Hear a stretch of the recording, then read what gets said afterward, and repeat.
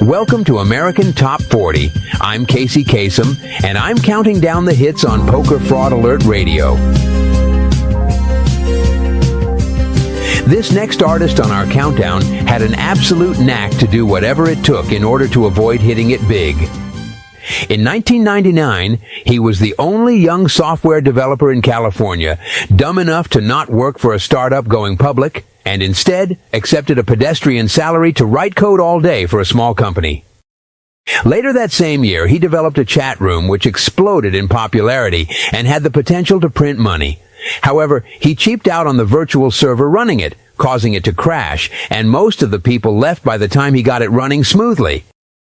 In 2003 and 2004, he was fortunate enough to have existing poker experience, just in time to make a lot of money during the new poker boom. In fact, in 2005, he finished third and then first in his first 2 World Series of poker events he ever played. With lucrative sponsorships being handed out like candy on Halloween night in the suburbs, did he score a big endorsement opportunity? No, because for reasons nobody can figure out, he decided to associate himself with a website full of misfits called Never Win Poker, where the entire content consisted of offensive memes and pornography. In 2007, he was cheated on a poker site called Absolute Poker, and he was the first one to publicly call it out.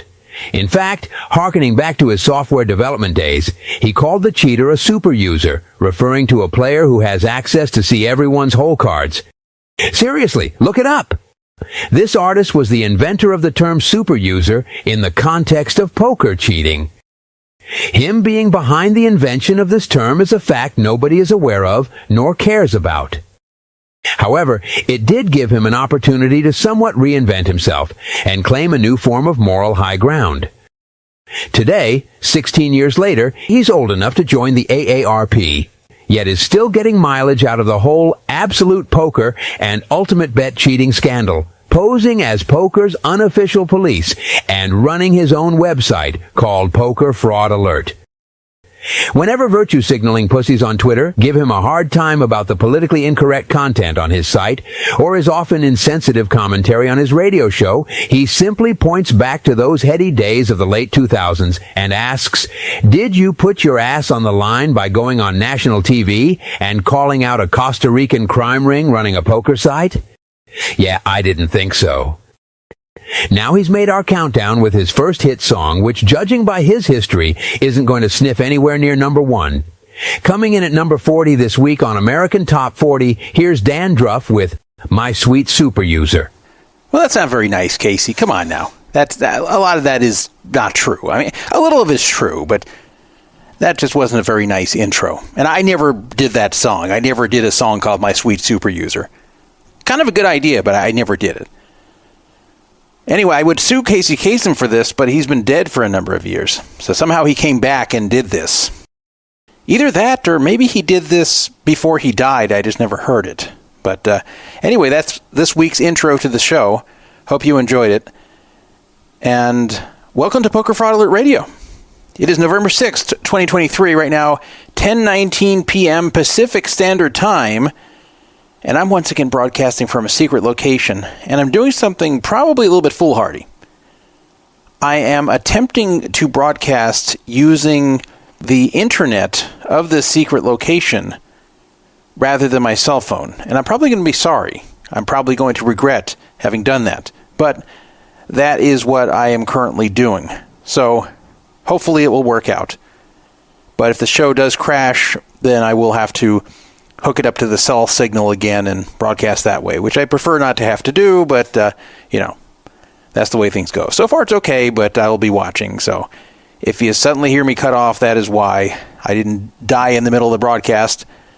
Just the internet did. Hopefully in the coming weeks, I'll find a time to do it from my usual location, so I won't have to use this lousy internet in this particular secret location where I've been doing a lot of broadcasts recently. Anyway, it's been since October 20th since we were last on. A lot of stuff to talk about. I do have good news for you in that Brandon Drexel Gerson is going to be on the show tonight. He just called me a short time ago, and he will be on here. In the meantime, I want to tell you I have a free roll. I almost didn't have a free roll. I almost said, you know what, screw it. I'm not going to have a free roll. Just not going to do it because it's late and the show was not previously announced. We're going to have a very small field. But then I realized we haven't done many free rolls recently. And the show is not on as often as it used to be. So I didn't want to cheap out on the free roll. So we're using the other $50 that Hutmaster gave. He gave $50 twice, also known as $100. So we'll use the second half of his donation for a $50 pool.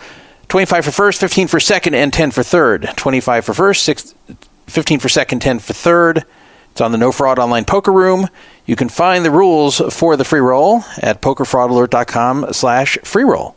pokerfraudalert.com/free roll. The tournament began 6 minutes ago at 10:15 p.m., but don't worry about that. You can still get in. There are 25 minutes of late registration, allowing you to enter as late as 10:40. So you still have 19 more minutes to get in, and you start with a full stack. And should be very little competition tonight because there just simply are not that many listeners because people are not aware the show's going on. Most people will catch it in the archives as usual. If you want to call the show, the phone number is 775-FRAUD-55, 775-372-8355 is the number. You can also call the Mount Charleston line, 702-430-1808, 702-430-1808. That's an old 70s rotary phone I have sitting on top of Mount Charleston, which is a mountain about 40 minutes away by car from Las Vegas. Always about 30 degrees cooler than whatever Vegas is at the moment. And yes, it does get snow up there. None right now, but there will be some soon. But the phone is and will be okay. You can also text that main number, 775-372-8355, anytime during the show or after the show or before the show, whenever you feel like. But if it's during the show, please be aware that I may read your text on the air unless you ask me at the beginning not to. Do not text the Mount Charleston line. I will not receive it. I do want to quickly mention again about the free roll. There's a lot of ways you can be paid. I can pay you by Zelle, by Cash App, by bank transfer, by various forms of cryptocurrency, and other methods you might be able to think of where money can be sent on the internet. So just let me know, and I can send it to you in a way that you would like. Though I'm not doing direct bank transfers anymore, nor am I doing checks anymore. So you got to have either some kind of internet payment app or website or cryptocurrency. Those are basically your options to get paid. I also can't send you ACR money. I get that question all the time. We have a chat room. If you'd like to go in there and chat with any live listeners, there's not many people there right now, but in case you're listening live, you can jump in there. And there's a call to listen line. Can't forget that. That's a very simple thing. You just call up and you listen to the show. It does not require a smartphone or a data plan or a computer or the internet. No, none of these things. You don't even need a good connection. All you need is a phone that can dial and make a connection to 518-931-1189. Works on any phone. 518-931-1189 is the call to listen line. You just call up and you listen. And when we're not live on the air, then you can hear our streaming reruns, where it just picks up one of our more than 450 shows we've done and just runs them as if they're live, and then picks another one and another one and another one until we come back. Does a lot of work in between shows. And yes, people listen. You may wonder, well, who would do that? Who would call that thing and listen when you're off the air? No, we get a lot of listeners off the air. It's rare that there's not at least one person listening, and usually when I check, there's like 3 to 8 people listening to the streaming reruns, which isn't very much, but I'm talking about 24 hours a day, 7 days a week. So you can use it to your heart's content. If you want to find the show in podcast format, you can find it on iTunes, Google Podcasts, TuneIn, iHeartMedia, Spotify, Bullhorn, CastBox, Amazon Alexa. Just say, Alexa, play Poker Fraud Alert Radio Podcast. Say it exactly like that. Audible, we're still on there. And most importantly, YouTube. We are now on YouTube. We've been on YouTube since the beginning of September. If you can, please subscribe on YouTube. Please listen on YouTube. And please like the broadcast. Even if you don't spend much or any time listening on YouTube, please at the very least subscribe to the channel, which is very simple. It's youtube.com/@pokerfraudalert. You know, the @ symbol. youtube.com/@pokerfraudalert, or you could just search for Poker Fraud Alert, 3 words with spaces in between. on the search bar of YouTube. You'll find it there too. And you'll find every show in its entirety now on YouTube by popular demand. This is some additional work for me every week, or every time we do have a show. The others all post on their own. Once I get them set up, they work automatically. YouTube does not. I have to post it manually. I have to convert it into a video file because this is an audio show. It takes some time. So I am putting some effort into this every week. And if we get enough subscribers and enough listeners, then we will get monetized and Google will pay me. And that would be nice. I won't make big money, but at least I'll get something. We're not there yet, but the more subscribers, the closer we get, and the more listeners on there, the closer we get. So if you don't mind listening on YouTube, I would appreciate it. If you just don't like it, or it's just something that you don't care for, then that's fine. You don't have to. But I would appreciate it if it's all the same to you. I'm going to give you the agenda, and then we will get going. I was victimized yet again by identity theft, and I'm dealing with this right now. I'm not exactly sure who did it. I'm not sure if it's related to what happened last year to more than 50 poker pros when they had money stolen out of their bank accounts by these fraudsters via BetMGM and Global Payments. I covered that a lot back then. It was the same time of year, but so far nothing has been stolen from me, but there are accounts being set up in my name, and the person doing it has a lot of my personal info. I've been investigating it behind the scenes. So I'll tell you what's going on with that. Next, we did a lot of coverage early on in the Sam Bankman-Fried story last year, and then we kind of let it die for the most part. But very big news, I'm sure you've heard by now. He was found guilty in criminal court. Very, very quick this time, the justice system, which usually is not the way it is, but was very quick this time. So we'll discuss that. Another updated story, though a much smaller story on the global stage, much, much smaller. Chris Hunichen, poker player who is a high roller player and someone who was in controversy earlier this year. He's back in controversy after making a tweet about a private jet months after sharing a GoFundMe for his family. So similar circumstances to last time, but now it's even worse. And now Doug Polk has gotten involved, which he wasn't last time, and Charlie Carroll has gotten involved. So I'll tell you all about all of that weird stuff going on with the Chris Hunichen situation, which just occurred within the last few days. I have yet another update for you about Josephine Ragland, the scammer who killed Bart Hanson's dog. She is being charged with felonies in 2 different states. So I'll tell you about that and play you some news reports. Then I'm going to give you a little bit of an update on Christopher Mitchell. A lot of updates on this show.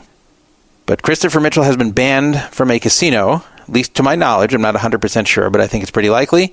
And the person responsible for getting him banned was, at least in part, me. I'll tell you how. Then we have a segment which I know a lot of you enjoy. I wasn't sure when I started the segment if it would be popular, but people have liked it, so we are keeping it. Mojave Desert and Las Vegas history. Except this time it's both history and a current event, because Don Laughlin, who is really the founder of the town of Laughlin, the whole reason Laughlin as you know it exists, he passed away in late October. So we're going to discuss the life and impact of Don Laughlin. Former poker pro Sean Chacon has been sentenced to 4 years in prison for illegal marijuana sales. We covered that story before, and I'll tell you how it went for him in court. I guess you already know the final result, but we'll discuss it a bit more. Then we will take a break from poker and gambling news and the usual stuff, and we'll do a little lighthearted segment. We've done it before, of which of these statements about Druff are true. Now, we're going to do a bit differently this time. In the past, I was telling you stories, and then you would guess if it was completely true, partially true, not true. This is going to be a lot simpler. I have 5 statements, 5 short statements about things in my life from the past, and you're going to guess whether it is true or not true. And we'll see if we can do this when Brandon's on here so he can guess. And then you can just think about it yourself before I reveal the answers. See how much you think you know about me. And these are getting harder and harder to do because I've told you guys so many stories over the years. I'm running out of things to tell you that I haven't come up with. So I got to dig deep in the well here in my memory to get some of these. Now, of course, the ones I make up, those are easy, but the real ones, those are hard to come up with.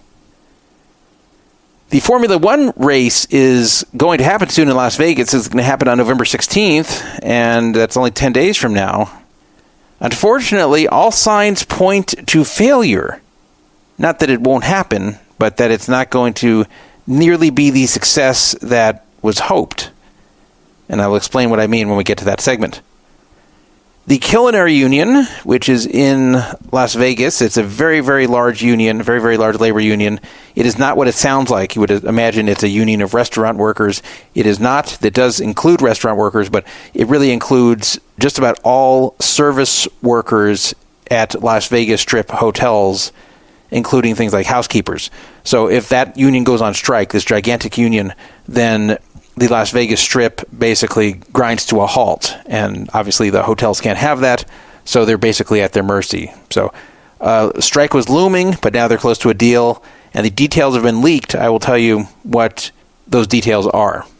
But nothing's been agreed to yet, but I'll tell you what is believed is going to be agreed to.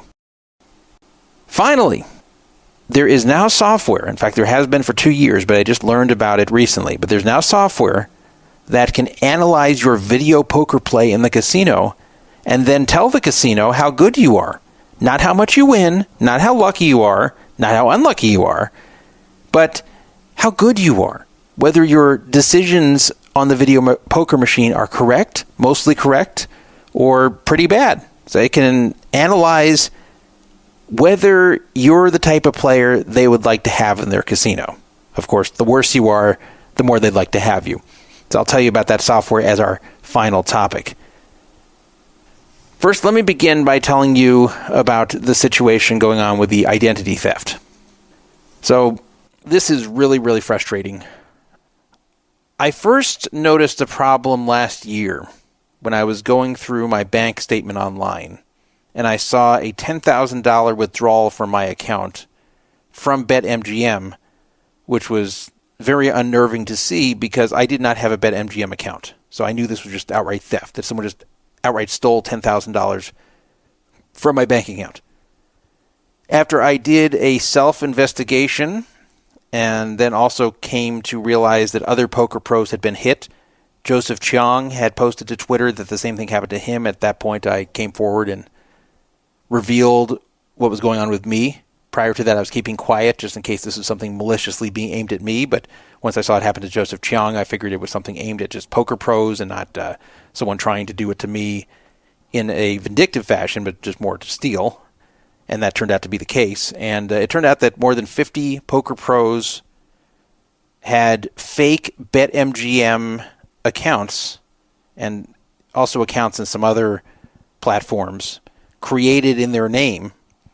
And then due to a security flaw on both the part of BetMGM and their payment processor Global Payments, if the fraudster had just a little bit of info on the victim, then as long as that info matched what was in the system, and that person had used Global Payments before, which processes most e-check type transactions for legalized gaming sites. So like if you've played on WSOP.com, you've probably used them.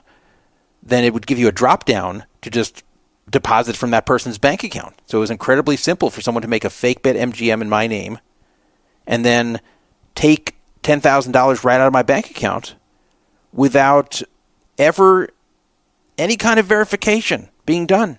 They just were able to just take it without my knowledge, without any kind of identity check. Just the drop down's there. In fact, they didn't even need to know my banking information. They didn't need to know anything about my banks. It would just present it right there. Okay, which account would you like to use? And then the way they would get the money off, this is incredible that BetMGM was so stupid, they just had to change the bank account info at that point to withdraw to a different account. And what they would withdraw to would be a Venmo debit MasterCard that they also made in my name. And that has a bank account number that basically allows it to function as a bank account. It has an account number, so you can withdraw to them. And BetMGM doesn't even see it as a debit card. They just see it as a bank account. And then they withdraw to that card.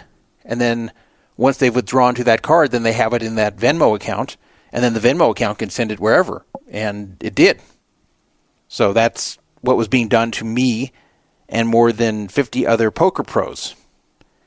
It stopped just about a year ago. It stopped in mid-November 2023. And it actually prematurely ended because I led the charge of making a very big deal about it. And we've talked about this before, so I'm not going to rehash the whole thing. But I really put a lot of time and energy into exposing this and warning everybody. And I went on other shows about it. I went on Joey Ingram's show. I went on Matt Berkey's show. Of course, I covered it very extensively on my show. I was urging people on Twitter to retweet it, and they were. So this became a big story. I spoke to someone from ESPN who then did an article quoting me about this, and it was on the front page of ESPN. So this got BetMGM's attention and Global Payments' attention when previously they were just dismissing me and saying, okay, yeah, our security will get back to you, and they never did. So once the ESPN article dropped and once they saw the negative publicity, then they acted pretty quickly and put an end to this. Now, there were a lot of after effects, unfortunately. I did get my $10K back, but for example, some people are still getting collection letters from Global Payments demanding either the money back or the proof that this was illegal, which is ridiculous. They should have seen this as all part of one scheme through their own negligence. They shouldn't be putting onerous requirements on people to prove they were victims. Now, that didn't happen to me. They were afraid to send that to me because I was a very high-profile victim in this whole thing. I was the one interviewed everywhere, so they didn't want to send that over to me. But to just about everybody else, they did. I shouldn't say that. It wasn't just about everybody else, but a lot of people got it. And then, to this day, I still cannot deposit in any way onto WSOP.com other than bringing cash down to the cage. So all of my electronic deposit methods on WSOP.com, including Global Payments, including other things that have nothing to do with them, they've just been disabled, and I can't use them, which is very frustrating when I want to play on there. So that's very annoying. That's another side effect to the whole thing, which I haven't yet cleared up. But this segment is not about that. I'm just reminding you what happened about a year ago. Well, something's been happening again. I don't know if it's related to what happened last year. I haven't heard from anyone that this has happened to them. But then again, this is harder to see because nothing has been stolen, at least not yet. So here's what's going on. In early August, someone created a Discover bank account in my name. And they had my full social security number. And they had my correct address. They had my correct date of birth. They basically had all the real information they needed to start the bank account. However, for reasons I don't know, Discover was suspicious about this and required that they do something to verify their identity. I'm not sure what, and Discover can't even tell me because the whole thing has, quote, expired by the time I spoke to them about it. So they claim they can't access this anymore. It just shows it's closed. But they do see that the person was asked to prove their identity, and of course they couldn't because it wasn't really me. So the account was never fully opened. It was attempted to be opened, but then it got locked, and it would not open until that person proved they were me. They, of course, couldn't prove they were me, so then the 30 days passed, they didn't respond further, and the account auto-closed. So nothing was stolen, and the account doesn't exist, and in fact, it never fully came to exist. But in early August, someone did attempt to make a fake account in my name at Discover Bank, and they had all of my info to do it with. Why? I don't know. It might be something very similar to what was done last year. Could it be the same people? Maybe. I never found out exactly who was behind this last year. The San Diego County DA's office was very non-responsive with me. It was very hard to get a hold of the right person. They weren't calling me back. And the police just kept referring me to the San Diego County DA's office saying that they have to be the ones to tell me. Supposedly they made arrests. Supposedly they were looking to prosecute. But I don't know what happened from there, and I can't get the info. So if any of you have any connection to that office, please look into this and let me know. I'm not officially listed as one of the victims, but you can look up Kyna England. I know she was Kyna England, exactly as it sounds, Kyna England. I know she was one of the official victims. So if you look her up in the San Diego County District Attorney's Office, you may see that. I don't know which perpetrator to look up because I don't know who it is. I was told that it was a fraud ring based out of that area, San Diego County. So that's all I know. Now, is it possible that not everybody in that ring was busted? Yes. Is it possible that copycats who know people in that ring just kind of took the ball and ran with it? Yeah. Is it possible this is totally different? Yeah. I don't know. But I do see some similarities.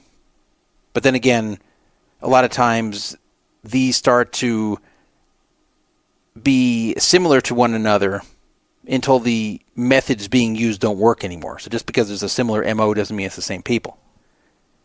In addition to the Discover account that didn't quite get created, there were also 2 fake Venmo accounts created. So if you look on Venmo and you see Todd-Watellis-1 and Todd-Watellis-2, those are not me. Do not ever send money to Todd-Watellis-1, Todd-Watellis-2, or Todd Watellis anything, because my name on Venmo is not any of those. So if you want my Venmo account, you can search it on there, or you can ask me directly, and I'll tell you my actual account on Venmo, but it's not Todd Watellis anything. So if you get any requests from someone saying they're me and claim that they have an account like that, then it's not me. And in fact, if anybody asks you to send Venmo to quote me, make sure it's really me you're talking to. So those 2 were created. And then also a Cash App account was created. And this was kind of really disturbing what I got in the mail from them. So I opened up a letter from Cash App. In the letter was a card, a debit card that can be used as either a debit MasterCard or debit Visa. I forget which one. But on the front of the card, it has the Cash App name tag, which is what people use to send it to you on the app. And on the back is the usual debit card number that one would use everywhere else. So on the front of the card, it did not say my real Cash App tag, which is $Dan Druff, exactly as it sounds, $Dan Druff. No, that's not what was on the front. That's what should have been on the front if it was really for my actual Cash App account. But I never asked for that card, and I was surprised why I was getting a card. But when I looked at the card, I realized that I had not asked for it, even though it was addressed to me. Because it was for $Scott Danahy. Scott Danahy. I don't know that person. I don't know Scott Danahy. And in fact, I can't really see that there's any Scott Danahy in poker. So I don't know where that name came from, but that's what it was. $Scott Danahy. Danahy. I do see that there's Scott Danahys around the U.S., but that doesn't mean anything. That just means that someone chose that name. Anyway, I went to go take a look if it was still active. And here's a trick you can use to see if a Cash App account is still active or if it has changed names. So I went to go look at this account, the Scott Danahy. What you can do is you can go to the website cash.app/ $ and the Cash App tag. So I went to cash.app/ $Scott Danahy, Danahy. And what did it do? It forwarded me to the new tag on the account, which is Pay Natasha 77.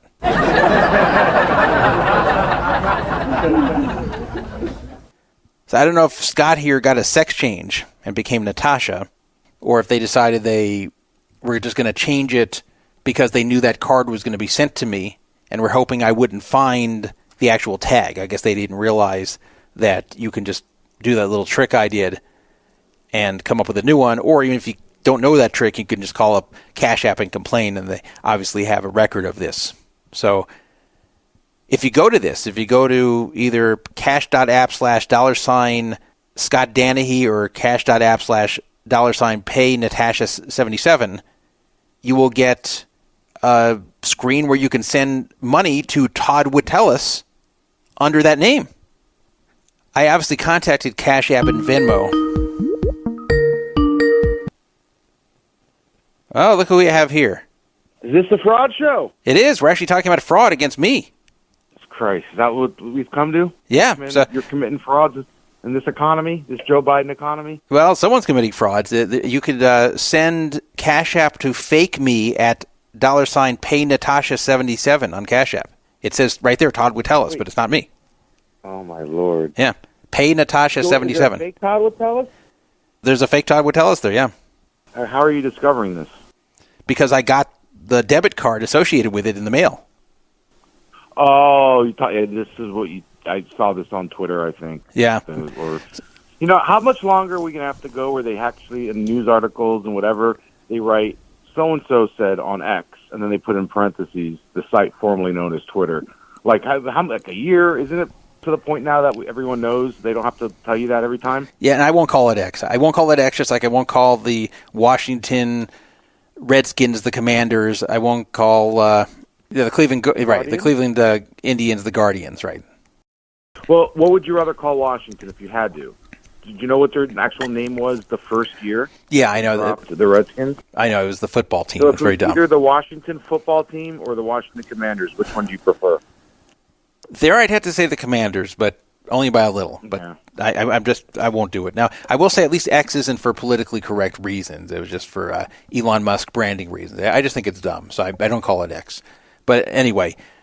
This Natasha girl, she is a nice girl, just kind of trying to get her life together. I don't think she's very nice or a girl, because it was originally Scott Danahy and it became Pay Natasha, and I don't think either are real. But it started out as Scott, and now it's Natasha. So I called Cash App, and it's very difficult to deal with them in Venmo. You get foreign reps on there at a call center, and they're not very helpful, and they don't have access to much information. They just take it all down, and then they say they'll give it to the security team, and the security team will call you or email you. And they do neither. You never get any email or call from them ever. They promise it'll happen, but it never happens. So, of course, it didn't happen. Venmo told me that both fake Todd Wittelis accounts were closed, and that they were closed before I complained about it, that they saw something suspicious and closed them. They couldn't tell me what they saw was suspicious, but they said it was closed on their side before I called. I said, well, were either of these accounts used for any transactions? And they said no. And then I asked, well, okay, can you give me the information on them? Just give me all the info on the account. I knew that it was under my address because I got the Venmo debit MasterCard associated with it to my address. And I knew it was in my name, obviously. But I asked for the rest of the info, and of course they said they can't tell me that because of a privacy violation. They might violate the privacy of the scammer. Yeah. I don't know, people sure pick the wrong person when they do these things. Like, you know what I mean? They couldn't pick a worse target. Yeah. They're just fortunate that... You're going to spend the effort. Yeah, they're just fortunate that Venmo and Cash App are so incompetent. At least Venmo caught this before I called up, and apparently none of this was used. The debit card wasn't used. The accounts weren't used according to them. So those were shut down. Mm-hmm. What was a little disturbing was that one of these two accounts, and you can still see it if you go on Venmo and search out at Todd-Wittelis-1, you can see that they actually took a real picture of me for the profile on the fake account. Now, I will give them credit here. I will give them credit for one thing. They chose a good picture. Was it a good photo of you? Yeah, it was a very good photo of me. So at least they made me look handsome. I give them that. So at least if they're going to make a fake me that scams people, at least the fake me is good looking. So I give them credit for that. They could have used like a terrible picture. They could have just grabbed a shot in a video of me where I'm making a funny face for like a split second and make that the picture. So they took a very nice picture and used that of me. But still, it was a picture of me, which is... So I see three Todd Wittelis on here. There's a Todd Wittelis 1, there's a Todd Wittelis 2, and there's a Druff poker. Well, okay, you just gave it away. I was going to let people find it on their own, but I'm the Druff poker, and the Todd Wittelis ones are fake. So the one with, I assume you're referring to the one with the LA Dodgers hat. Yes. Okay, so so who set up Todd Wittelis too? Same people. So there's two. Oh, okay. Yeah. Huh. Well, how do you know it? Do you know it's the same people? Yeah, they were created right around the same time. Yeah. Neither one has a friend, and neither one has made a transaction. Yeah, that's what they told me. So that's because it got shut down funny. before they could do anything. So, and then there's the Cash App, which is currently Pay Natasha. You just go look the cash.app/$Pay Natasha 77. You'll see it. No picture on that one, but you'll see it. And Cash App says they're going to freeze it, but here's another annoying thing. This just pissed me off. In fact, I did something for the first time in my life. I have never once made any kind of regulatory complaint against any company ever. Which you'd expect maybe... That's shocking. Yeah, you'd expect I probably would have by now, but I never have. I've always solved the problem on my own. It would have been a heavy betting favorite in Vegas even. Yeah, it definitely would have. The Westgate would have put a very steep favorite line. What is the name? I just went there because you told me to. What is the name to look up on Cash App? Pay Natasha 77. So, Cash App, I get some foreign rep. And at first she's cooperative. At first everything's fine. It's kind of standard, not very useful, but okay call. And it started to break down at the end when I said, okay, well, can you make sure to suspend Pay Natasha here? Because it's a fake account that's made in my name. And you're spelling Natasha Natasha? Yes. I'm not seeing anything. I'm seeing a Pay Natasha 22, a Pay Natasha today. There's no Pay Natasha 77. Okay, well then it may have been suspended. You can see it on the website. The website will show it. Okay, I'm on the app. Okay, interesting. So anyway, I was asking them, can you freeze the account while you're looking into this? And they said, well, yes, we're sending it to our security team. They'll decide what to do. I said, yeah, but in the meantime, this person can keep impersonating me and scam people. Can you at least freeze it?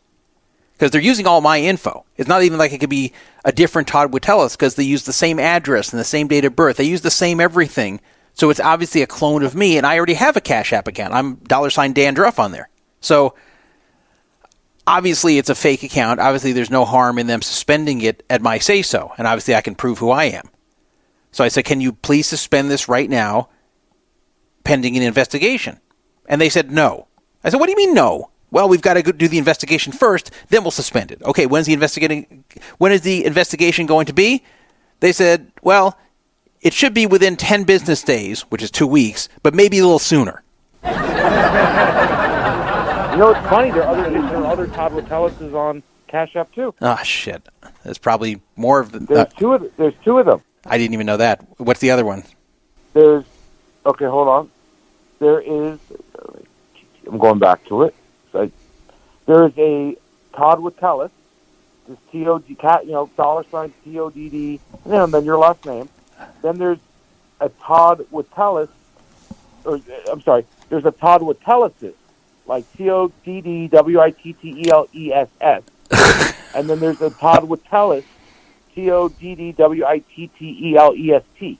So there's actually three of them. Great. With a version of the name. It's the correct spelling. One of them has an extra S at the end, and the third one has a T after the S. Yeah, I'm seeing this. Yeah, I'm going to have to go call about these tomorrow. Lovely. Now, are you the only Todd Wittelis in the Cash App ecosystem? I'm the only Todd Wittelis in the world. Okay, so these are fake then. They're 100% fake. Yeah, it's more of the same thing. Okay, I'm going to have to go complain about these two.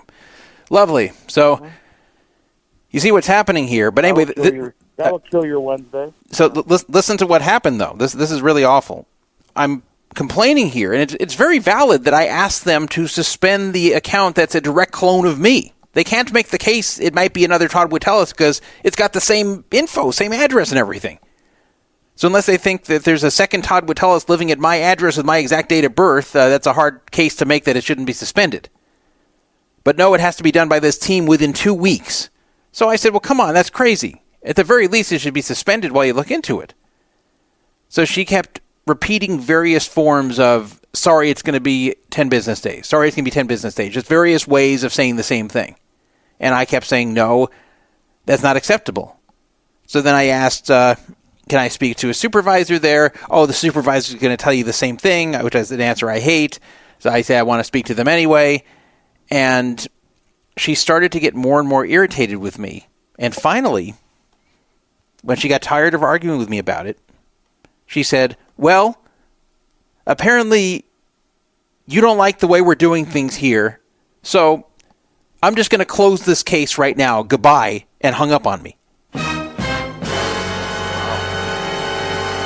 And no report was submitted because I called right back. Of course, I reported her to another foreign call center employee, so probably nothing's going to happen, but I reported her, and that person verified that, yes, a case began and was closed within minutes, and that no action was taken to do anything about pay Natasha 77. That it was all just left alone. That she just got frustrated and forced closed the case on me and hung up on me. So not only did I complain about her, not only did I have them reopen the case and resubmit it, but I actually went to the Department of Consumer Finance, the Consumer Finance Protection Bureau, which can be reached at consumerfinance.gov. Now, are you familiar with this bureau? I'm not, no. Okay. Buddy. I will admit I've heard of it, but I didn't know that much about it. I learned about it like over the past 2 weeks or so. So the Consumer Finance Protection Bureau, actually called the Consumer Financial Protection Bureau, is attempting to pressure various financial institutions to treat people fairly. It's kind of like a Better Business Bureau, but with actual government power, but only for financial-related businesses. So you can't use them to complain about Burger King or something like that. You'd have to only complain about financial businesses, such as banks, lenders, payment apps, etc. So Cash App does apply to this because it is financial. So what you do is you submit a complaint if you're unhappy, if you think you've been screwed by any of these financial businesses. You submit a complaint, and then very much like the Better Business Bureau, which again is not a government organization, while this one is, the BBB is not, and the Consumer Finance Protection Bureau is, they both do the same thing at first, and that is they contact the business, show them your complaint, and say, hey, go resolve this with the person. And then if it doesn't get resolved, then they can intervene and try to encourage them to do the right thing. They're not like an arbitrator. They can't directly force. It's not like you're complaining to the Nevada Gaming Commission about a problem with a casino where they make a decision. But this is one of these things that if the business does not make it right, and if the Consumer Financial Protection Bureau believes that a wrong has occurred, they can take various action or even just kind of note in their own internal stats which businesses are kind of causing a problem, maybe to take action later. Not for that particular instance, but maybe like a bunch of things combined. For example, like if a bank keeps getting complaints that they're not lending to black people, and when they look into it, they keep seeing evidence that the bank is purposely not lending to black people, even though these black people are just as qualified as the white people. That's one where like maybe if there's one instance which isn't super blatant, they won't do anything. But if they get a lot of these disproportionate number of complaints, then they will take action. So that's basically what this bureau is. So I submitted a complaint about Cash App here. I submitted that they were not taking this seriously, that they opened a case and actually reclosed it minutes later to punish me because they didn't like that I was unhappy that they weren't taking action immediately against the scammer. So I opened this case, and unfortunately with the government everything's slow, so I have not gotten a response yet. But I did open an official case with the Consumer Financial Protection Bureau, which is the first time I've ever made a complaint in my life to a regulatory body in the government. And it's because I was really pissed off that a Cash App employee, even one based outside the U.S., would do this to me when I've been a victim of fraud, and when I'm unhappy that they're going to leave the fraudsters' accounts open for 2 more weeks, when it's super obvious it's fraud, that they actually get nasty with me and tell me they're going to close the case and shut it down and hang up in my face. It's really awful. So I put that complaint through, and we'll see what happens. I guess I have to make another Cash App call tomorrow about these other accounts you found, about the various forms of Todd Wittelis. So yes, I'm at Dandruff Poker on Venmo. I'm $Dandruff on Cash App, and any other Todd Wittelis on those platforms is not me, and do not ever send that person money. Now, to answer your question, Brandon, as to what's the goal here and what are they doing with it, the short answer is I don't know. The slightly longer answer is that it is probably meant to receive payments through some kind of scam that is similar to what happened last year, to where someone's probably going to make a fake account in my name and then cash out to these. The fact that they requested a Venmo debit MasterCard and a Cash App debit card, both of which can be used as cash out methods from these legalized gambling sites, that really makes me think that the plan was to use something like that. Because you have to specifically request those cards. It doesn't just automatically make one for you. So that's what I think is what's going on. I know these cards have become a common tool for scammers to basically use as an exit strategy to get the money off. Because it's perfect, because it acts as a bank account, it can receive money, but the money actually goes into the Venmo or Cash App account, and then that can be sent anywhere. That can be sent all over the web. So that's basically how they get the money off of whatever they steal. So from what I can see, and I've been checking on my bank accounts, nothing's been stolen yet, but that's the other thing. I'm waiting for the other shoe to drop and have something similar happen to what happened last year. So do I think this is maliciously aimed at me? Probably not. It is also possible that this is an impersonation scam where people will trade money and pretend to be someone who's known in poker, and then it turns out that it's not actually them. Many years ago, someone actually did this. Remember Steve the Pimp? Yeah. Yeah. Steve the Pimp pretended to be Todd Wittelis. Actually, I can't. You know what? I'll take that back. It may not have been Steve the Pimp. He did this all the time to other people. I'm forgetting if this one to me was Steve the Pimp. This may have been slightly before his time. So I don't want to blame Steve, who, by the way, a quick aside, he actually messaged me on Facebook like 2 years ago and claims that he's different now and he doesn't do any of this stuff anymore and he's a good citizen, blah, blah, blah. I don't know. But someone, maybe Steve the Pimp, maybe not, made a fake Todd Wittelis on PokerStars, on Party Poker, and traded for PokerStars money. So the account was actually named Todd Wittelis on Party Poker. This is back when you could still play on Party as an American. So this is like 2006, I think, or 2005. And the person then was requesting a money trade. They said, here, send me $1,000 to the Todd Wittelis account on Party Poker, and I will send you $1,000 on PokerStars from the Dandruff account. But of course, it wasn't really me, so the other $1,000 never came. So someone went on 2+2 at the time and complained that I had scammed him in that fashion. And I said, whoa, that wasn't me. And in fact, on Party Poker, while I have an account, I'm not Todd Wittelis on there.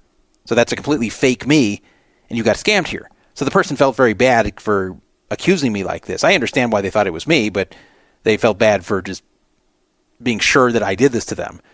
So I said, okay, look, I'm going to try to make this right. I can't guarantee anything, but I'm going to try to call Party and see what I can do for you. So fortunately, whoever did this hadn't transferred the money out yet. The $1,000 was still there. So I talked Party Poker into shipping the $1,000 back to this person and then closing the account.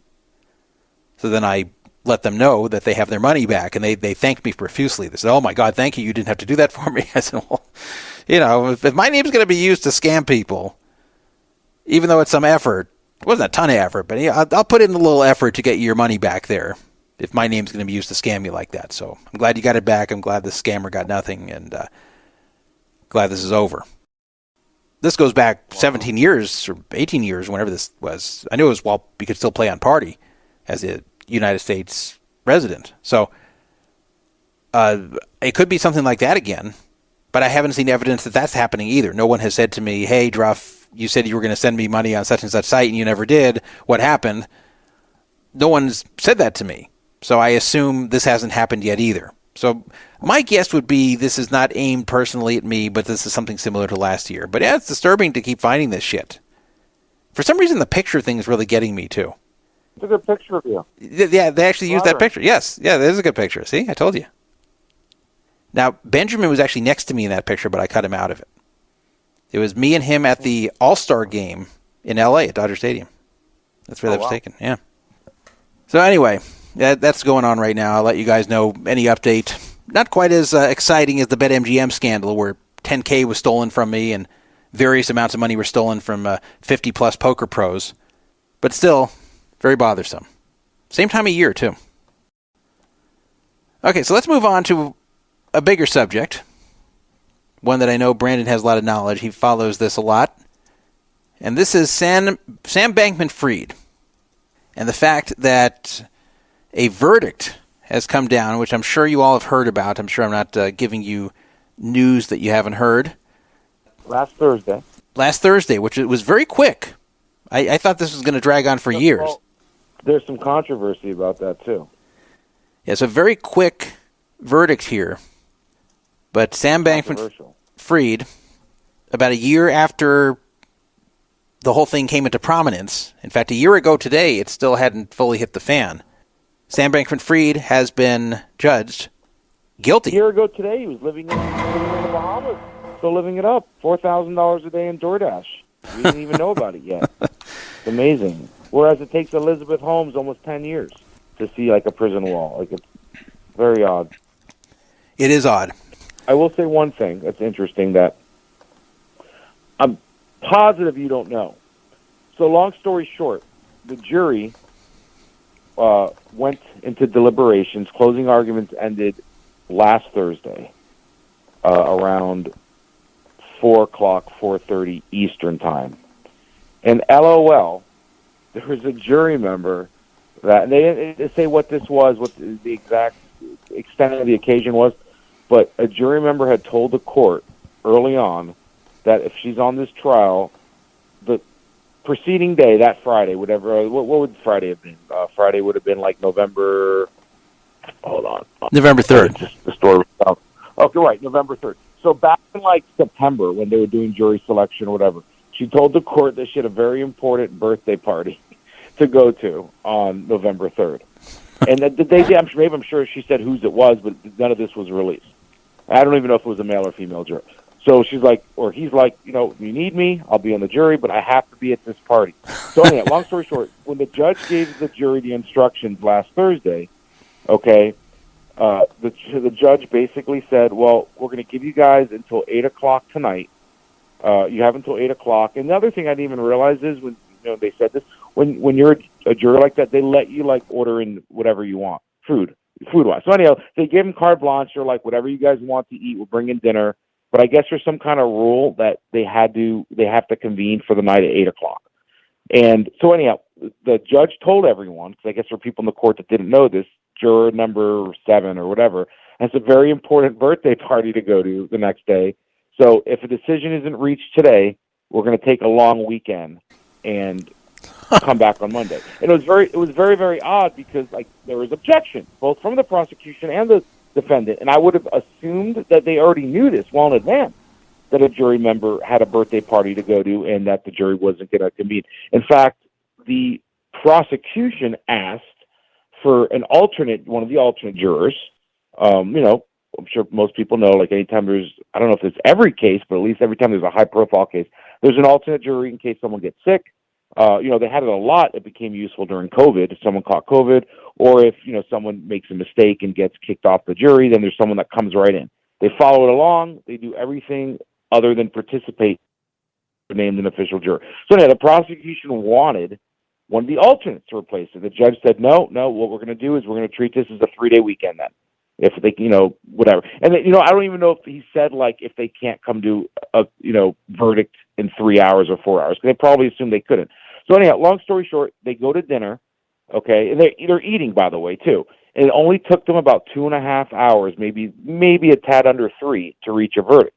Most people were stunned because they thought with the birthday party being Friday, then Saturday and Sunday, obviously, juries don't deliberate, that it wouldn't reconvene until Monday. So the point is, though, there was some complaints and some talk that because of this birthday party, they rushed a decision, that they wanted to get the hell out of there. They didn't want to have to come back 3 days later. They would be off Friday, then, because of the birthday party, then Saturday and Sunday they're off. So there was talk that they didn't even give it their full attention in terms of deliberating. But, unless like a juror ever comes out and says there's some sort of misconduct, like 99.9% of these like cases, in the event that the defense appeals based on some of that, then it never pans out. Unless there's like some real blatant jury misconduct. Although it's interesting, when I was reading this during the trial, they said a number of times when the prosecution, the state, was going over the technical aspect of their case, like, they had, flow charts and numbers, that multiple jurors were caught sleeping in the middle of it, like literally sleeping, their eyes closed, because it was so long and monotonous. So anyhow, no one expected it to end Thursday. Everyone expected them to deliberate, okay, and then come back Monday at 9 a.m. and start fresh. So it was a shock to both the plaintiffs and, the defendants, and probably more so the defense, because they always say when a jury comes back really, really fast, it's usually for the defense. Usually means they've made up their mind pretty quickly that they're going to convict. And it's something like this where it already didn't look good. They knew the writing was on the wall. So anyhow, go ahead. But I just thought that was interesting. That whole birthday party thing that, like, they didn't report. I was kind of curious what it is. Like, maybe it was like their, could have been like their dad's 100th birthday, or it could be, but it was important enough that they're like from the get-go, like, all right, if you need me here, I'm there, but I can't be here on the 3rd of November. Like, you got to give me that day off. And they agreed. Yeah, that's really weird. I would have never guessed they would have postponed something like this, or even mentioned this as a reason to kind of rush the verdict. They didn't have to, because they came to, No, I know, but it sounds like they kind of rushed the verdict because of that birthday party, which is such a weird reason. It must have been some important birthday. So, well, whatever.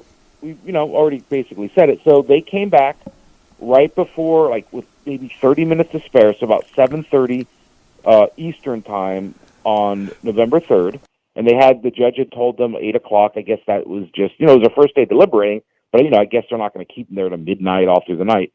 And they came back at 7:30. The judge was still in the building, but he was already, like, undressed and wasn't expecting to go be back in the courtroom. Had to put back on his robe. And I don't even know if prosecutors are there, like, waiting, because no one anticipates it. So they got SBF out of the holding cell and went back into court, and they found him guilty on all 7 counts. And immediately, now there's no cameras allowed in this trial, for those that were wondering. So we had to rely on LOL, like what I think are like gaffish sketch artist photos. Because, like, when I say that, I mean, I saw some of the photos, especially of this Caroline Ellison girl, and geez, man, it's the opposite of you and your fake Cash App photo. In other words, these photos, sketch artist photos, were not flattering at all. Especially of this poor Carolyn, I shouldn't say poor, but especially of this Carolyn Ellison girl. I saw that, and it's funny because SBF, there was a photo that was a drawing of him where he looked great. It was like model version of SBF. If he were like thinner and had more of a chiseled looking face, and his hair looked better, like it was like an alternate universe SBF where he's really good looking. It was very weird, and I saw that going around the internet as a meme. And then I saw what you were talking about with Caroline Ellison, where they made her look deformed. Like, she looked like she had Down syndrome. Yeah. So there's only 4 hours of deliberations, and he had pled not guilty to 2 counts of fraud and 5 counts of conspiracy. He did take the stand, which was said not to go very well. I didn't see that. Did you watch him taking the stand, or not watch? But did you? Well, there's no TV. Yeah, there's no video of it. I mean, but I didn't read the transcript. So, no, I read the excerpts of it, and so there's 3 or 4 things that was a takeaway from him testifying. A, it was clear that his defense team had told him that it was going very poorly, and he needed what the media or legal experts termed a Hail Mary, which is why he testified. Normally, you don't see defendants testify in criminal trials like this, because more times than not, it can only hurt you, and it very seldomly helps you. So they knew they were losing, and again, legal experts, media people stated their theory was because SBF had, in the past, given so many different interviews, even speaking on panels with former presidents and such, that he was well experienced, kind of maybe transform the jury and win them over like he had won over, the media and, Lumatories and other famous people over the years in his interview. But it did not go well. And the takeaway was, besides what I just said, that he was being blatantly dishonest on the stand. He said the term, "I do not recall," well over 100 times. In fact, the plaintiffs, when the state did their closing arguments, they actually had recorded the number of times. I don't remember what it was, but they knew it to the T, how many times he said he didn't recall. And then the worst part was they provided damning evidence that counteracted or contradicted his testimony, meaning he would say one thing like, "This isn't true," or "I never said that," and then they found signal chats and emails that purported the total opposite. So he perjured himself on the stand, and they used this in the closing arguments. So anyhow, quick question, because you're, same age as me roughly. Who famously, in the 1980s, when under oath, said, "I do not recall," over 100 times? And it kind of became a laughingstock for many years. But then later on, it turned out to be, well, you know what? Maybe he really doesn't recall. Well, yeah, that was Ronald Reagan. Yeah, okay, in regards to what? The Iran-Contra scandal. Iran-Contra scandal. Yeah. Very good, yeah. But then when they found out he had Alzheimer's, he probably didn't recall. Yeah, that's true. He was lying. Right. But you know what, now looking back, or even, 20 years ago, yeah, he probably had no idea. He really didn't remember. So, anyhow, so this is where it gets interesting. Because it was blatantly proven that he lied under oath. Not only just, it's one thing to say, "I don't recall," even if you do, but some of the statements that he gave, even though they were vague and at times rambling and misleading, they were proven that he was, effectively just lying. Because they had all the signal messages proving, you were there for this. When this was, authorized, you were a part of it. You were, when the judge sentences him in March, which, by the way, I don't know why it takes that long, why it takes 6 months. The sentencing is sometime in mid-March. They say that the legal people, legal experts, whatever, that the judge will 100% bring up in court that he wasn't forthcoming, and he wasn't honest, and he lied, and he perjured himself, and whatever leniency he thought he might get, whatever expectation he had of getting sentenced on the low end of the sentencing scale, will now tip to the higher end, if not even excessive end, because of the way he conducted himself. I don't know. They haven't really said if there was ever even a deal offered to him. But anyhow, by the way he behaved and perjuring himself and his conduct during the trial, I'm going to guess it probably added on at minimum a decade to whatever sentence he gets, maybe even 15 years. Versus if he would have just pled guilty and been remorseful and apologized. And I fucked up. I took people's money. I got in over my head. If he just, I don't know if you want to say either pled guilty or whatever the approach you would have taken, it would have been much better, the end result, than what happened. He's going to get hammered by this judge. He's eligible by the sentencing guidelines to be sentenced to 110 years in prison for the 7 felonies total. Most people, assume he's not going to get a life sentence. Some people say, well, what about Bernie Madoff? But they're still two totally different things. Where Madoff from the start, was scamming people and started, his mutual fund and his hedge fund with that sole goal. He never was honest from the start, whereas you could argue this, he never had a motive to do this. He didn't set out to start a company and defraud people. So, but anyhow, it's looking like he's going to get, well over 20 years. He'll be either in his mid-50s to maybe even early 60s before he sees the light of day. And because it's a federal crime and what he did, he'll serve 90-95% of the sentence. Because there's only very, very limited recourse, in terms of shaving off federal time. Whereas state sentences, you can sometimes get 40% off for taking certain classes, for getting, for just furthering your education. There are many programs in state prisons, whereas in federal, you serve 95% of the time. So yeah, he's going to miss out in his 30s, miss out in his 40s, miss out at least on most, if not all of his 50s, and he'll be a senior citizen. The other interesting thing was that during the sentencing, immediately when just the first count was read by the jury foreman as being guilty. Both of his parents completely lost it, according to reports, meaning like they were, the grief that they showed upon hearing it was indicative of parents that really thought like their son was going to get off, like that thought their son was innocent. They weren't expecting it. So, there's LOL sketch artists of that too, of that exact moment where it's like a photo of the mother like totally collapsed with her, head in her hands, and then the father, looking distraught.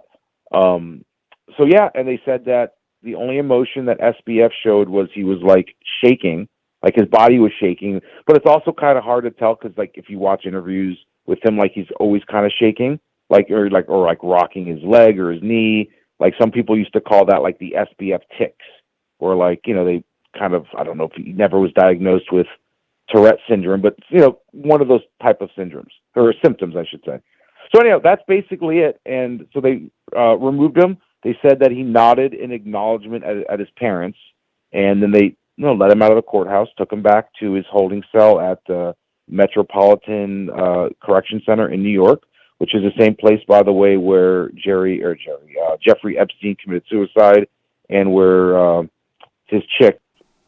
Literally, it's one of the worst holding jails in the country. Like rats and just really, really bad, really, really bad. So anyhow, he's there. He's going to be there for about 6 more months, and then in mid-March, we'll know. They do like a sentencing report where the judge will like hear from the victims. In the meantime, the judge will consider everything, and then people that want to speak on behalf of SBF will write the judge letters. Read the letters. But I think it's a foregone conclusion that it's about 30 years. And you know what? I'll be honest. I mean, it's well within the judge's rights to give him life. You can give him 110 years. I would not be shocked. I don't think it's going to happen. But I wouldn't sit here aghast and just wow if he did get something, preposterous like 50, 60 years. I wouldn't be shocked. And if the reason the judge uses in giving such a sentence because of him lying on the stand.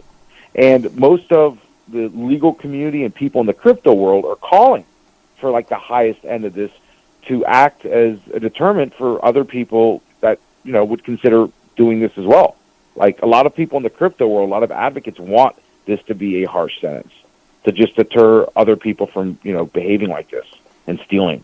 There's a lot of obvious theft and shady shit that's gone on in crypto over its brief history, and they think by them just handing him the book, literally, that it could, stop that. So that's it with him. And then for those that are asking or wonder, there are 3 other main parties. And I think that's it.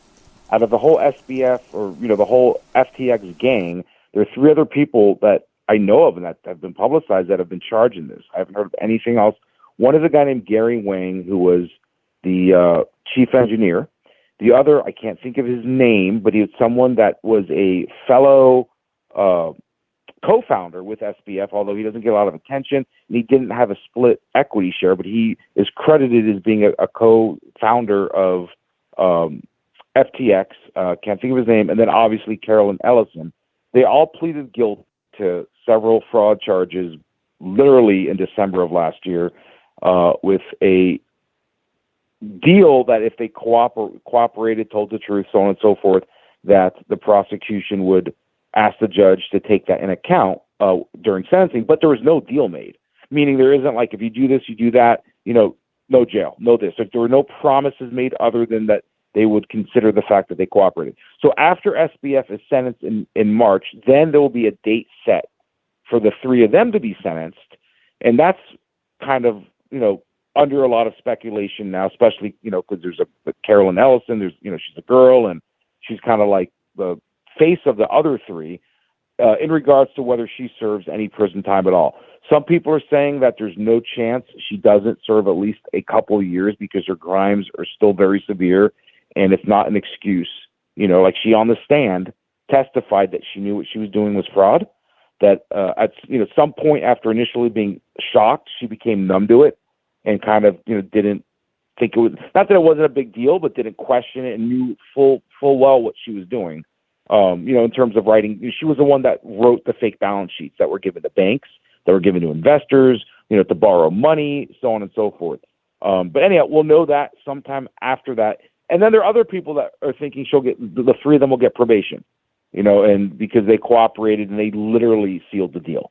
The three of them literally did not hold back in their testifying in this trial, and without a doubt, that is what sealed up the conviction, that the three of them cooperated and testified, and they all said the same thing, and there wasn't even much the defense could do, in terms of challenging their credibility, picking holes in their story. All their stories were the same. There wasn't, maybe because they're so young, there wasn't any really skeletons in their background to question their credibility. There's nothing there. There's nothing there. They came off as credible witnesses, and obviously the jury thought so too. They convicted him within less than 3 hours, and he will be gone a long time. He'll be gone. We might not hear when he's out. Who knows? Yeah, and I want to quickly tell people that if you want to make an easy $37.50, I can't say it's 100% lock, but it's pretty close to it. If you go to BetOnline, you need a BetOnline account. And the weird thing is it's kind of hard to find within BetOnline. The way I find it is I just Google it and then just click on the Google result and log in. I also posted a link somewhere in the Poker Fraud Alert forum, but I would just Google it. But there is a bet that BetOnline is offering, an over-under bet on 80.5 years. That's 80.5 years over-under how many years he's going to get. And believe it or not, the underdog is the under, which you would think would be the other way around. So it's plus 150, which means you get 1.5 times your money as winnings. So you get better than even money winnings if you go under 80.5 years, the sentence, and minus 200, meaning you only win half as much as you bet for over. And that line is really misset. I would put a lot of money on that if I could, but unfortunately the limit... What is it, Louis? What's the max? $25? $25. So that's why if you bet under... They do that from time to time as promotions for the site. They do that every year. Whoever wins the Super Bowl, the first game, or they've done this the last 3 years. Every year, whoever wins the Super Bowl, they set the line, the total, at half a point the next year, and you can bet $25. Well, I've seen that, but this is not being promoted that way. This is not being promoted like, oh, this is the easiest money you'll ever win, because I've seen those promotions for the first game of the year where you're just betting on a good team scoring at least 1 point in the game. Is there a rollover requirement on this bet, or is it? No, it's just an outright bet. Cash out. It's just an outright bet. So, you'll have to wait until March to get it, and it's only $37.50 on a $25 bet.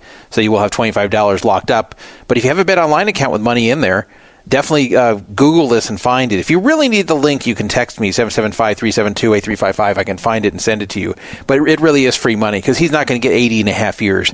That is a life sentence, of course. It would leave him. Well, you know what? He can get 110. Why are you? It's not likely, but would you be shocked considering what I said about him perjuring himself? Yes, I would be shocked if he got 80.5. Because that's a life sentence. I disagree. I don't to give a life sentence to someone who is this age. It's not like an effective life sentence to someone who's 70 already. To give an effective life sentence to someone in his early 30s, even though this is a very, very major financial crime, the reason I don't see him getting life is because, as you said earlier on this very broadcast, this was not a premeditated scam. This was a company that he was taking seriously and he really wanted to succeed normally. And then when things started to go south, then he started stealing. It was similar to what Full Tilt did. There's a lot of parallels. Well, as a deterrent, the fact that he lied to the court and maybe you could even say embarrassed the court, you can't see it, and the judge is like an older, no nonsense 78-year-old man. That's the judge who's going to be sentencing him. I don't know. I'm not saying that's a favorite. For sure it isn't. Let me be clear. It's for sure not a favorite. But the fact that he could sentence him to 110 and that he can't even appeal it. That's well within the sentencing guidelines. That's what it's the high end of it. Well, it's not impossible, but I'm just saying I don't think it's going to happen. It's very close to a lock. If I could bet more, I would bet a lot of money on the under, especially plus 150. Do you agree, though, that he probably is going to get an additional 10 years based on his behavior?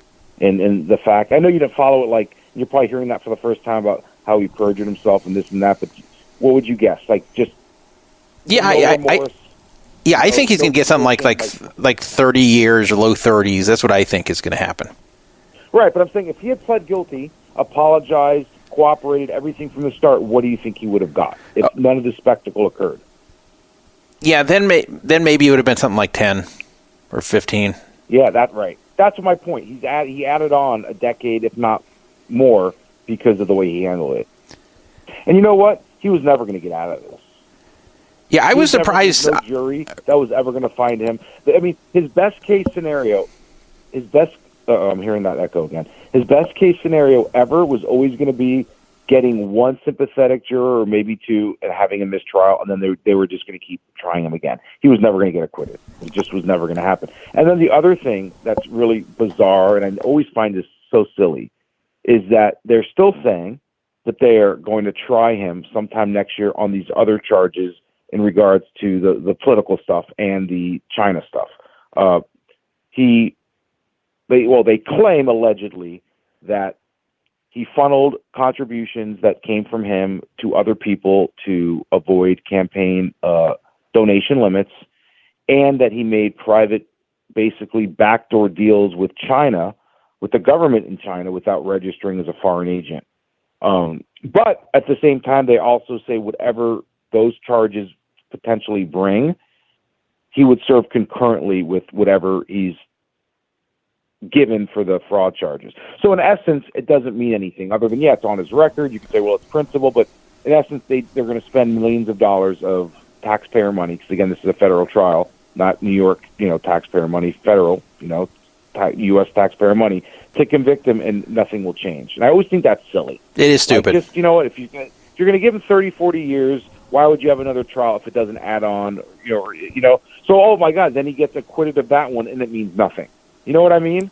Like, how do you even sell it? Yeah, it means nothing. I never like concurrent sentences in general because, as you said, they're meaningless. They don't add any time. There's no punishment. The only way they can have an effect is if it just adds a certain number of felonies to the person's record to where it can impact their future. But it's not going to matter here.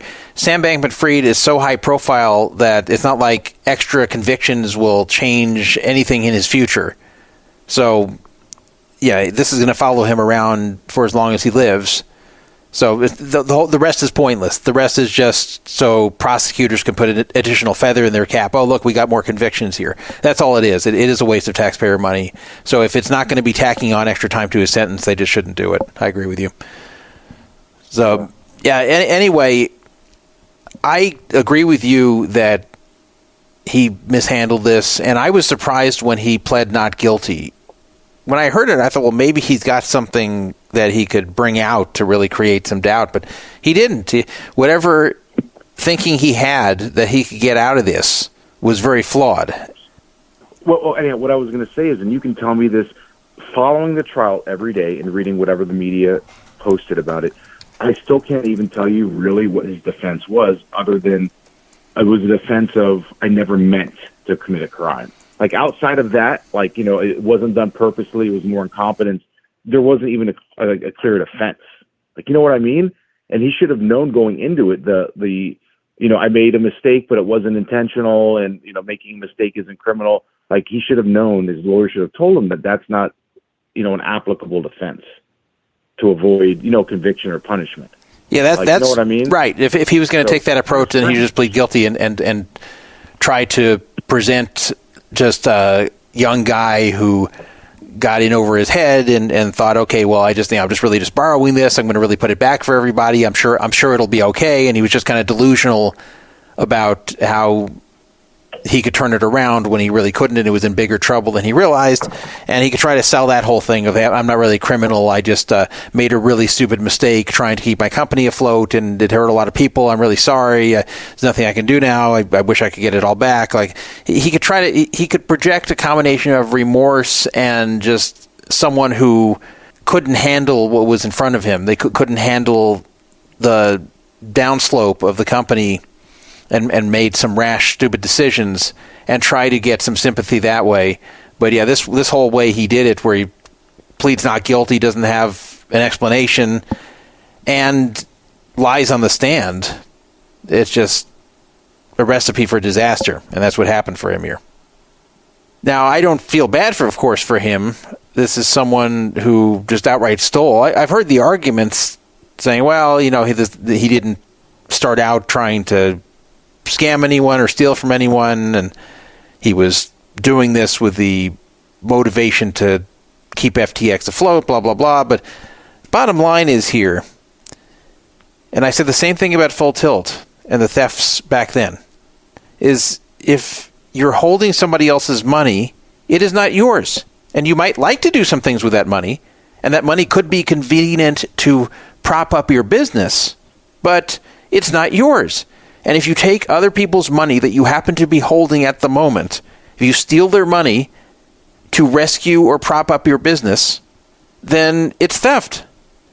I think he's very similar to Elizabeth Holmes in the sense that they're both sociopaths, that they both knew what they were doing, and they're just, you know what I mean? Like, because he was paying, during the trial it was revealed, he was paying Larry David, he was paying Tom Brady, Giselle, Brady's wife, all those celebrities. They were using customer money. It was money from Alameda, but that was put in there from FTX deposits. I mean, you don't just do that and then say I made a mistake. Like, that's sociopathical behavior. The way he was spending, and it wasn't, you know what I mean? Like, he knew what he was doing. That's the crazy part. Like, it was proven. He knew what he was doing. Like, there's no mistake in any of it.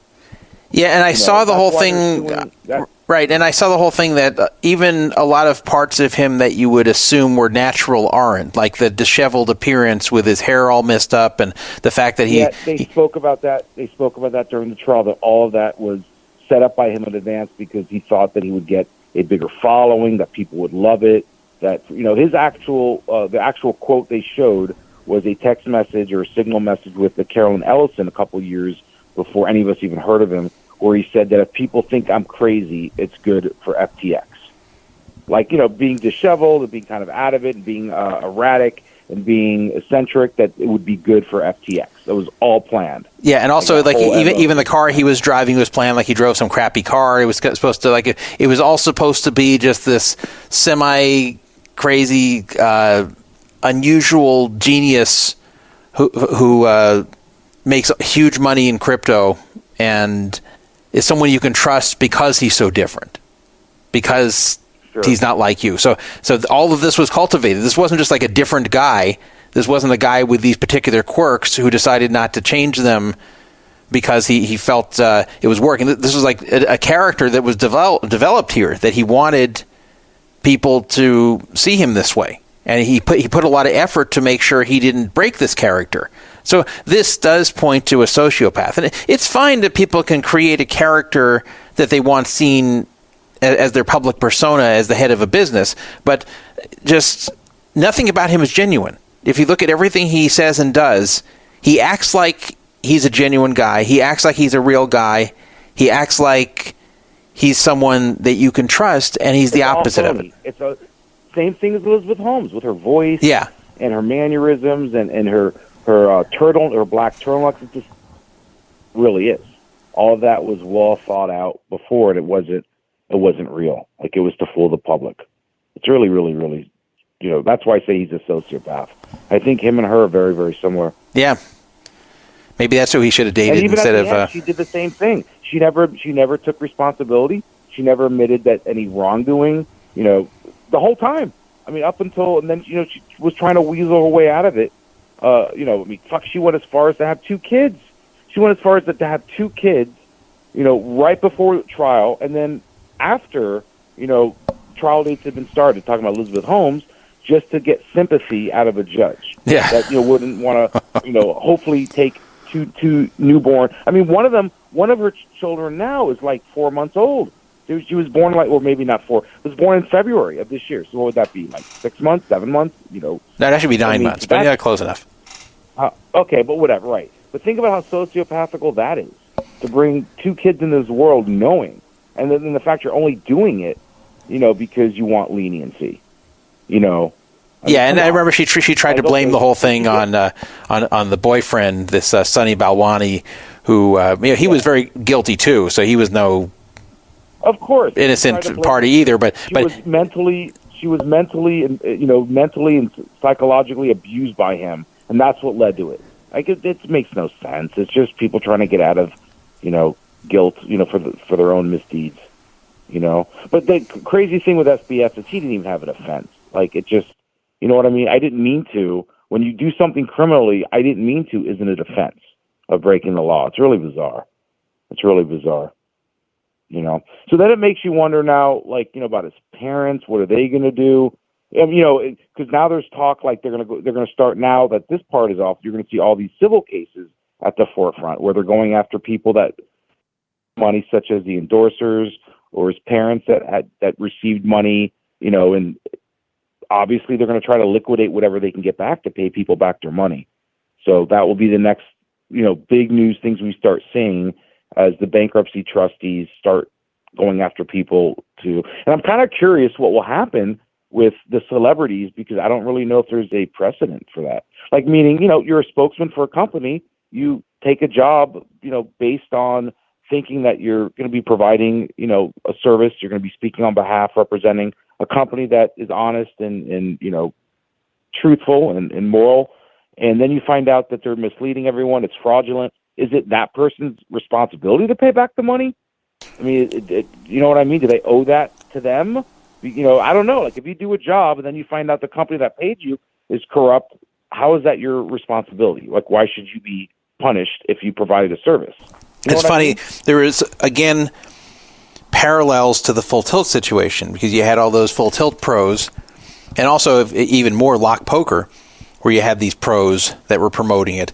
And I've talked about this before. My position is that if it's just a pure sponsorship deal where you have no reason to believe that the company's fraudulent, and that you shouldn't have a reason to believe the company's fraudulent, that you should not be, as a celebrity endorser, required to do a massive investigation of them to make sure they're legit. As long as a reasonable person in their position would not have a reason to think they're shady, and then they endorse them, if it turns out they're shady, those people should not be responsible.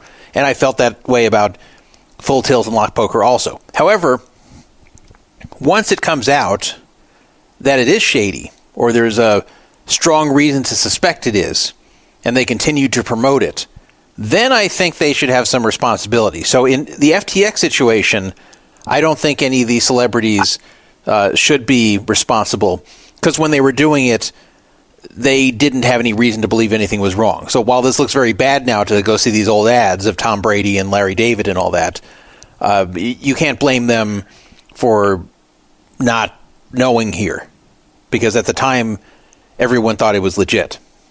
Yeah, I agree. And let me tell you, unfortunately, I'm sorry, I am going to have to go in a couple minutes, and I will come back.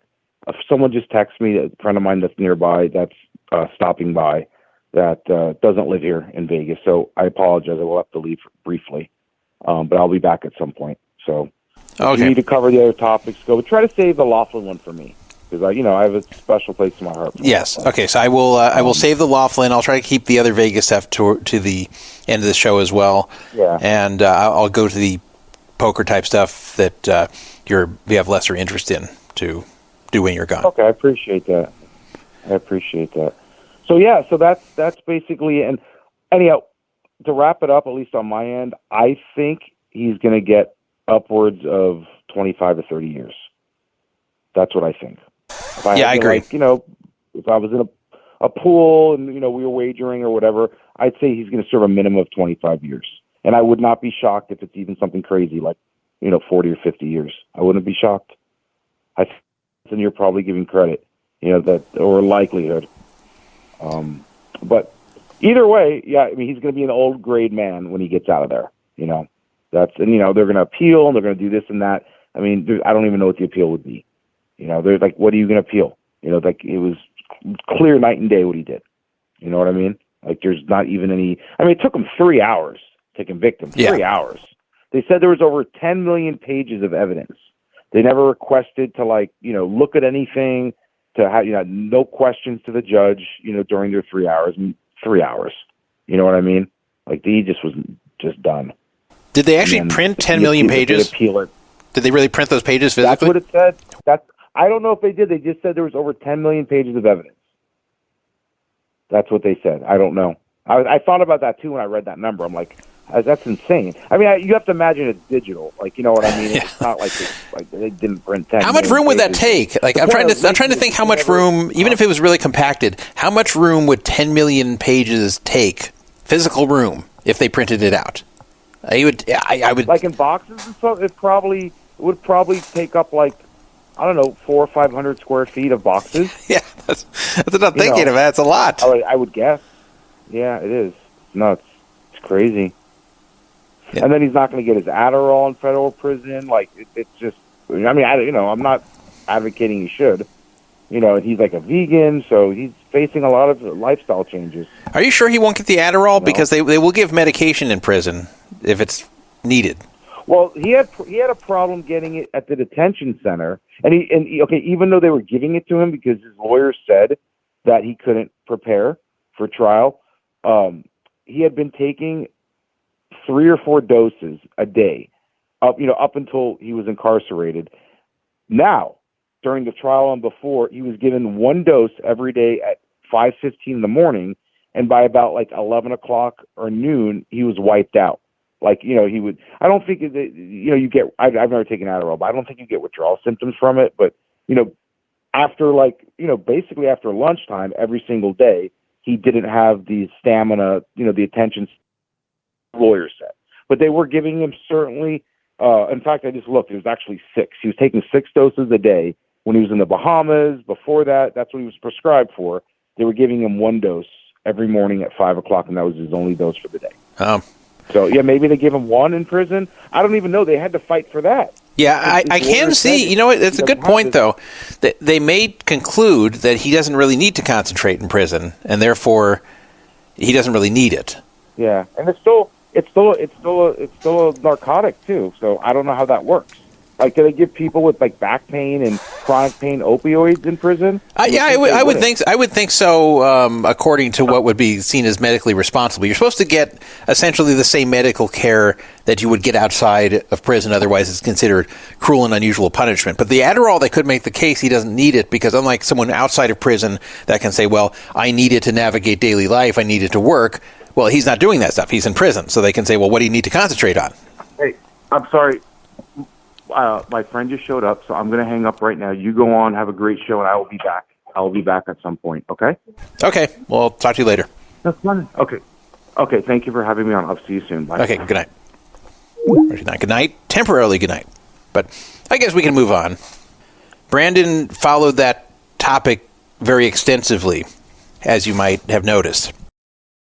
He was very interested in that trial. He basically ate up everything with it, which is a lot more than I did. I was kind of casually following it. I was following it more closely at the beginning, and then I kind of got burnt out on it, to be honest. So that's part of the reason I stopped covering it on here, and also there just wasn't as much to say for a while. But of course we had to give this big update and have the discussion when this conviction occurred. So glad I had Brandon on for that. And I am going to move on to talk about the Chris Hunichen situation. This is an updated story. As I mentioned in the agenda, we're going to have a lot of different stories that we're updating tonight on this show. So this is another one. And this is based upon something recent that kind of started this whole discussion up all over again. The first part of this controversy began in July of this year, July 2023. Chris Hunichen is known to some as Big Huni, and he is a big guy. He is a high-stakes player in the poker world. He plays a lot of high-stakes tournaments, and I really didn't know him very well. I don't even know if we've ever met in person. If we have, I don't remember. But I'd gotten along with him okay. This isn't someone I disliked or fought with. Coming into this whole thing in July, my opinion of him is what I would describe as like neutral positive. To where it's someone I don't really know, I don't really have many feelings about, but if you ask me, do you like him or dislike him at all, I'd say, well, I don't dislike him, and he's always been cool to me from when I've interacted with him, and I haven't heard anything bad about him, so I'd say neutral positive. But then came the controversy. But the problem and this seems to be the theme of a lot of these controversies this year for whatever reason, this controversy came along with a GoFundMe, and it came along with a situation where people also would feel bad for him. Now, unlike some of these other GoFundMes, which were fraudulent or semi-fraudulent, there was nothing fraudulent here, because the GoFundMe was about his dad passing away. And his dad really did pass away. So that really happened. And it really did happen around that time. But why was there a GoFundMe, given that Chris Hunichen was playing high-stakes tournaments? I mean, he was entering tournaments as high as $250,000 to buy in, which is way, way, way, way more than I would ever enter. $250K for a buy-in. And he was entering a lot of tournaments. There were $50K buy-ins. So, yeah, it may not have been his money, or may not have been all his money. He may have been staked. I don't know. But he was a high-stakes player. And he was also tweeting a lot about kind of a lavish lifestyle. And all of a sudden there was this GoFundMe, which was asking for $15K, which of course isn't even that much money. Now, he clarified that this GoFundMe was not started by him, and that he did not originally want to even share this with the poker community. This was started by his mom. His mom and dad were no longer married, but I guess they were on decent enough terms. And even though we covered this before back in July, I will read this again to remind you. So this GoFundMe, Chris's mom wrote, "Hi, my name is Susan Flynn. I'm the ex-wife of Ken Hunichen, who passed away unexpectedly on June 28th, and the mother of his 3 children, Chris, Kelly, and Matt. Unfortunately, Ken didn't have life insurance or a will or any assets that could be liquidated to help cover the cost of the funeral and memorial service, as well as the repairs needed for the home, so his oldest son, Chris, had to pay for almost everything thus far, including an expensive private autopsy." I don't know why it needed a private autopsy, but let's just put that aside.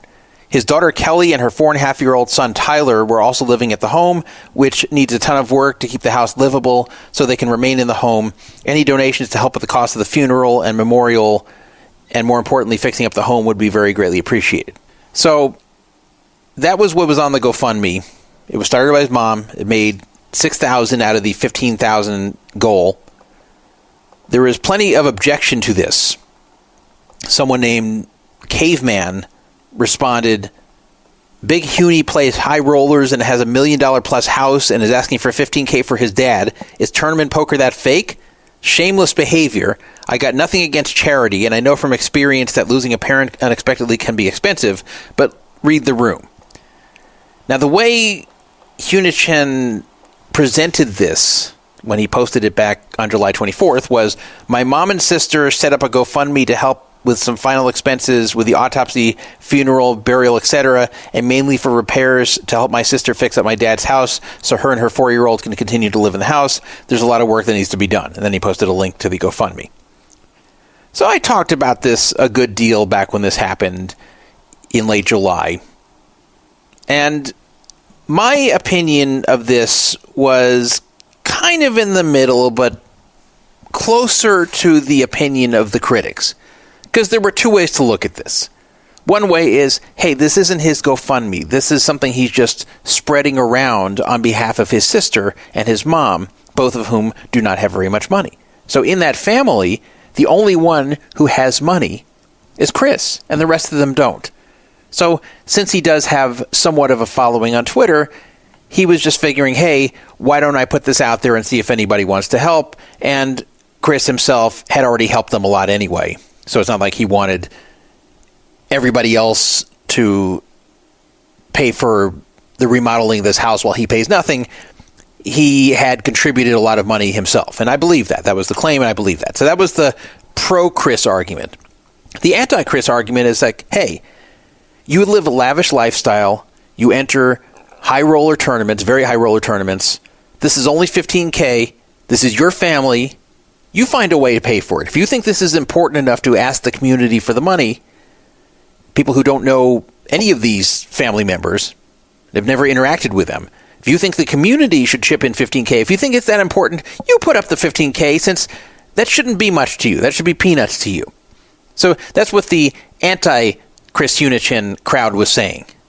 And they were saying this is embarrassing for someone who's a high roller who plays these huge buy-in tournaments to be asking the public for $15K for his sister.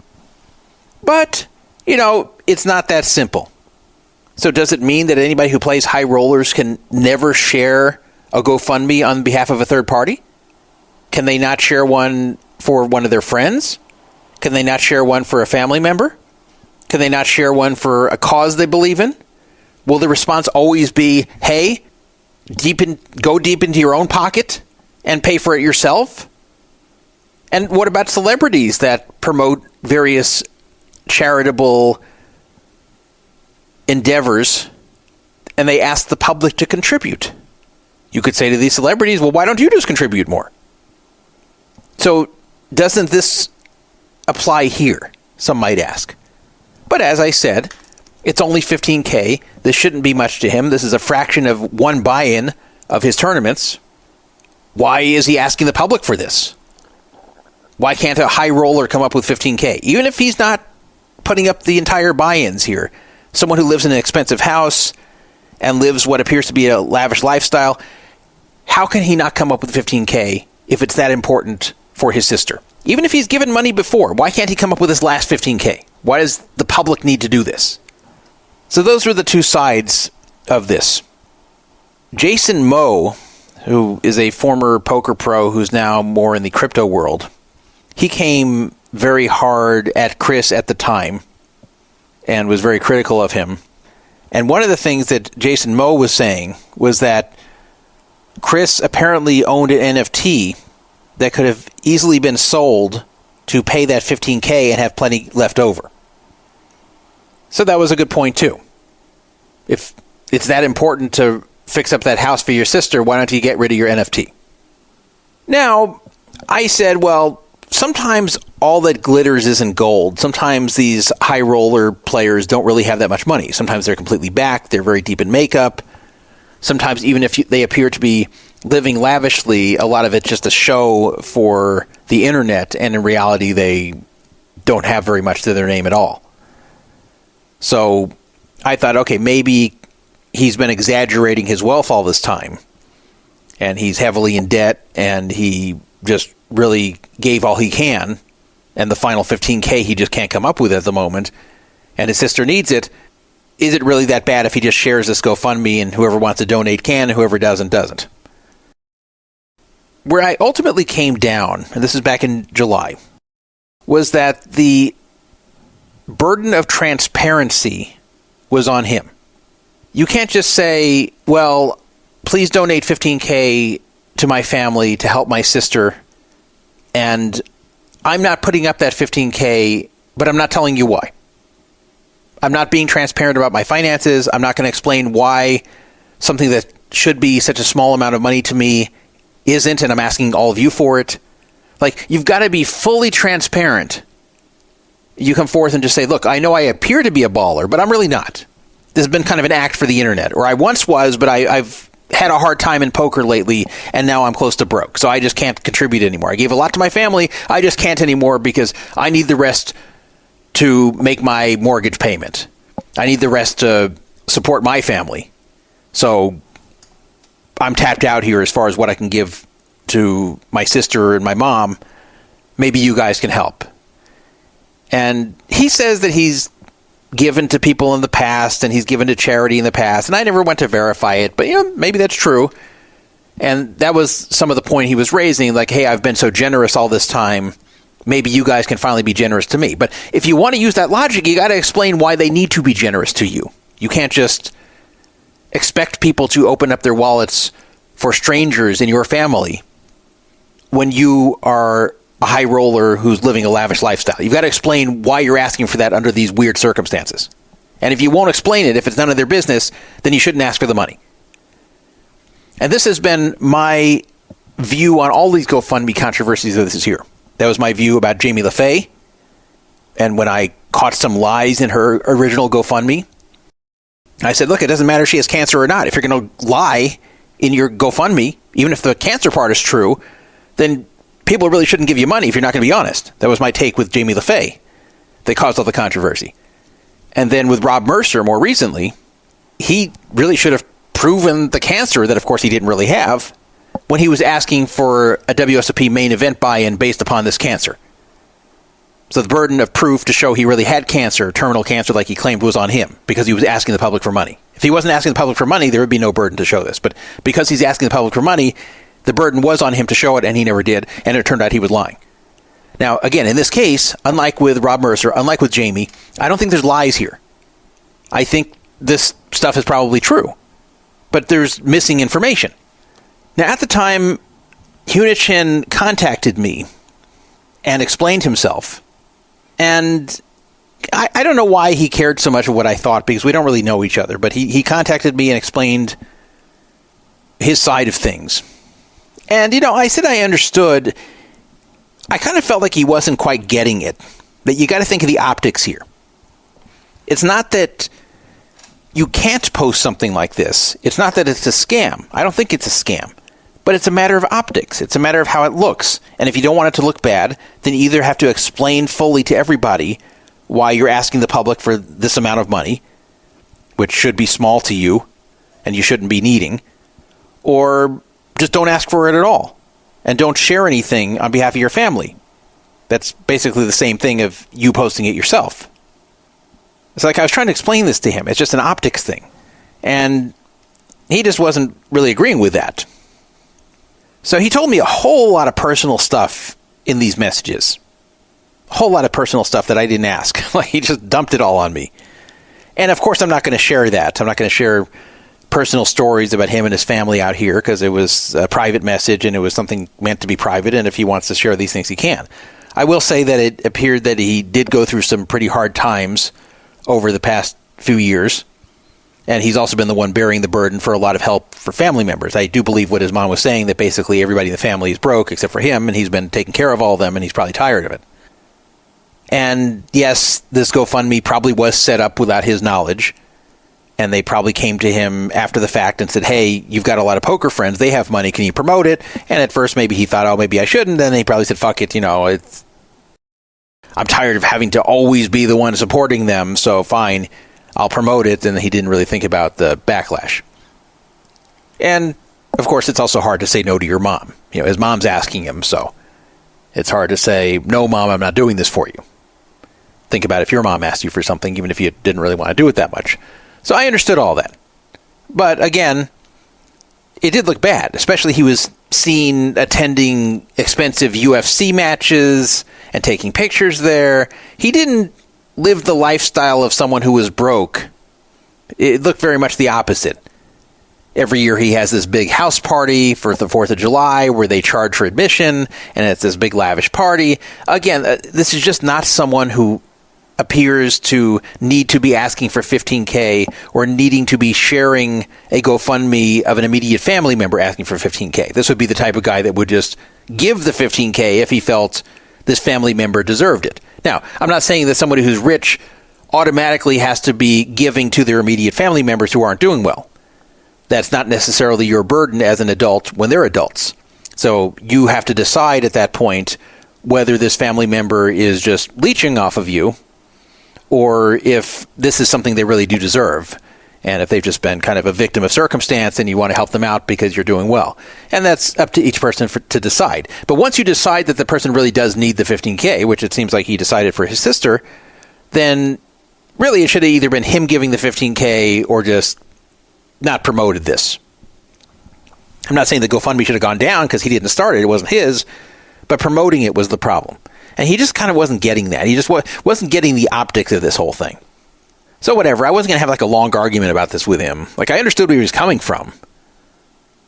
But I mean, the guy's got a 10.8 million cash total from Hendon Mob, which of course doesn't mean much. He could still be down there, and he could be backed. Probably is.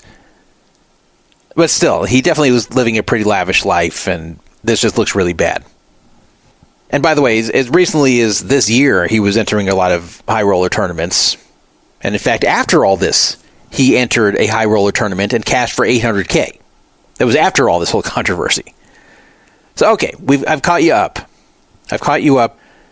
And I gave you both the info that occurred in July and early August, and then the whole thing about him winning $800K at yet another high roller event after all this.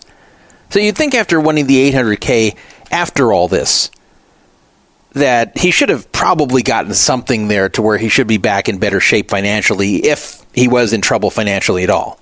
Now, you could say maybe he was deep in makeup and had to all go to the backer, but I don't know. He hasn't said that. If that's the truth, he should put that out there. But he's never claimed he got nothing of that $800K that he cashed.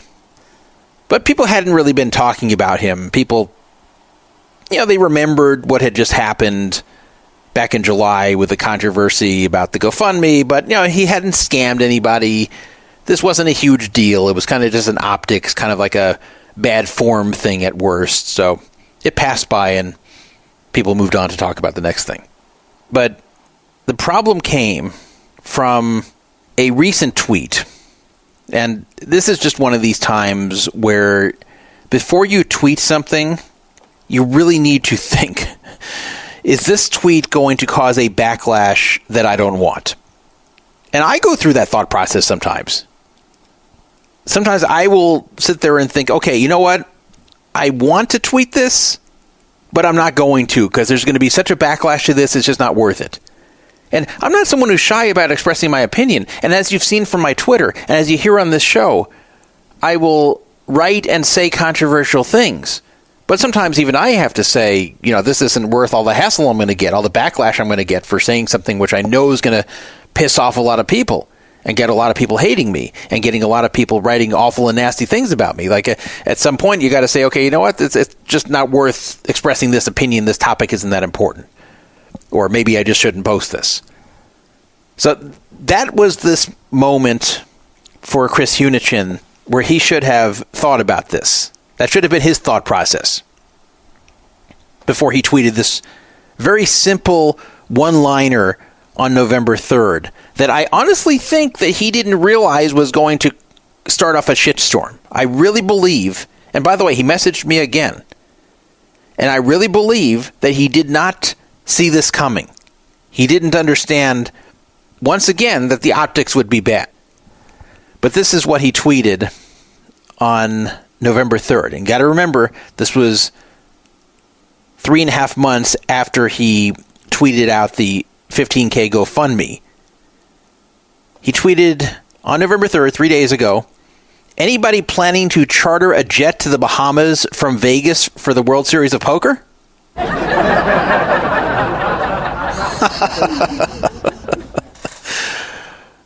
Okay, so what he's talking about here is this controversial World Series of Poker series in the Bahamas where they are giving out real bracelets that are equivalent to the bracelets you would win in the summer.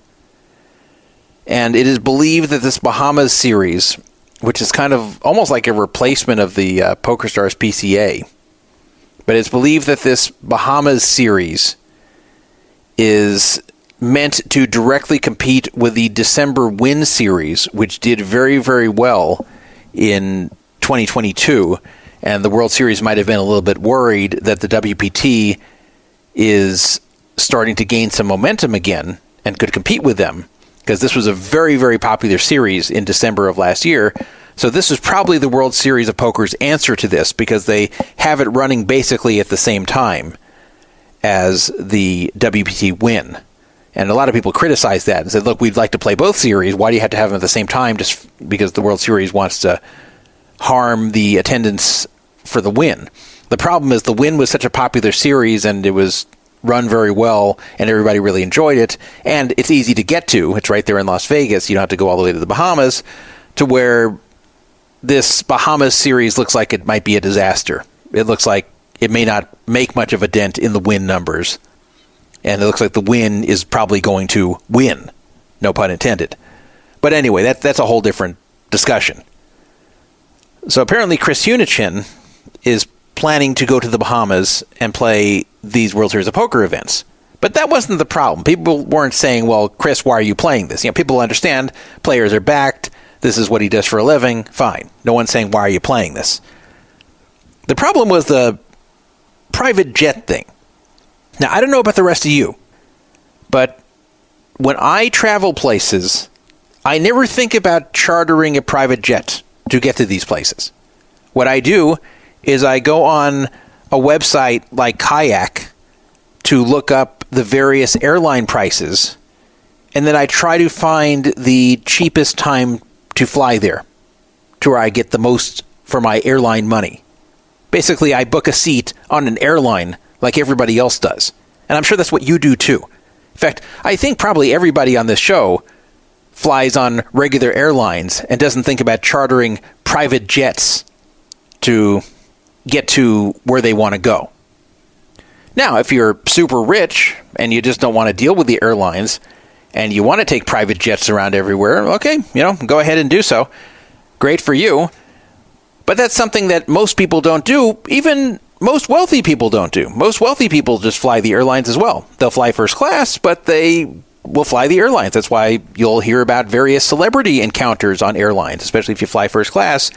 You may look over and see a celebrity in the cabin with you, maybe even right next to you. So here's Chris Hunichen, who 3.5 months ago was sharing a GoFundMe for his immediate family for $15K, and now he's asking about if anybody else is going to be chartering a jet to the Bahamas for the WSOP over there in December. Presumably he was asking this because, he doesn't want to just fly on the jet himself. That gets really expensive. He's probably looking to go in with a number of people in Vegas that want to go to the Bahamas in December to pool their money together, and then they can all go on the private jet together there and back, and that makes it a lot cheaper. Because, of course, these jets seat a number of people. They're nothing like those big commercial airliners, but they can still seat a number of people. The more people you get, the cheaper it gets for you. However, this is a much more expensive way to travel than the airlines. So people are looking at this and going, what the fuck? Why did this guy share a GoFundMe of his immediate family for $15K, and now he's talking about flying on private jets? Why is he not booking a seat on the airlines like everybody else is? Because the vast majority of people that are going to go to the Bahamas for this are going to just do it on an airline. They're not going to be thinking of a private jet. The private jet is when you want to travel in luxury. You want to travel in a way with less hassle.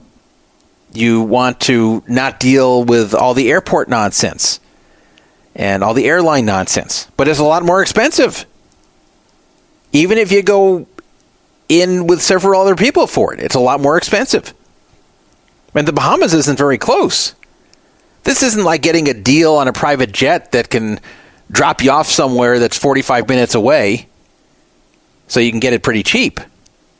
This is all the way to Bahamas, which is pretty far from Las Vegas. It's thousands of miles away. So this did not land very well. The second people saw this, they opened up the replies because they knew they would be very entertaining. It's one of these things where you see someone post a tweet, you go, oh my God, I can't believe they wrote that. They're going to get killed in the comments. And sure enough, you read the comments and they're getting killed. Like, it's just one of those tweets. It jumped out at me as soon as I saw it. I'm like, oh my God, I can't believe this. I can't believe he's tweeting this. How could he not know? How could he not know the reaction from people? And when he messaged me, because I'll tell you what I wrote back, which wasn't terrible. I didn't really go at him, but I wrote something, a little bit critical. And so he wrote me a private message again. And I said to him, I'm not even criticizing the private jet itself. I'm just saying, how could you tweet this and not know the reaction? How could you not know before you hit send what the response was going to be? Because I knew the second I saw it before I opened up the replies what they were going to be, and I knew they were all going to be very negative, except for ones from some of his friends.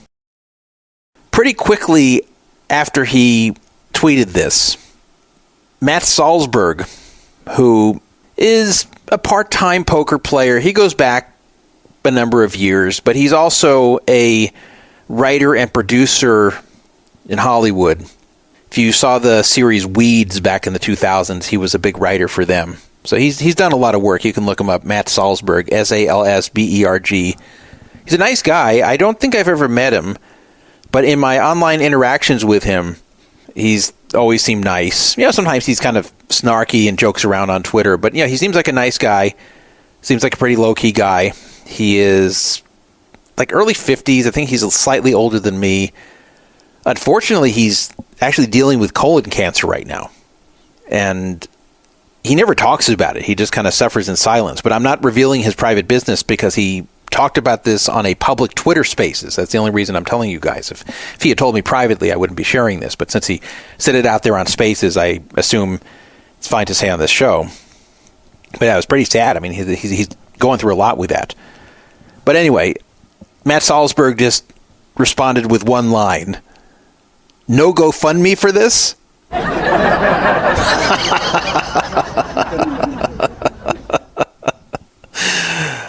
That's why they pay him the big bucks in Hollywood. No GoFundMe for this. So Chris Hunichen didn't take that very well. He wrote LOL with an eye roll emoji. Grow up, dude. Expect this from loser trolls, not from you. So then Salzberg tried to diffuse it and said, LOL, sent with love from a roaster to one who can take it.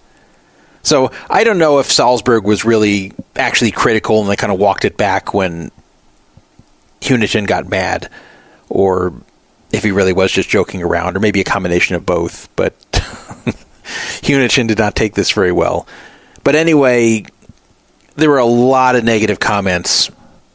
The one that got the most attention was that one-liner from Salzberg. It got 283 likes. To show you how badly Chris Hunichen got ratioed here, which is a term for when you have very few likes compared to views, he only got 20 likes on that tweet with 716,000 views. 20 likes! That's incredibly low. I don't think I've ever seen a ratio that bad. 716,000 views and 20 likes. There's no dislike on Twitter, but if there were, I'm sure we'd see a ton. So that tweet went over like a lead brick. People just were really, really giving it to Hunichen in the replies. There were a few people defending him. A person named Roberto Martini wrote, wow, can't afford $15K for your father's funeral, but chartering a jet to the Bahamas is no problemo.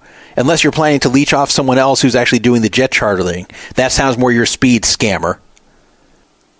Then Tahir Ali wrote, rich people like you shouldn't beg for their father's funeral from other people. That's the least you could have done for your father, who you say that you miss him the most. Instead, you choose to beg. GoFundMe is for begging. Another person, Amir Abedin, wrote, start a GoFundMe account for the snacks you apparently shoved down your mouth. That was a slam against his weight.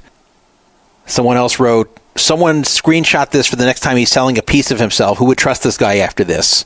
So, I mean, these go on and on and on and on. Someone else wrote, what about your father's funeral costs? Someone wrote, seek help, and posted a screenshot of the definition of antisocial personality disorder. Someone else wrote, obese gambling addict keeps scamming. Another one wrote, you, sir, are a narcissist. Another person wrote, I hope every time you sit at a table for the rest of your life, someone tells the rest of the table about these shenanigans. I can only hope to get a chance to slow roll the hell out of you one day. So, I mean, this was one bad and nasty comment after another.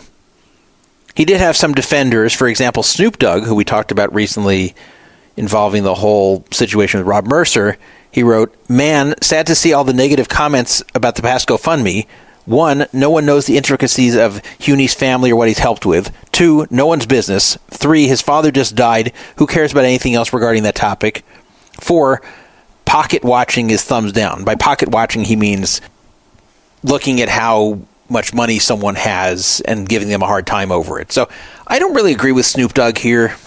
When someone puts out a GoFundMe or even shares one of an immediate family member, then you do have to pocket watch, because then you have to say, well, why is this person asking for money or helping an immediate family member ask strangers for money instead of just putting it out themselves? That you do have to ask that question. That person's finances do become your business at that point. And same with the intricacies of his family and what he's given. And I do believe that he's given his family a lot. And I believe it probably has been a burden. And I believe it is something that kind of sucks that his whole family just keeps digging into his pocket whenever they need something. because he's the only one that really made it. And he probably wishes that were not the case, but that doesn't mean everybody else should have to contribute, and if they should, he needs to explain why. That's what I said back in July. That's what I still feel today. So the problem is here that this is a guy who likes to live well. He likes to show the internet he's living well. In fact, he may be showing the internet he's living better than he really is. Who knows? I'm not saying he's lying, but you know how it is on the internet. You can show things that kind of imply like you're just living a very lavish lifestyle every day, when in reality it's kind of just an occasional thing. But by the way you put it out there, it makes everything look like this is a daily occurrence for you. You got to basically go one way or the other. You've got to either say, look, I'm struggling, my family's struggling, if you guys like me, can you help out my family a bit? You can take that approach, or you can take the approach of, hey, I'm a rich guy, living a great life, enjoying doing these expensive things, look how nice my house is, look at this UFC event where I've got great seats, look at this big party I'm having in my house on 4th of July, look at these high rollers I'm playing, wow, my life is great, I love everything, look at everything I'm doing every day. Like, if you want that to be your social media persona, that's fine, but then you can't ask the public for money. Or if you want to ask the public for money, then you've got to come forward and say, well, I don't have any money myself. I don't have anything left to give. So please help.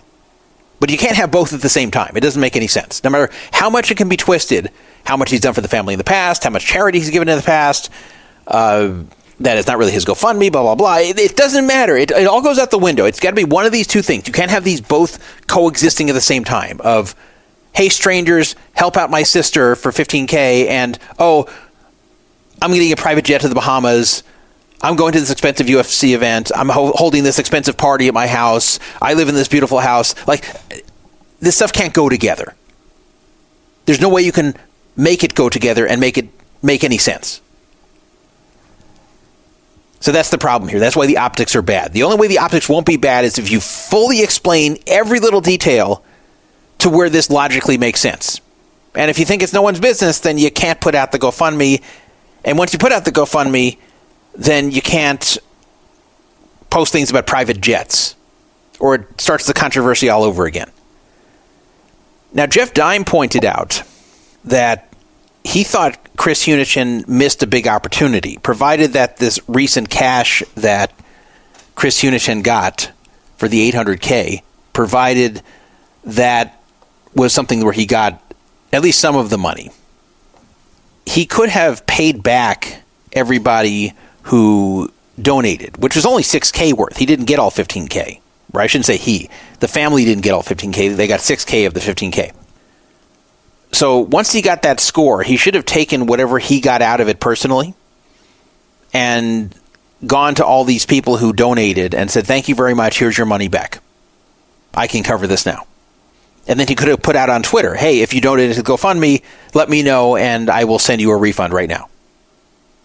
And that would have bought back a lot of the bad PR. This would have corrected a lot of the negative feelings about him.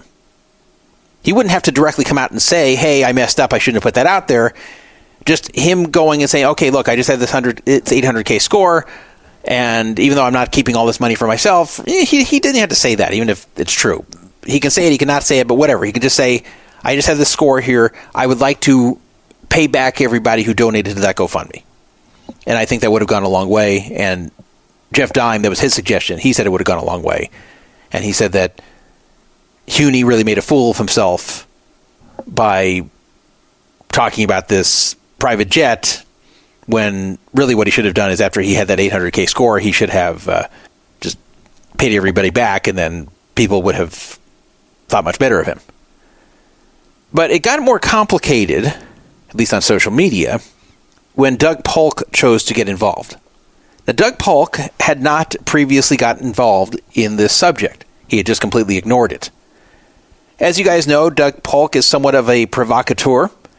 Doug Polk likes to insert himself into controversies, and sometimes he will do it with the intention of getting eyeballs onto his channel. Doug Polk does benefit from people viewing his channel, checking his channel, even thinking about him and watching him, especially because he partially owns this poker room in Texas and wants to get people down there as well. So for Doug Polk's business interests, it is true that it benefits him to insert himself into these controversies, especially if he's on the side that most people will agree with. But at the same time, he does have a right to express his opinion through his very high-profile and well-watched channel, even if it does benefit him. I mean, look, that's what I do on this show on a much smaller scale. I don't have the audience that Doug does. I never will. But I express my opinion about things. In fact, I'm doing it right now about this subject, about every subject on here. And even I've had these allegations, oh, you're just doing this for clicks, just doing this for views. I get this crap all the time from people. And I explain, well, hey, this is a nonprofit site. Show me the ads here. There aren't ads. You'll notice that I run this thing at a loss. This is not something that I'm doing to make money. And I never have. So you don't know what you're talking about. Now, Doug can't say the same thing because his channel is partially for the purpose of making money. But I do believe that the channel is partially for the purpose of him having a platform to say things that are on his mind. And that he's happy that he does have a big audience to listen to him whenever he wants to comment on something. So it's got kind of a dual purpose, and I believe that. I don't think this is just someone looking for clickbait. There are YouTube creators out there who all they care about is the money. All they care about is the views and how this will impact their popularity and the amount of money they make from the views they get. There are a lot of YouTubers out there that operate that way. I'm not talking so much in poker, but I'm just saying in general on YouTube. But Doug Polk, I don't believe is like that. I believe that his opinions really are genuine and that when he covers a subject, it is one he really is interested in. So this is what Doug Polk wrote. I wasn't going to weigh in on this subject because you lost your father, but this is just so far over the line. You do a $15K GoFundMe to raise money for your father's funeral. As a high-stakes player, I think this is pretty uncool because you should be able to afford it yourself. But maybe times are tough, it happens, and people donated in good faith that you couldn't afford it. Now you are tweeting about chartering a private jet to a tournament series. Talk about tone deaf. Have you no shame? Next time, maybe the private jet funds can go to a service for your father instead of asking the community to take care of him for you. Disgraceful. So, okay. While I agree with some of Doug's points there, he did get some of the facts wrong. The funeral, I believe, was taking place no matter what. It wasn't like, well, my dad's not going to have a funeral unless we get this money. He was more saying here that, like, he's covering the funeral, but, you know, he'd really like it if people could chip in just towards the family, towards the funeral expenses, which I assume would go back to him, and towards the renovation of the home. It seems like this is more about the renovation of the home for his sister, because I guess the home was pretty dilapidated where the father lived, and it really needed work, and then the father died, and then there's no one left to do the work. So I think that's where most of it was supposed to go. It's not like there was no funeral for his father, and now he's trying to take private jets to the Bahamas. It wasn't like that, and that's really hyperbole on the part of Doug, and I don't know if Doug really knew that or just said it to be dramatic, but that wasn't accurate. But the rest of it, I think, is pretty spot on. So Hunichen responded, and of course wasn't very happy. He wrote, I didn't do a GoFundMe. I shared a GoFundMe my sister and mom did. Okay, that part's true. I actually didn't share it for a bit because I knew there would be some backlash, but they begged me to. I think I believe that too. The people that donated also know the situation. I have financed my entire family for 2 decades, put both my siblings through college. They were tired for asking for my help for everything and wanted to do a GoFundMe. I can't stop them. Also, I paid for the entire funeral myself. The GoFundMe went to helping my sister fix my father's house so her, as a single mom, could live with it with her 3-year-old kid. You are a fucking idiot. You and your crew have tried bullying me for a lifetime now. You can truly go fuck yourself. Don't speak on something you have no fucking clue what you're talking about, you fucking loser. So I guess they have some kind of history also. So maybe that has to do with why Doug spoke out now. But it is true, he didn't get involved in the first controversy back in July when he could have. Now, July, of course, was much more recent as far as how long it had been since his father's death, whereas now it's been a number of months. Back in July, it had only been about 1 month. Now it has been about 3+ more months above that. So at some point, you can't just say, oh, well, I just lost my father, leave me alone. You know, now it's been more than 4 months. And while I'm sure Chris misses him a lot, and it can feel like it's still recent to him, that really can't be used as a defense. Now, he's not using that as a defense. I'm just saying that Doug was probably more likely to get involved here because he felt enough time has passed to where now the topic shouldn't be off limits. So then Doug responded back to Hunichen's response. You're arguing semantics, and your first point is Schiff taking responsibility for what you did. If you promote a charity donation to your family, do not follow it up with lavish spending on social media. That's true. Now, it's interesting because I can see both points here. Everything Hunichen said there was probably the truth. He probably did put his siblings through college. He probably has been paying a lot of money for them over time. He probably didn't want to post that GoFundMe initially thinking that he would get shit for it, and indeed he did. And he probably did pay for the funeral himself, so I don't doubt that a real funeral took place here. So Doug was wrong there. And I do believe that this GoFundMe was really to fix up the house so it's in better condition for his sister. So I believe all that. But then Doug is right in response that it's not a huge difference whether it's his mom's GoFundMe that he's sharing or his GoFundMe. Because the bottom line is he's sharing a GoFundMe for an immediate family member that all of us don't know and asking all of us to give them money. And yet he's a high roller. So that last line of, if you promote a charity donation for your family, do not follow it up with lavish spending on social media. True. That's the whole point. That's very bad optics to do that. There's no way around that. Doug Polk continued, there's a huge difference here. We're talking about expenses for the funeral of his father. His post specifically mentions that. This isn't your cousin sending you a GoFundMe for a local church. This is your dad passing away and asking Twitter to foot the bill. I don't know enough to decide whether the term here should be nefarious, but I do know that he should be prioritizing taking care of his family and having some respect for the people who donate to support them. So basically, Doug is saying here that this isn't just him sharing a charity. This isn't just him sharing something he thinks is worth donating to. This is a funeral for his father and a renovation of his father's home for his sister, immediate family members. So either take care of it yourself as a high roller who spends a lot of money, or don't share that and expect others to. That's Doug's point, and it's a good point. Now, some people gave Doug a hard time. A person named Vegas Misfits Stanley Cup Champions, who's at Vegas Misfits, wrote, Doug's just making an issue for clicks. Next, to follow it up with a scandal video, and him and Joe Ingram will milk it for all it's worth. Chris Hunichen responded, Doug's a loser, has to make money from bullying people. I've made my money being an honest person. I've spent over $500K of my own money feeding and clothing homeless people.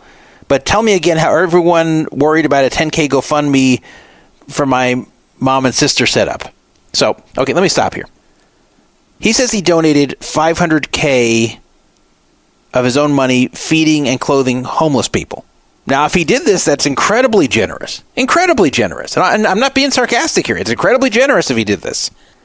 But this is where he should show receipts. This is, again, if you want the optics on your side, if you want the court of public opinion to come down on your side of things, you need to show this. If you can show that you've been donating $500K to feed and clothe the homeless, and now you're just asking for $15K for your immediate family, he still doesn't explain why that is needed as opposed to being from him. But yeah, let's even assume at the moment he didn't have the cash to do it. You have to show receipts. If you're going to make an extraordinary claim like that, you got to show receipts. Show the $500K you gave. I'm sure he didn't just drive down the street where homeless people were hanging out and toss cash out of his car. I'm sure this was done through some sort of organized fashion where there are receipts for it. So show the receipts, because I think it would impress people. I'm not saying he's lying necessarily. I'm just saying that if this is true, show it. Just show it, and that'll change people's opinion right away. Then people say, okay, well, wow, he spent $500K on the homeless when he was doing really well. Okay, yeah, so maybe we should chip in for his immediate family when he's not doing as well. That still doesn't explain the private jet thing. Like, if he's struggling this much, why hasn't he just taken an airline? Why isn't he taking Spirit Airlines down there? But, it at least will buy some good PR there in this situation. You can't just make that claim. I mean, I could claim I spent $5 million on the homeless, but I don't think you'd believe me. And you'd be right not to believe me because it's not true. But if I said that, you would have the right to say to me, okay, if you did that, show me, because that's a pretty big claim you're making. So any big claim always needs proof, or you just shouldn't make the claim. Someone named Garfield's Lasagna at Minimal Degen on Twitter wrote, everything is fair, Huni, besides the first two sentences. I mean, they're the same thing. I really do appreciate the comments you've written. It's still somewhat tone deaf to your fans and followers to post in such unison the things of what Doug has called out. So basically he's saying there that, while some things were not totally factual on the part of Doug, he's kind of right here that it's tone deaf to be asking about private jets when you just asked for $15K through the GoFundMe. Here, Chris Hunichen mentions the $800K he just hit recently. He said, it's really not. I also hit an $800K score recently after all this. I also wasn't broke when my parents did the GoFundMe, and I paid the entire funeral myself. Doug speaking on something he has no clue on by calling me disgraceful. He started the entire post with a false statement, which just shows how fucking dumb he is. He's always had a grudge against me, and his whole crew always tried to bully me and talk shit about me. I don't give a fuck about him or any of his little minions. Now, I don't know about any previous bad blood they had, but it's probably true. It's probably true that Hunichen has been picked on by Doug in the past. I didn't notice it, but I don't look at everything that Doug Polk writes, especially over the years. So it's very possible Polk has sniped at him before. It's very possible that some of Polk's friends have sniped at him before, and he's tired of it. And it is true that Polk will choose people that he personally dislikes to come after more vigorously than those that he either likes or is neutral on. Now, he will come after those that he's neutral on. I've seen that plenty too. And that's human nature. I'm not even necessarily criticizing that. And I will say it's much more fun to come on this show and criticize the wrongdoing of someone that I've always disliked than to criticize someone that I'm neutral on or even someone I somewhat like. So yeah, it's human nature to want to come out about someone you don't like and say, hey, I told you so, or try to show the public why this person sucks, and now having a recent example for it. So yeah, I get that. And I get why Hunichen feels like Doug is just starting up with him on purpose because of a long-standing vendetta that he can't even figure out what the reason is. But that doesn't change the fact that the optics are pretty bad here. And yes, Doug sat this out the first time, and Hunichen needs to realize that as well. Doug didn't jump on this the second he posted back in July. Doug is posting about this now in November because of the private jet thing. So even if he doesn't like him and has been kind of looking for an opportunity and feels it's safer to do now since it's been several months since Chris's dad died, and even if Doug is doing this more for the reason of just not liking Hunichen than really wanting to just comment on it morally, he's raising some good points. And that's the bottom line. But what I'm still not getting here, Hunichen is saying he wasn't broke when he had the GoFundMe, that again wasn't his, but he was sharing, and that he hit an 800K score, and he's not even saying he didn't get to keep it. So what's going on here? Like, why then is he not giving the money back to the people who donated on the GoFundMe? Like, why was the GoFundMe there at all if he wasn't broke then? Or close to broke? I mean, broke is relative. Maybe he wasn't broke, but he just couldn't afford to give that $15K at that point.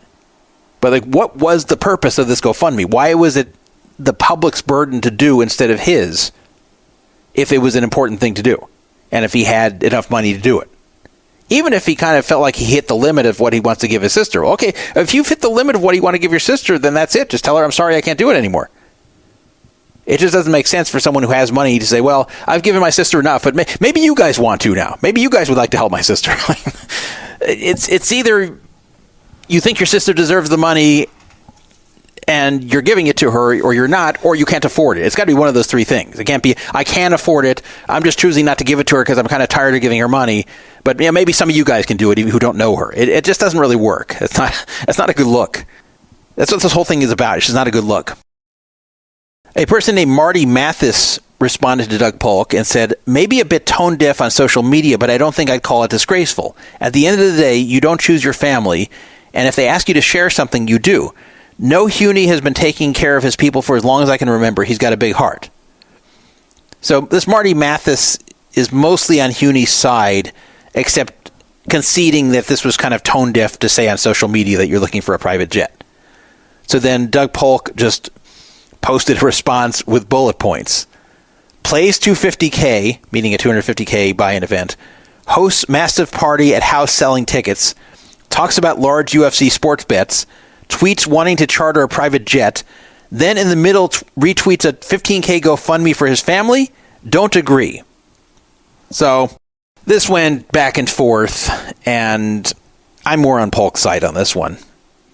There were people who are way too harsh on Hunichen, calling him a scammer and all kinds of other awful names.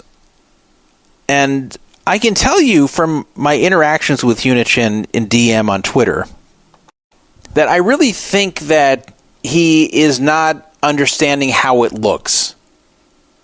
And I think he's getting mad because he thinks it's fine to post this stuff. He doesn't really see how this should look bad. But it does look bad. It's just bad optics. And for whatever reason, that's not registering with him. And I've tried to explain this in a very polite way because I have no problem with him. That's why I'm responding to his DMs. That's why I'm having conversations with him. I'm trying to get it across here. I'm not like what you think Doug Polk is. Like, he thinks Doug Polk's bullying him and Doug Polk's friends bully him. And that might be true. Maybe Doug Polk has been bullying him. So I'm not bullying him. I'm not someone who has an issue with him. I'm just really commenting from a neutral perspective. And this just doesn't look good. It just doesn't look good. What I said, this is what got him to send me a private message. I said, this is one of those tweets where it's wise to think before you hit send. Unless this is a troll, in which case, great job. Which did kind of cross my mind. Like, what if this is just kind of Huni, fucking with his critics and posting this on purpose? But it turned out it wasn't. It turned out he's not trolling. He really just wanted to go to Bahamas and share a private jet with other people from Vegas and wanted to see who else was thinking of doing it. And he just didn't think about how this is going to get people angry. But I just don't understand. I just don't understand why he's not reaching into his pocket after that 800K score and giving the money back to the people who donated to the GoFundMe. Because you know what? If he did that, then he could talk about the private jet and there wouldn't be nearly as much to say. But I don't even understand why the GoFundMe was shared in the first place. I know he can't control if it started. If his mom starts to GoFundMe, he can't say, no, mom, take that down. I understand. I understand if the mom doesn't have much money and the sister doesn't have much money and they want to GoFundMe, fine. And I know Chris has a much bigger audience than they do on social media. But they also have to understand when he has that audience and he shares this, it's going to raise questions. It's going to hurt his reputation. So when you do that, you've got to give a lot more information to the public as to why you're doing that. And if you don't want to, then you just shouldn't share it. That's what I said then. That's what I say now. And this is actually worse because the defenders basically said back in July, and even I said this to some degree, they said, look, we don't know the guy's situation. He could be really struggling right now and just doesn't want to admit it. And that's why he can't give the 15K. That's why he's sharing this out here, because he can't afford to do it anymore. He just has too much pride to say so. So let's read between the lines and not give him a hard time. But now he's tweeting about the private jet. Now, yes, the 800K score happened in between. Yes, that's true. But once you've put that out there, then you can't put stuff like this, at least not before you've made the GoFundMe people whole. And you know what? Even if you make the GoFundMe people whole, you do have to kind of explain something. You do have to kind of explain, well, okay, here's why I couldn't do the 15K back then. Here's why I can now, such as I just won 800K. So thank you, everybody, for helping. Here's the money back. There you go. And you know what? We had a version of this which occurred in this community. Not on Poker Fraud Alert, because this drive occurred on the Donk Down site that kind of preceded Poker Fraud Alert. I was a part owner of that site, as most of you know. It's a defunct site now, but there is a member there named Cletus, an older guy who wanted to get a scooter to get around, and he just couldn't afford one. And so he had no transportation. And Cletus kind of became a beloved member of the community, and there was a drive on Donkdown to raise some money for the scooter, which wasn't even that expensive. I think it was like $1,200 or something. So it wasn't like raising money for a car. So people contributed to it, including me. I contributed $100 to it. And Cletus got his scooter. And he was grateful and thanked everybody for the money. And then guess what happened? I think it was the following year, but sometime not that long after, Cletus started doing better. And he went on a mission to repay everybody that had donated. So he came over to me at the World Series of Poker. He found me there in the hallway, and he handed me a $100 bill. And I said, no, Cletus, this wasn't a loan here. This was just a donation. So I donated this $100 to you. And he kept saying that he insists I take the $100 bill because he does not want to be a long-term burden for anybody. He doesn't want to be a recipient of permanent charity. That this was something that he saw as a loan, even if others didn't, and that it's really important to him that everybody who was nice enough to help out gets their money back now because now he can afford it. So he's glad they gave it to him then so he could use the scooter then, and he still has the scooter, but that he wanted to give everybody the money back at this point, even though they weren't donating with that expectation. So I said, okay, I could tell it was very important to him that I took the money back. It wasn't because I thought, oh, sweet, $100 back I thought I'd never see. I understood. I tried not to give it to him. But it was very important to him that I took it back. And in fact, after I took it back, he started asking me about certain other people on the forum that he couldn't find. Where I could find them, how he could get a hold of them to give them back the $100. Some of them he found around Vegas, but some of them didn't live in Vegas. So it was very important for him to track down every single donor and give them back their money. And he was asking me how I could help him contact these people. So this was Cletus, who, he didn't score $800K in a tournament.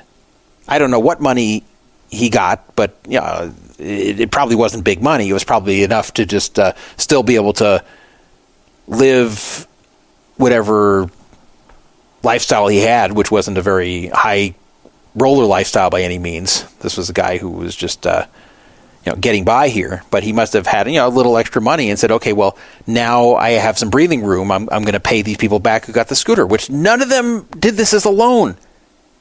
But he did it because he didn't want to feel like people were taking care of him, but more they were just kind of loaning him during a hard time, even though it wasn't sold as a loan. So this could be the same thing. Like, why doesn't Hunichen just go to these people and say, okay, everybody gets their money back. I got the 800K score. Everybody gets their money back. I just don't get it. So I'm telling you, Chris Hunichen, if you listen to this, I have nothing against you. I'm not like Polk. I'm not taking pleasure in this segment. I'm not taking pleasure in anything critical I'm saying. And I promise you that. I'm always very sincere about this stuff. If I didn't like you, I'd say so. I talk about plenty of people on this show that I don't like, and I state I don't like them. But I have no problem with you. I've never had a problem with you. I still don't have a problem with you. I'm just saying the optics are very bad. They're very bad. So you can't talk about a luxurious lifestyle or taking private jets or anything that the average person doesn't do as long as that GoFundMe is still out there and everybody who donated hasn't been paid back, even if they weren't expecting to get paid back, just like the Cletus story I just told. Even if they weren't expecting to get paid back, even if it's seen as a donation, at the very least you've got to offer to everybody who donated that you're going to give it back and explain why back then you were helping them ask for the money instead of giving it yourself to your mom or your sister. Otherwise, you just can't ever tweet again about this type of stuff without getting a lot of people giving you a hard time. That's a fact. And I'm not going to be one of them. I'm not going to be following you around and go, look at Huni again talking about something that looks expensive. I'm not going to do that. I only commented when I saw all the backlash to this. Because to me, the backlash was obvious. Now, of course, being poker Twitter, there's yet another angle that spawned from this. There's always a ripple effect through poker Twitter. Sometimes one controversy will birth another or scratch off an old wound between other third parties. And that's exactly what happened here. So Charlie Carroll, who is definitely no fan of Doug Polk, and he was kind of the driving force regarding a semi-cancellation of Doug Polk back in May, he saw an opportunity here. And you have to understand with Charlie Carroll, he's an intelligent guy. He's often very calculated in his behavior. And when he sees an opening to push some kind of narrative, he will. So Charlie felt picked on by Doug Polk over the years. Doug Polk made fun of him over various things that Charlie wrote. And Charlie kind of just took it. He responded, but he just knew that he wasn't winning these arguments, that Doug Polk was pretty good at picking his spots to criticize, and Charlie kind of came on the wrong end of most of these. And he resented it, but there wasn't much he could do at the time. And then, in May, he found an opportunity to jump on Doug Polk when there started to be some criticism on how Doug Polk would give people a hard time either on poker Twitter or on his channel, and that basically the argument at the time, we've talked about this before, was Doug Polk has this gigantic following, and that anyone that he wants to target, he can basically ruin, and that he's been using this platform to bully people in poker for a long time, and that there's been a lot of people afraid to speak out against Doug Polk for fear that they'll be the next target. And there's two sides to this. You can say, well, this isn't Doug Polk's fault that he's popular and has a lot of people who watch him. I mean, that's what you want when you start a YouTube channel. That's what you want when you're trying to be some kind of influencer on social media. So when you've been successful at it, as Doug Polk has, you can't really apologize that when you express an opinion about someone that a lot of people see it. So while I've seen Doug Polk definitely use the platform to ridicule those he dislikes, that's just kind of par for the course when you have a platform like that. So it is true that Doug Polk should think before he does something like this and makes someone really look bad through his channel. He should think, well, does this person really deserve it? If it's like an outright scammer, of course they deserve it. If it's some sort of awful person who's done something really bad, cheating, whatever it might be, that definitely deserves massive criticism and ridicule in poker, then yeah, sure, that's a no-brainer. If it's just kind of a personal beef, then you gotta think, okay, maybe I shouldn't be doing this because it's going to really have a devastating effect on this person, and maybe my issue with them isn't severe enough to warrant going after them this badly. But then you could say, look at the other side here, that he's got a platform, and if he just wants to speak and give his opinion and speak his mind, why shouldn't he? If everybody with a smaller platform does it, why can't he do it with a big platform? So I understand both sides of this. And I don't think Doug Polk's a bad guy. I think he can be a little vindictive sometimes, but I don't think he's a bad guy. And I think what he says on his channel is usually stuff he really believes, and he tends to usually take a pretty reasonable position. So he's definitely not one without fault, but I felt a lot of the cancellation aimed at him back in May was unfair. And I felt it was overblown and overdone. And everybody pretty much piled on. If you remember, Berkey piled on, and Charlie Carroll really piled on. And a lot of people that showed up. Phil Galfond piled on. People showed up who felt criticized by Doug Polk at one point. Like, okay, finally he's weakened. Let's all kick him now. And boy, did they kick hard. But no one kicked harder in that spot than Charlie Carroll. He was really, really laying it on thick. And it was kind of a weird thing that Charlie Carroll at the time was giving Polk a hard time for. Charlie likes to tweet a lot of provocative stuff. He likes to tweet kind of offbeat, weird, provocative things that are designed to really get you kind of uncomfortable and sometimes even outraged from seeing his point of view. Yeah, that's Charlie's right to do. He can tweet whatever the hell he wants. He can tweet whatever opinions he wants. But you can't put out a lot of provocative, controversial opinions and then get mad when there's a backlash, when there's criticism, when there's people saying rude and nasty things. And I know this. I will sometimes tweet out material which I know will be controversy, or which I know will be controversial. And sure enough, I will sometimes get backlash and criticism and rude and nasty things said about me, many of which aren't even true. And I know that when I tweet that stuff out. So Charlie does this all the time. So he should just be very aware that's the way Twitter works. And if he doesn't like it, then don't tweet out these things which are intentionally designed to get a certain subset of people angry and uncomfortable. So one of the things Charlie wrote some years ago was that he can empathize with pedophiles, and that something along the lines of that we should seek to understand them and see if we can change them rather than just automatically condemning them. So Doug jumped on this and was painting him as a supporter of pedophiles, or maybe even that he was a pedophile himself. So, understandably, Charlie was very angry and hurt about this, and apparently, and Charlie hadn't told anyone this at this time, Charlie had been molested himself as a child, which, is very tragic, obviously, and no child deserves that, and that's horrible. But, no one knew about that until well afterwards, until years later, when the cancellation of Doug Polk was being attempted.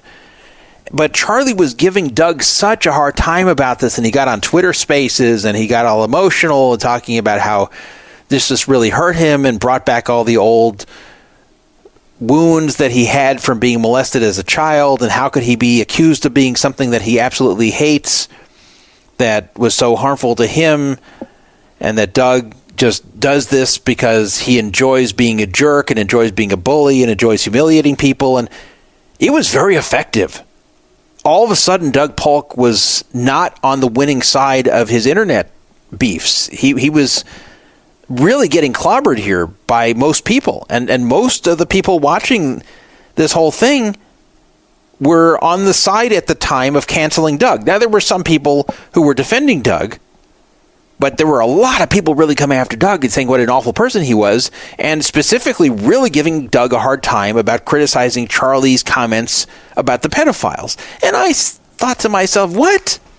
Like, Charlie said something that is very, very controversial. It is very, very controversial to say that we need to empathize with what pedophiles are dealing with, or why they might be doing it, or what their thought process is, and maybe if we can understand them, we can change them. That's a very controversial statement, because most people feel that pedophiles are just sick and selfish people, and they just need to be put in prison and lock the door and throw away the key. And you don't have to worry about understanding them or changing them, that every one of them should know that they shouldn't be doing this. No matter what their history, no matter what their mental disorder, it's just something that every adult should know not to do. It should just be very obvious to every single adult that you don't molest little kids. You shouldn't have to learn that. It doesn't matter what your disorder is. So I agree with Doug on this, that I don't believe that's the proper approach with pedophiles. You can also try to do some kind of, outreach or something to potential pedophiles and say, hey, if you're thinking of doing this, go to counseling and learn why this is something you should absolutely never do. If you're considering going this route, and maybe that'll save some kids from being molested, I have no problem with that. But I agree with Doug that you can't look at pedophiles and say, oh, these are human beings, we need to understand them. No, not really. You just should know not to do it. I don't care what the urges are. You just got to say, I'm not going to do it. That's how I feel about that situation. And I think a lot of people felt that. And in fact, when Doug brought this out, while he did do it in a very critical and, shall I say, hateful fashion, you can understand it. Because Charlie made a very provocative comment and Doug already didn't like him. So that's the nature of Twitter. That's what's going to happen. You say something like that, and there's people who already don't like you. They're going to put out a very strong and nasty response to it. That's the way Twitter works. So you can't call that bullying. That's not bullying what Doug did there. Doug took a comment that Charlie made that was highly controversial and most people don't agree with, and used this against Charlie. And that's the way social media works. And if you don't like it, then you don't make controversial comments like that. It's that simple. It's the ultimate application of, if you can't take the heat, stay out of the kitchen. So anyway, that's some background there. This is all stuff that I'm talking about from years ago all the way through May of this year. But Charlie wasn't done with Doug. Doug made an apology to Charlie to try to stave off some of the cancellation sentiment that was growing on Twitter. But Charlie probably maintained a lot of resentment about it and just felt that Doug had been picking on him for years, and Doug was trying to really make him look bad for years, and Doug was reveling in his misery, which probably was somewhat true. And he probably still had a lot of resentment. So Charlie saw another opportunity to go after Doug. And that was in this Hunichen thing, because Charlie probably read and saw that a number of people didn't agree with Doug. A lot of people did agree with Doug, but there were some who didn't. So on that same day, November 4th, Charlie Carroll responded and quote tweeted Doug Polk, who was criticizing Hunichen, and said, "Yet again, Doug Polk distorts facts to suit a narrative and uses it to attack someone. Doug, I told everyone to stop when you were getting piled on for being a bully. I'm a big believer in giving people paths to redemption. Now you're doing it again, using your consistently awful ethical judgment to try and morally police people and painting a false narrative that ends up having hundreds of people attack a person whose father recently died," he puts in emphasizing asterisks. "Get your own house in order before trying to morally police the world." So look at that tweet. Charlie's basically saying, hey, I called off the dogs. You were getting pounded back in May, and I gave you a path to redemption, Doug. And now look what you're doing. You're doing it all over again, Doug. You're bullying again. Boy, I'm sorry that I gave you a path to redemption. I always do it. I'm a very forgiving guy. But look at you. Look what you're doing here. I told everybody to stop, and now look what you're doing. You're making me very, very disappointed, Doug, says Charlie Carroll. And he's saying that he's needing to get his own house in order. I don't know what he's talking about. Like, what does he have to get in order? Before trying to morally police the world. So yeah, a lot of resentment still there. And this is why sometimes it's a mistake to apologize when you don't really mean the apology. And when Doug put out the apology, this really looked to me like he didn't mean it, but he really was just trying to get a lot of people off his back. He's trying to diffuse the situation. And this is the problem, is you give strength to those that don't like you. If the one you're apologizing to really hates you, then they will sometimes use this apology and throw it in your face later. And that's what's happening here. Basically, Charlie is saying, hey, Doug, I saved you from just complete annihilation from the internet back in May. And now look what you're doing again, Doug. You haven't learned your lesson, Doug. Maybe it's time I teach you again, is what Charlie's trying to say. So some people defended Doug in response to Charlie Carroll. Lucas Fredrickson wrote, "It's not weird to start a GoFundMe and then fly private in the same year?"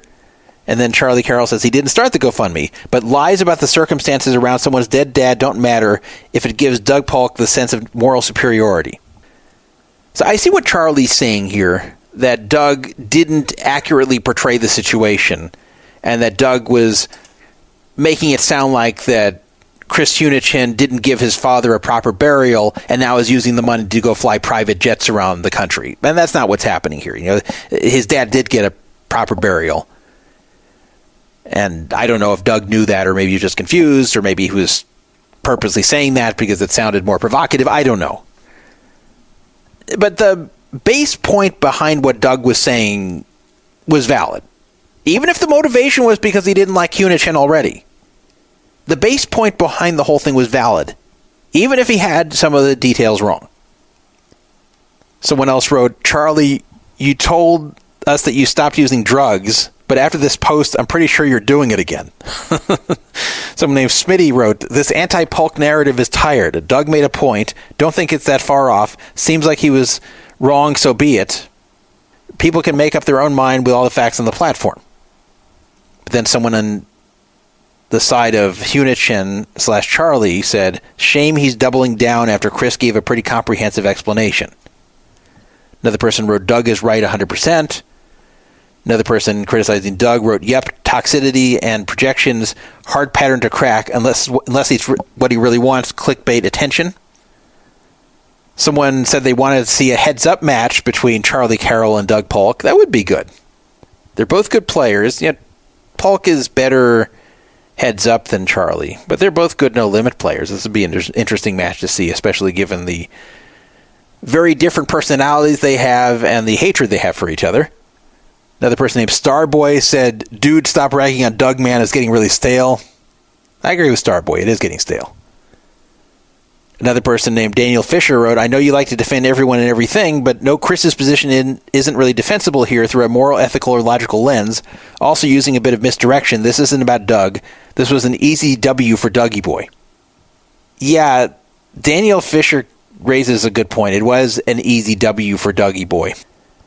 And that might also be why Doug got involved at this point, because the private jet thing just really rubbed a lot of people the wrong way. So Doug probably felt, hey, well, I can say something now because it's been a while since the father passed away and a lot of people are going to agree with me here. So perfect opportunity. And Doug took it. I can believe that. A person named Jay Sue said, "Chris didn't refute anything Doug said, so that fact's distorted? Doesn't matter if mom and sister started the GoFundMe. Obviously, Chris was aware as he shared it. He bragged about $800K score and $500K on homeless and taking a private jet, but no funds to fix the house?" Yeah, see, these things have to just be put out there to where people understand it from Hunichen's side. But yeah, I don't want to beat this to death, but as you see, that Charlie Carroll jumped on this so he could try to batter Doug Polk a bit more 6 months later. I knew that even though Charlie Carroll accepted Doug Polk's apology, that he still quietly hated him, and that Doug Polk's apology probably wasn't very sincere. This is different than the longtime feud between Doug Polk and Daniel Negreanu, which ended actually after their heads-up match where Doug Polk won like $1.2 million off Negreanu. And then after that, they were friendly. Like, they're not close friends, but Negreanu even went on Doug Polk's show, and they will interact now civilly on Twitter. Like, the whole days of them fighting seems to be over. So it was interesting. Now, that really seemed to bridge whatever issues they had. But that hasn't happened, and I don't think it will happen with Charlie and Doug. That seems to be some pretty deep hatred. So Charlie will jump on this whenever he thinks there's an opportunity to do so. So the funny thing is these two aren't that different in that way. In that if Doug doesn't like someone and then an opportunity comes to jump on something they've done and make them look even worse, he will tend to take it. And Charlie Carroll, well, that's what he's doing too. So maybe, Charlie, you need to look in the mirror and say, might I be seeing Doug Polk's face and faux hawk back in the mirror when I look at my own mirror? Might I be somewhat the same as him, even though we're so different? Because in that way, Charlie, you are. You both have a bit of a vindictive streak, and you both have a penchant for posting things that you know will be controversial. I tend to agree with Doug a lot more than I do Charlie, by the way. Let me read you one more thing before I move on here. Daniel Negreanu responded to Doug Polk. I was mentioning that they now communicate in a civil fashion. And here's what Negreanu wrote, which was mostly in defense of Hunichen. He wrote, "I'm going to chime in for a different perspective. I have friends and family who often ask me for help, not always money, and in some cases they're very uncomfortable taking any money from me. Sometimes they will ask not for me to pay for something, but to share their initiative with my following. Sometimes it's as little as $2,500 that I could easily pay for myself, but they don't want me to. I just also spent $15K on a golf cart.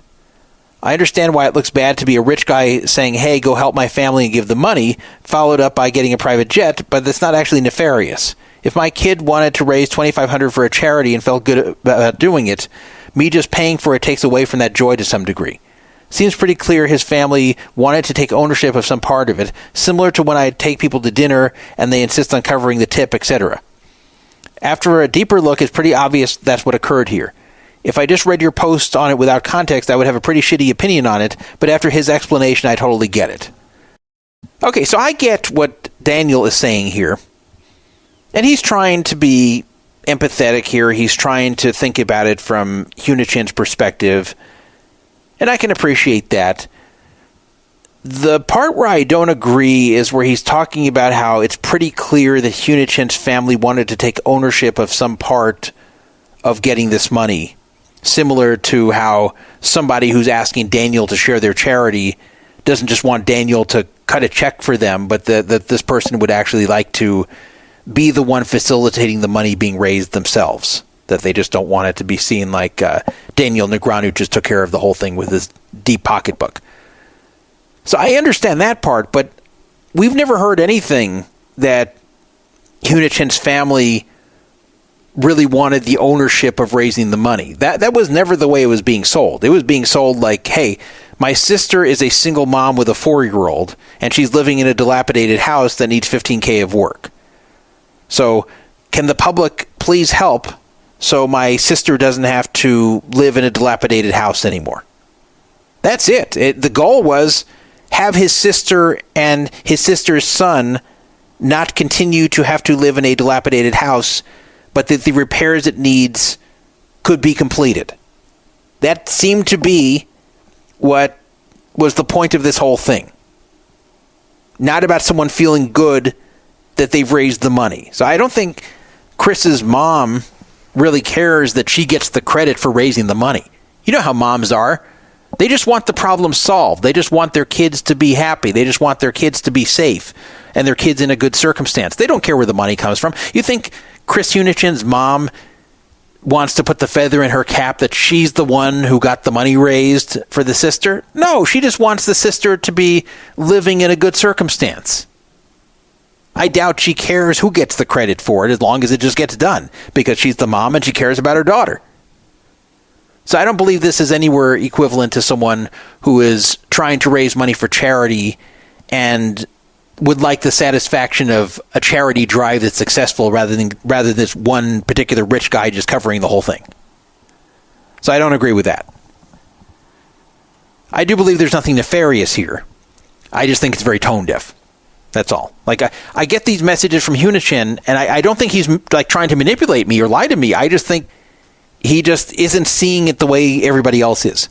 And sometimes when you don't see it the way everybody else is seeing it, you do have to take a step back and ask yourself, why don't I see it the way everybody else is seeing it? Might the problem be with my own perception?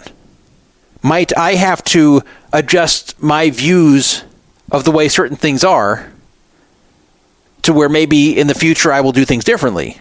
Because it seems like most people don't agree that my perspective is correct.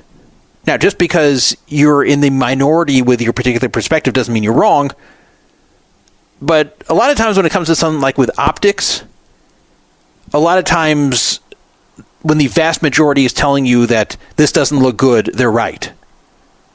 A lot of times when the vast majority is telling you that such and such thing that you're saying is bad form, they're correct.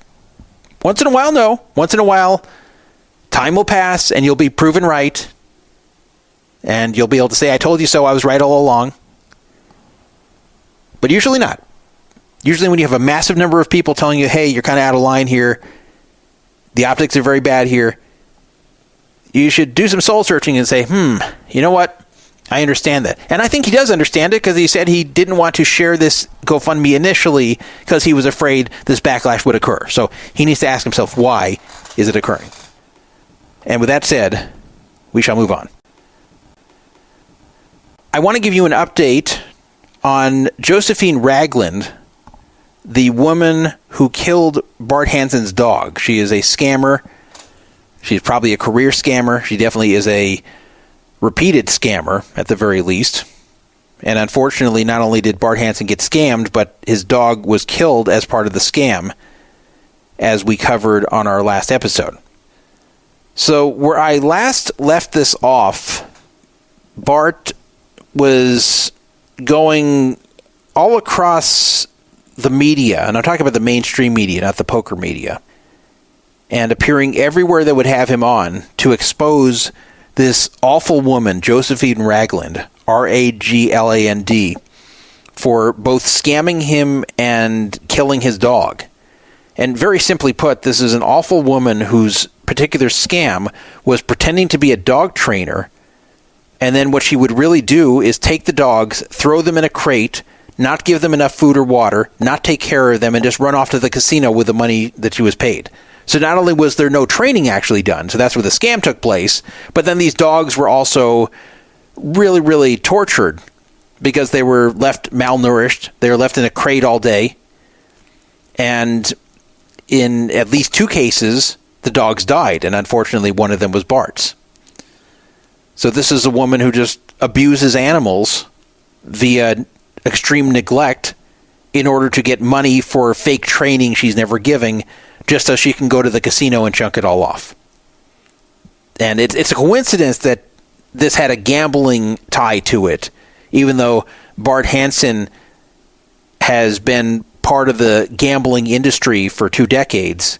It's a coincidence that she happens to be part of it too. It's not known if she was aware of who she was before she took the job. I'm sure she's very sorry at this point that she tried to scam him, because he's the one who has given her the most comeuppance so far, and now the entire house of cards is crashing down on her, and hopefully it's going to crash down a lot harder because she deserves it.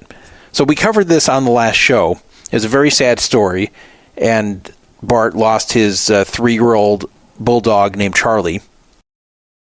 Josephine Ragland is 100% guilty. In fact, he shared the police report publicly, which I posted on Poker Fraud Alert in the thread on the Flying Stupidity forum about this subject.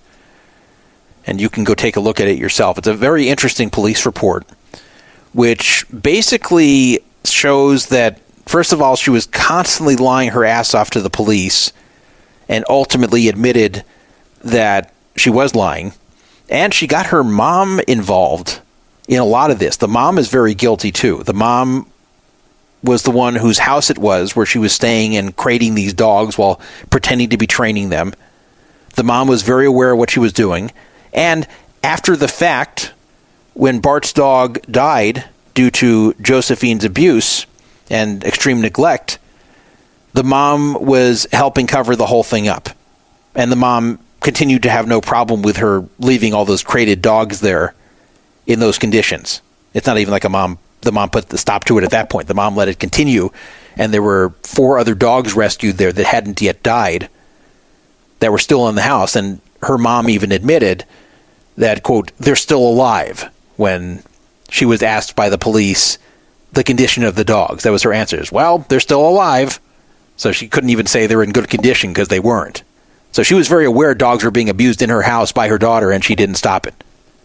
And while you have limited control of your adult children, if they're just going to do what they want and you don't approve of it, when they're living in your house and they're using your house to run a dog training scam where they're torturing dogs, you can definitely say, no, this is not happening here. You're not doing this. You're not going to crate these dogs here. You're not going to scam these poor people. You're not going to torture these dogs. It's not going to happen in my house, ever. You can and should say that as a parent. And if you allow this to occur, so your daughter can feed her gambling addiction, and then when she gets in trouble, attempt to lie to the police, which her mom did, which I'll get to in a second, then her mom's guilty too. And while I understand a mom wanting to protect the daughter, this goes beyond just a mom trying to cover up a kid's crime because they don't want the kid to go to jail. The mom was very aware of this whole thing the whole way it was happening, and it was in the mom's house. And the mom just blatantly lied to police about the whole thing. And in fact, the police report showed that for a while the story was that Charlie was buried in their backyard, but that they had a feeling Charlie was gone because they believed that animals had disturbed the shallow grave and dug up Charlie and dragged him away somewhere. And they couldn't say why they knew that happened. They just like, well, no, this is what we think happened. We don't think he's there anymore.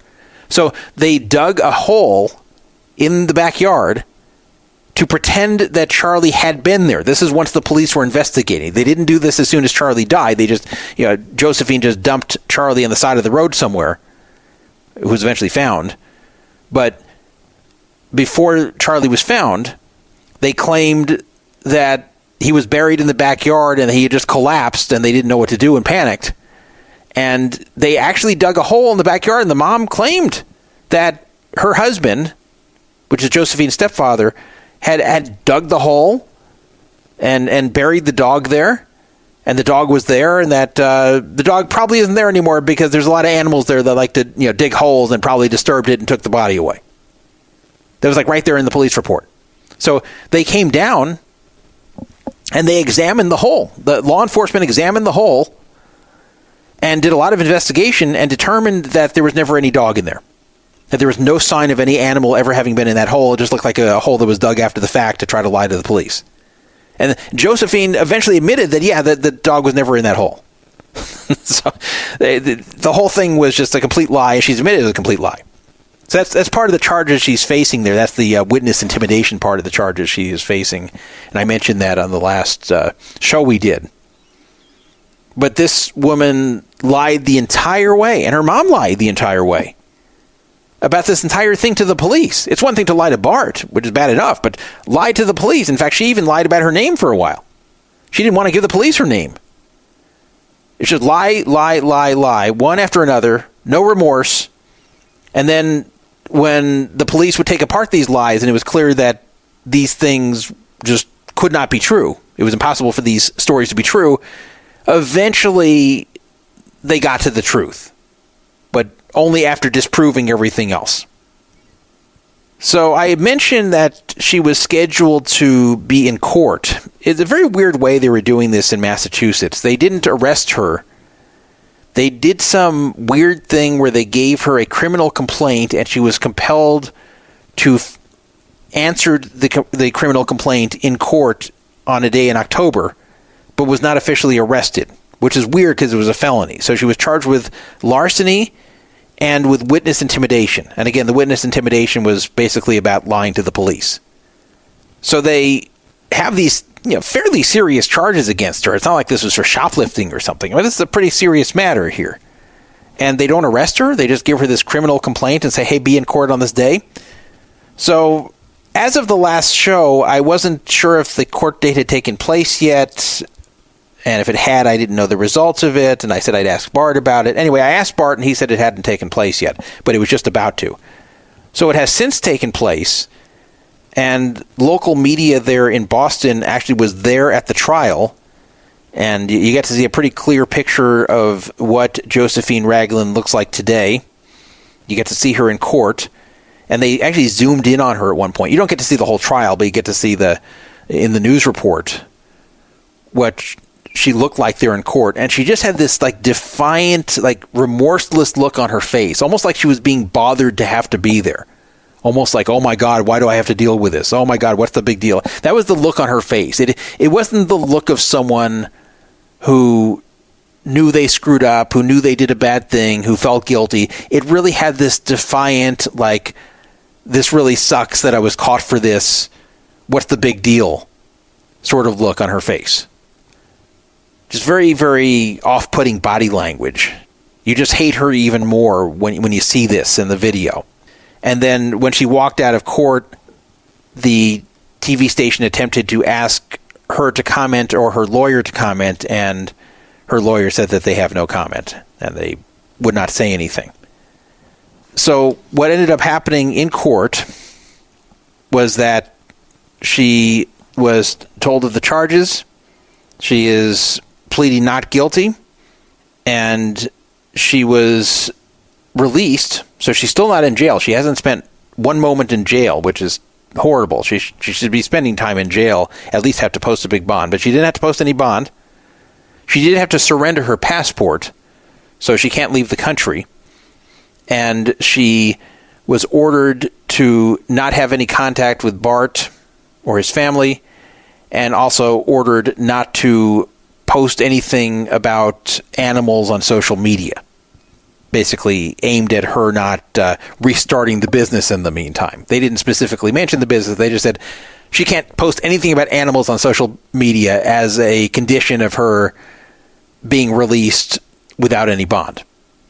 So she agreed to that, and she's currently released.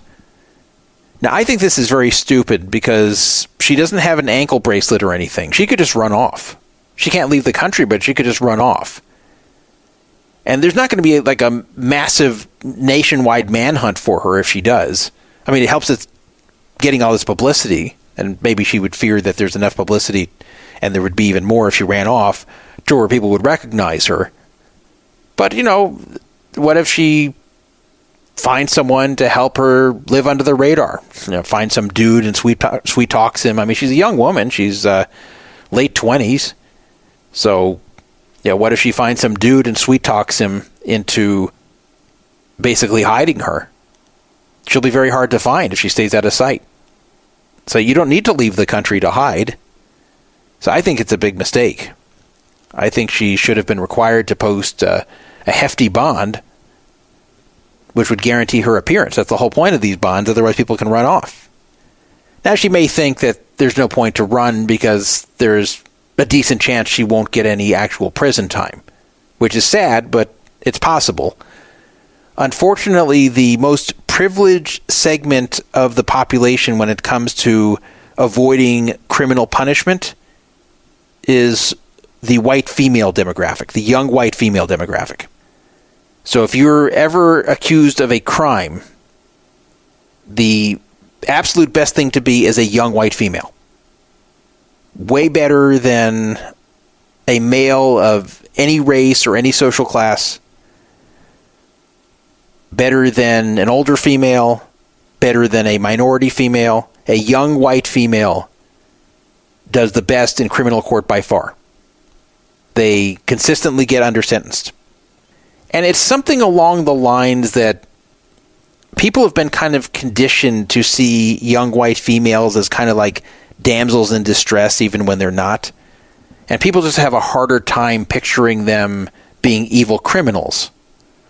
Whereas it's easy to picture a dude being an evil criminal, no matter what his background is. It doesn't matter if he's rich, poor, white, black. You can always look at a dude and say, oh yeah, this is a bad guy. This guy's a criminal. This guy's evil. You can basically say that very easily about a dude. That's just about everybody can do that. But with young white women, a lot of people have a hard time looking at them and seeing a criminal.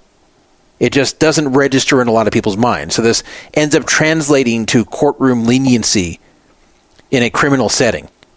And it sucks that it's this way. It really shouldn't be. Everybody really should be getting equal treatment in court. There should not be any kind of prejudice. It shouldn't be about your race or your gender or your sexual preference or your age. None of that. Everybody should be judged strictly on the evidence and their history and the testimony. It really should be only those factors. It should never be where you want to be lenient on someone because they're a certain race and gender and age, but definitely young white females do far better in criminal court. So for that reason, unfortunately, I'm worried that she will get some kind of probation, and that'll be that. I'm hoping that's not the case, but I'm a little worried that may be the case here, especially given that she has not spent one moment in jail yet. Now, it is good from the standpoint of prosecuting her that she has done this multiple times. As I mentioned on the last show, not only did she do this to Bart, not only did she do this to the 4 other dog owners who had dogs there that were taken from her mom's home, but she also did the same thing in Northern California earlier this year and late last year. Apparently 18 owners of dogs that she had watched and supposedly trained, but didn't really train, in the Bay Area were giving their accounts about what had happened to their dogs. And in most cases, there were signs that the dogs had been abused. The dogs would come home with a different personality and not in a better way, like in a worse way, where they'd be aggressive, or they'd be apprehensive, or they would just be on edge, or they have lost a lot of weight, or they'd look dirty, or they'd smell of urine and feces, or in the worst of all the cases, the dog died. So there was a case where a German Shepherd was given to her to train, and then they actually tried to return a different dog to this family that didn't even look that much like the dog. I saw in one of the reports the replacement dog. It didn't even look that much like the first dog. I don't even know why they thought they could pull this off. But she and her boyfriend supposedly were watching this dog. The boyfriend actually amazingly took credit for letting the dog get away and die, which is pretty amazing that this guy was willing to do this for her. I don't know if she's still with him. This is in California. But at the time, they chose not to prosecute her, even though I think they could have, given all the different dog owners that came forward that she had been abusing their dogs. So between all these different owners, plus this dog dying and then being replaced with another dog and told it's the same dog, that definitely should have risen to the level where she should be prosecuted, at the very least for fraud. But she wasn't, and she left the state partially, I'm guessing, so there would be less of a chance they would come after her. So she left the state and started the scam all over again in Massachusetts and Connecticut. And that's unfortunately how Bart got victimized later on. So sadly, had the San Jose Police Department done their job when they should have last year, then Bart's dog would still be alive. But she's definitely shown a repeated pattern doing this. As I said, there were 18 dog owners that had different stories about what happened to their dogs under her care back in early 2023 and late 2022. And then a bunch in Massachusetts and Connecticut, including the 5 that had been in her house in September, 4 of which were rescued. Unfortunately, the 5th one, being Charlie, was dead. So, really, really awful woman who didn't just make a one-off mistake. This is someone who serially did this and had such a dark and cold heart that she didn't mind doing this to these dogs, just throwing them in a crate, not coming back sometimes for days while they didn't have enough food or water, and they didn't get to go out for walks or anything. They're just in this crate. Can you imagine? And just doing this to one dog after another. I mean, it's torture. She's torturing one dog after another so she can get money to go gamble with no remorse. You'd think after the German Shepherd thing, that would be a wake-up call. You'd think after that, she'd say, okay, well, one of these damn dogs died here that I was abusing. Okay, you know what? I'm going to stop abusing dogs here for money. I think I'm going to stop this. But no, she just moves to another state and starts up all over again. This is a sick person. And Bart said this. He said this is a sick individual. And it is. Because to keep doing this over and over, this isn't someone with a gambling problem who neglected one dog they were watching, and then the dog died and they felt awful about it and said, well, it's too late. I feel terrible, but there's nothing I can do. I've learned my lesson here. This is someone doing it again and again and again and again. And all they care about is getting that money that they're scamming. So it's a combination of a scammer and an animal abuser. But she must have something just missing. She must be a sociopath. There must be something missing in her makeup to where she can do that to these dogs and not care. How can you just torture animals like this as part of your scam? It's much worse than a regular scam. Usually a regular scam is just financial. Here this is financial plus torturing animals. It's crazy. So I really wish that she would get a very long sentence. It won't be long enough, whatever she gets. It won't be close to long enough. But here, I'll play you some of these news reports regarding her court appearance, and you can get an idea of what's going on there. Props to Bart for really staying on this one. He's the one who has brought all this to the attention of media. He is the one who just jumped on this situation right away and got the right people involved to investigate it. He got lucky in some ways that he got an animal control officer who was very, very interested in the situation and did a lot of work, and that his small town police department was very interested and did a lot of work. So that's all good, and that was out of his control. It was good that he ran into that. He was very unlucky, of course, that this happened to his dog, but I'm saying that after the fact, he had some luck in who he ran into to help investigate this. But he's put a lot of time and energy into getting this into the media, into spreading the word about this, into trying to get her prosecuted, not just where he lives in Massachusetts, but also in California and also in Connecticut. And in Connecticut is the place they can bring the animal abuse charges because that's where the dogs were actually abused. But I have one more piece of news before I play you those reports. Because in addition to being charged in Massachusetts, which I told you about in October, she's also now being charged in California. So that's good. Now, they could charge her there with the animal abuse, but for whatever reason, they're not. But they are charging her with felonies in California related to the scamming. And there is a second charge which is somewhat related to animal abuse, but it's not quite a strict cruelty to animals charge, which he really needs to face. But Bart's working on getting that done in Connecticut. So he's been very aggressive with this, and it's been paying off. She messed with the wrong person here. She messed with the wrong person's dog. And fortunately, Bart has been able to spread the word about her, and now she's going to have a very hard time doing this in the future just because of the publicity that's been brought and the fact that she'll finally be facing criminal charges over this. So I'm going to play you some of these updates on the story here. Well, a judge has ordered a Connecticut dog trainer accused of scamming a North Reading family to stay away from all animals other than her own.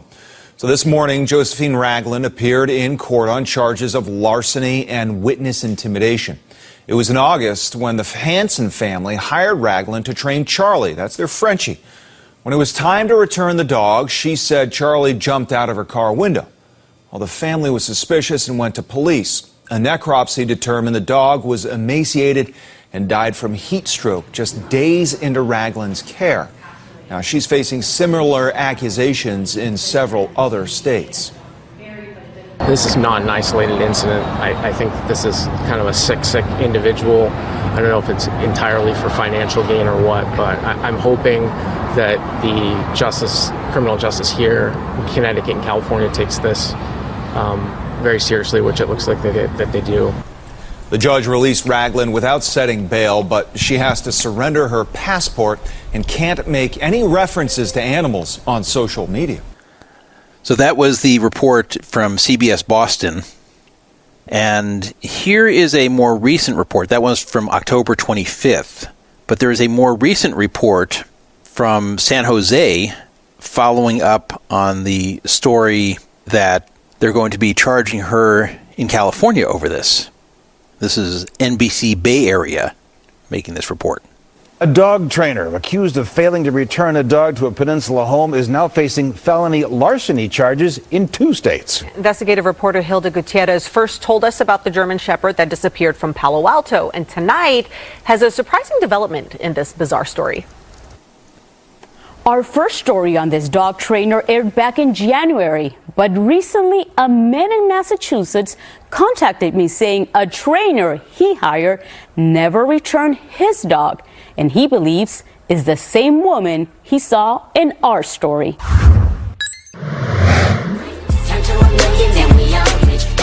This is Charlie, a 3-year-old French bulldog from North Reading, Massachusetts. The Hanson family says they hired a dog trainer named Lily through the app Thumbtack to board and train Charlie for 2 weeks. But at the end of the training, she didn't return their pet. I don't know what exactly happened. I don't know if he jumped out of the car or somebody took him, but he's gone. That's the story Hanson says he got from the dog trainer when she sent this text saying her car had broken down on the side of the road. These are expensive breeds. I don't know if it was a negligence issue. I don't know if we're dealing with a scam. After searching for Charlie, speaking to animal control and law enforcement, Bart Hanson says he found our story online.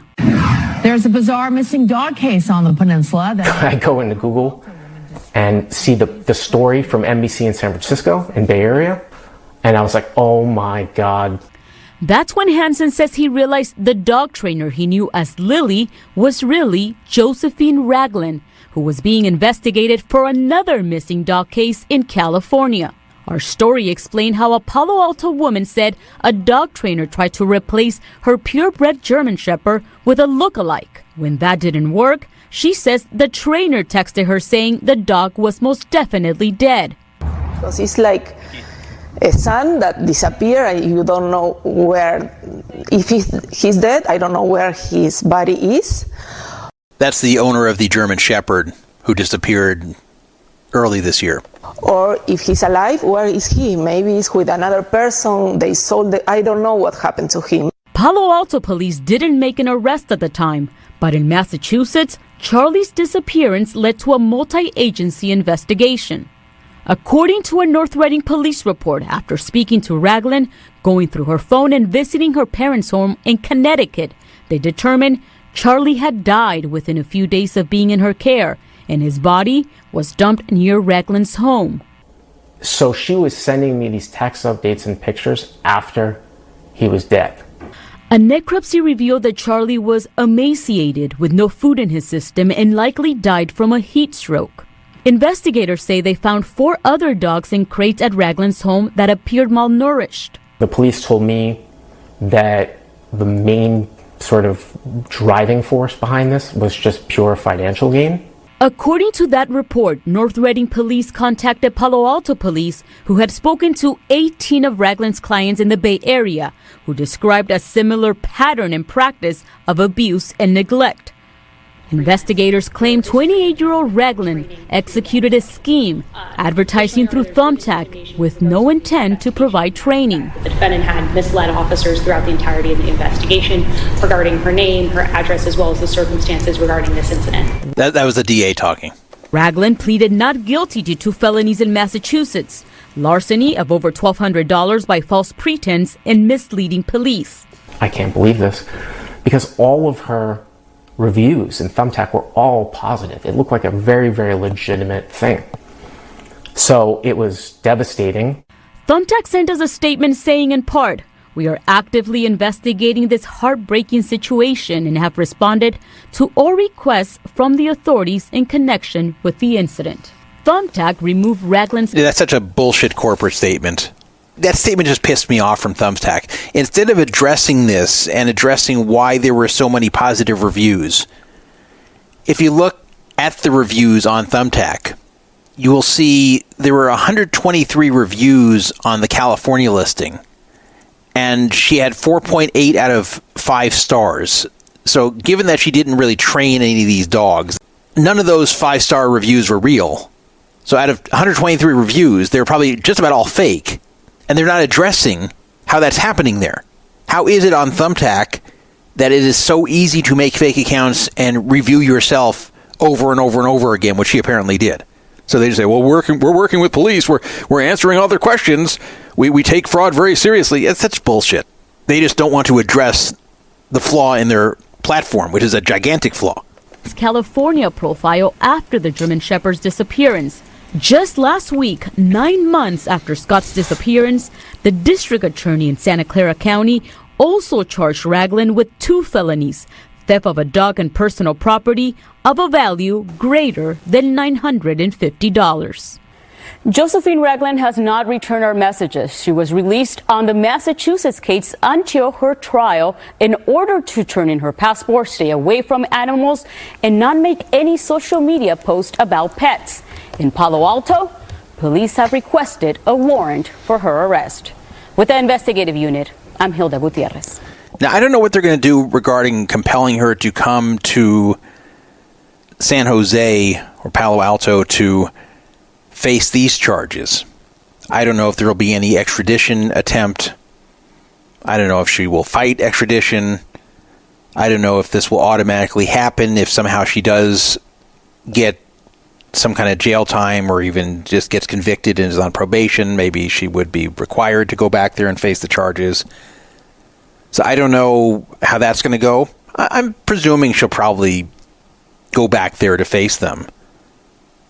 So at least they're doing this now. Now, as I was saying, she's not charged with animal abuse there. She's charged with like theft of an animal worth more than $950 and also charged with some kind of fraud or larceny. So it's good she's being charged in both states, and Bart is really hoping Connecticut will do it as well, because then they can hit her with animal abuse charges too. And maybe that would be the one to actually send her to real prison. Hopefully there's not this concurrent sentence bullshit. If she does get sentenced for anything, hopefully she would have to do different sentences in each state for what she's done. What an awful woman, though. Just, if you read that police report, which you can find in the Poker Fraud Alert thread, I put a link to it. If you read that police report, you will get angry. The thread, by the way, is called Bart Hanson Making National News as he goes after dog training scammer Josephine Ragland. So if you look at the very beginning of the second page of the thread, you'll see there's a Google Drive link, and it's safe to click on. And you can read the entire police report from Massachusetts. And then you'll see a link at the bottom of that same post where I have a link to that Boston news story I just played you. And then the post that I just recently made of the NBC Bay Area report I just played you, the longer one that was about 4+ minutes. So let's hope they throw the book at her. Let's hope that she sees real time inside a prison cell, because she deserves it. And I wish they'd charge the mother with obstruction, too. Because the mother was very involved. The mother should not get off for this here. Even if you want to say she was trying to protect her daughter, it was much worse than that. I mean, she had the dogs right in her house. She knew what was happening. She had no problem with it. You don't have to let your daughter abuse dogs in your own house. And if you do, and if you cover for her when the police call about it, then you're guilty too. She's guilty of not quite as much as Josephine Ragland, but definitely a very willing accomplice. Moving on, I want to give you a Christopher Mitchell update. So Christopher Mitchell has been doing his same scam now for what's coming up on 4 years. I don't want to tell the whole Christopher Mitchell history because you guys mostly know it, but this guy was like a career scammer and huckster who just did not want to have any kind of real job and would do whatever it took to not have one. And he was also very arrogant. He saw himself as smarter and above everybody else. That he's too good to work. Even though he's not educated, he doesn't have any skills, but he's too good to work. Everybody else should work and not him. And if he has to scam to make that happen, then so be it. So over the years, he was doing a whole bullshit fitness routine and trying to sell books about that. And he did multi-level marketing. He was doing whatever he could to try to support himself without having a real job, but none of these had a lot of success.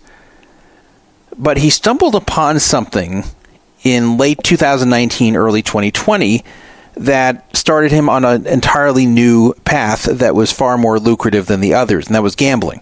So he just started out because he happened to be staying in the Rio when he was there for some convention, and he gambled, and he decided he really liked gambling. So he kept gambling.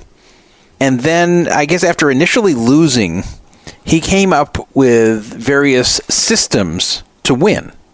And these systems were not positive expectation. They were not winning systems. He has no mathematical or statistical background. He has no capability or education, or he's not even self-taught. Like he possesses no skills or knowledge that would enable him to be able to come up with any kind of system to beat the casino. The guy's just an idiot. But he convinced himself that he could come up with these simple concepts that somehow would be groundbreaking and would bring the casinos to their knees that no one else in the history of gambling had thought of. You know, things like doubling your bet when you lose, or betting on the trends you see on the roulette wheel. These were his winning strategies that he thought that no one else has ever come up with before, and that he is a great gambler who has figured it all out. And the reason he thought this was because he had a hot streak at the beginning of 2020 and the end of 2019, where using these martingale strategies and hop from a table after 15 minutes so you don't give it back and move to another table, just stupid things which were a combination of superstition and long disproven gambling strategies that just have no mathematical basis. But it happened to be working, which it can do for the short or medium term. Usually not. Usually it's going to lose pretty quickly, but sometimes you can get lucky for a while and you can keep winning. So he ran up some money, and at that point a light bulb went over his head, and he said, "Oh, wait a minute. I've come up with something here. I'm a genius. I figured out how to beat Vegas." So he came up with the idea that, much like he had tried to teach people about how to get fit without steroids, even though he did steroids all the time. He claimed he didn't do them, but he was really doing them. But, he had done educational books and videos before. He said, hey, why don't I do gambling coaching, gambling training, and I can show people how to make the money I did and make even more money. And the idiot really believed it at the time. He really believed he had a winning system. But of course, reality smacked him pretty hard. And in February of 2020, this is before the casino shut down, COVID was just beginning, he lost most of what he had. So the party was over, as it often is for addicted gamblers after a fairly short time. But at that point, he didn't say, oh, well, I thought I could beat the casinos, but I can't. Okay, never mind. I'm going to shut down my gambling course. Instead, he used the appearance that he was continuously destroying the casinos and had become a millionaire just by beating the casinos to scam people and sell these, quote, winning strategies for anywhere from hundreds to thousands of dollars. In fact, he was even offering personal one-on-one coaching for up to $10K. So we've covered all this before, and he's been running various forms of this same scam for the last 4 years. He has been moving around the strategies. Sometimes it'll be online, sometimes it'll be live, sometimes it will be baccarat, sometimes it'll be roulette, sometimes it'll be blackjack, sometimes it'll be sports betting. And whenever he moves on to something new, then he criticizes what he was doing before. Say, oh, well, I don't want a sports bet because I like when I have control. I know I'm a winner. I know I can always win, but I hate counting on athletes to do what I expect. So I'm not going to be a professional sports bettor anymore. And then whatever he's doing next loses, and he goes back to sports betting and says, oh, well, I like sports betting because who wants to spend all day in the casino trying to make money when all you have to do is spend a few minutes placing bets every day, and then the athletes all do the work for you?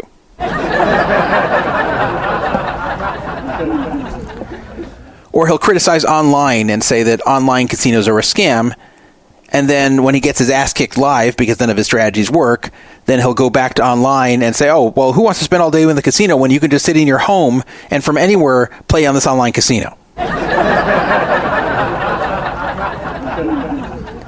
So basically what he has going on right now is a combination of commission from Bet Online. So he's an affiliate for Bet Online, and he gets 35% of whatever people lose who sign up through him. So that's one income source. And then another income source is getting idiots to pay for his inner circle and coaching sessions and meetups that he has. And some of these can be quite expensive for thousands of dollars. Now, is he really rich because of this? No, because the moron still believes he can beat the casinos and keeps chunking it back off. So he's always in this cycle ranging between flat broke and probably like low six-figure net worth. But it always goes back to flat broke because whatever he has at the moment, he starts betting higher and higher. And because his strategies are all negative expectation, he eventually loses. So it's an endless cycle here, and it's always going to be. So we've discussed all this before. And I stopped discussing him that much on this show in recent times because it's just more of the same thing. There's a thread on Poker Fraud Alert in the Scams, Scandals, and Shadiness forum, which is now over 700 pages long, and is all about Christopher Mitchell. And it's kind of a combination of investigating him, making fun of him, comedy, exposing him. It's kind of all of this rolled into one. And there's members of Poker Fraud Alert who only post in that thread and nowhere else. So we got a number of new members who only talk about Christopher Mitchell and don't post anywhere else on the site. And it's amazing how good some of these people are in this thread, where like he'll move somewhere and they'll figure out from the background of where he is exactly where he's moved to, or they'll even figure out his exact address from little clues based upon what was available to rent in these places. These people are really, really good at investigating, and they'll cooperate together, and they'll come up with the goods on him every time. He must hate it how quickly people take apart everything he does there.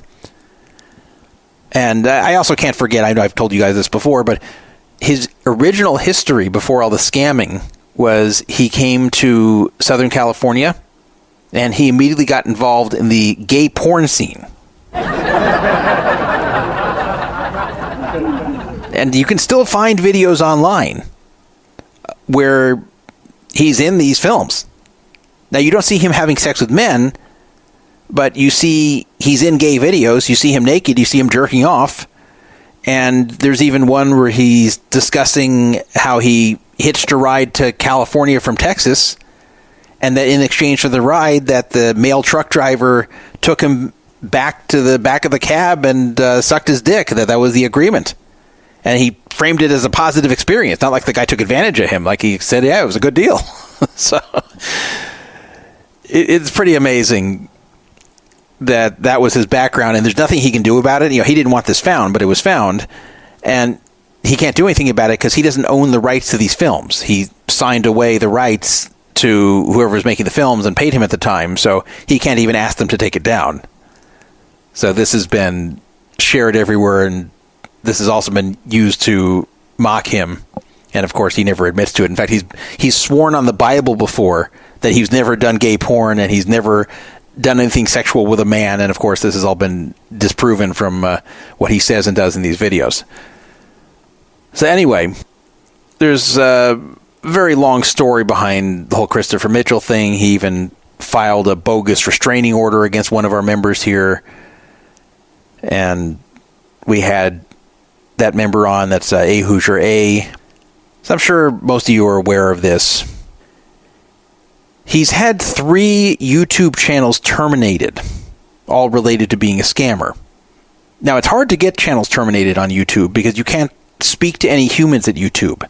YouTube is managed by bots mostly. It's very hard to get a hold of a human. So you can't reason with the bots that this is a scam channel and it needs to come down. The bots just don't have the capacity to analyze this. So the bots don't say, hey, I'm a bot, I can't do this. The bot pretends like it's concerned, and then nothing ever happens. And then the report button on YouTube doesn't work very well either. So it took a very long time to get the first channel down. It finally went down because of fraud and scams. Then he put up a second channel. That was very quickly terminated. I guess YouTube detected that he put up a second channel to replace the first. But then he got smarter and he took over his wife's channel. And that one lasted for a long time. And that finally got terminated. It took a long time, but it got terminated. And then, like earlier this year, he was very frustrated and was posting on Facebook that he's just done with YouTube. Because he felt defeated that he lost 3 channels. And that when he loses the channels, just all the videos are gone. And everything he's built up with search engines and all that, that's all gone. Nobody can find it anymore. Nobody can find him because his YouTube was the main way he'd find new suckers. So when the 3rd channel disappeared, he had quit YouTube. He was posting that he was very frustrated and he quit YouTube. But I guess that subsided after some months passed, and he started a new channel called Goat Life Baby. And this is so obnoxious. He calls himself the GOAT, the greatest of all time, GOAT. So his new channel, Goat Life Baby, is what he's running at the moment, and YouTube has not removed it yet, despite the efforts of some of us. We're still trying, but we haven't got it removed yet. So he's restarted things all up there. It doesn't quite have the reach it once did, so that's good. But his new channel isn't quite catching on enough, but he buys followers and views, so sometimes it's hard to tell exactly what interaction it's really getting. But he's just doing more of the same thing on his 4th channel here. A member of this forum decided that he was going to try to take some action sort of related to the new channel, and that's why I'm doing this segment. So Christopher Mitchell has been going around to different casinos and filming himself in these casinos and trying to show off how he's winning, blah, blah, blah. And of course, you don't see any proof he's really winning, but he likes to present that he's spending his days gambling at the casinos and basically just printing money at will. So one of the members here, who's on Twitter as Bobby Z, he decided that he's going to try a tactic to maybe get Christopher Mitchell banned from these casinos. So what he started doing was every time Christopher Mitchell would release a video showing himself in a certain casino, that Bobby Z would then tweet to that casino and ask them why they were allowing a scammer to use their casino as a prop for his scams and why they don't just remove him. So I felt this was a pretty effective thing to do, or at least it had the potential to be effective, and at least it was worth a try. Because casinos are in kind of a funny spot here. Because where has all the money gone that Christopher Mitchell has scammed? Which, by the way, is a lot by now, over the last 4 years. I mean, he's been at this for a long time. And he scammed a lot of people for thousands each. Well, hundreds to thousands each. But I mean, a lot of victims here. There's a lot of victims over a 4-year period. So how much do I estimate that he has scammed in this whole gambling coaching scheme he's been doing for 4 years? I think it's in excess of $1 million. Yeah, I do. I think he's made over $1 million. I think his claim of being a millionaire, which he's not, of course, I think that would be a true claim if he did not have a gambling problem. If he just pocketed the money and did not gamble, then I believe he would be a millionaire. But he chunks it all off. So where has that money gone? Well, most of it has gone to the casinos. So the casinos love having someone like him, someone who is dumb enough to believe that they have a system to beat the casino and will just keep throwing every dollar they have at attempting to do so. So this is why he has all these comps that he shows off, because he just chunks off money at a high rate at these casinos whenever he gets his hands on a few bucks. And sometimes more than a few bucks. So the casinos, from a business standpoint, do not want to lose his business unless he's more trouble than he's worth. And that's where we can make an impact. So if the casinos are shamed for allowing him to operate there, then they may just decide, hey, the bad PR from this isn't worth it. We're getting rid of this guy. Now, every casino is different. They all have different standards. They all have a different level of responsiveness. So you can't count on that you just message a casino and they'll take care of it. But it's worth a shot. And the more reputable operations are more likely to get rid of him than the sleazy places. The sleazy places just think about, hey, can we make money from this? Okay, good. We don't give a shit about our reputation. But the more classy places, they will tend to care. So one of the places that Bobby Z messaged was Circa. Now, Circa is a new casino downtown. It's the nicest casino downtown. It's a very nice property. It is new, and there's a lot of buzz about it, and people feel pretty positively about Circa so far. I mean, yeah, it's downtown, and yeah, you have to like downtown if you want to go there. But if you do, that is the best place there. They also run these increasingly popular sports contests, one of which has no rake, the Circa Survivor contest, which we actually have an active entry in at this moment. We are through 9 weeks in this 20-week contest. It's a $9.6 million contest, and we're 45% through. And hopefully we'll get 100% through. But that actually is run with no rake. It's a $9.6 million contest with no rake. And it's a very popular contest, as is their Circa Millions football handicapping contest. That's also very popular. And in general, people like their sports book, and they like the director of their sports book, whose name is Jeffrey Benson. So the reason I'm telling you all this about Circa is that Christopher Mitchell had been using Circa as a prop as one of the casinos that he was going to. Because he just recently moved back to Vegas. In fact, he moved very close to where he lived previously.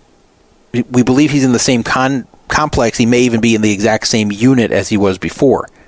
For a while, he left Vegas and claimed he didn't need Vegas anymore, but he's back. Anyway, I thought, Circa's been getting a lot of good press recently. They have a lot of social media presence. There's been a lot of good PR about their Circa Survivor contest, and people just generally like them on gambling Twitter. So if we bring it to their attention that a scammer is operating from their property, might they be concerned? So after Bobby Z brought it to their attention, which is a very good idea, I responded back and basically just stated that I 100% agree that Christopher Mitchell is a career scammer, that he shouldn't be allowed there, and that I'm very surprised that Circa is tolerating this. And I said, a classy operation like yours, I'm surprised that you would want someone like this scamming from your property. So it was a shot in the dark. I wasn't sure if they were going to respond at all. But Jeffrey Benson, remember the director of the sportsbook, responded back, and he said that the problem has been addressed. Yep. Now, he didn't say specifically what was done. He didn't say Christopher Mitchell's been banned, but he said that the issue has been addressed with upper management. So what do you think that means? I think it means he's banned. At the very, very, very minimum, he's been told never to film there again, but I think he's just banned. I think Jeffrey Benson Googled him and found all the info which pointed to the obvious, that Christopher Mitchell was a career scammer and that he was using Circa in one of the videos as a place he was supposedly gambling and just winning all kinds of money, trying to entice people to fall for his scam. And he probably said to the people above him, hey, this guy seems like bad news, you just get rid of him. Like, that's what I think happened.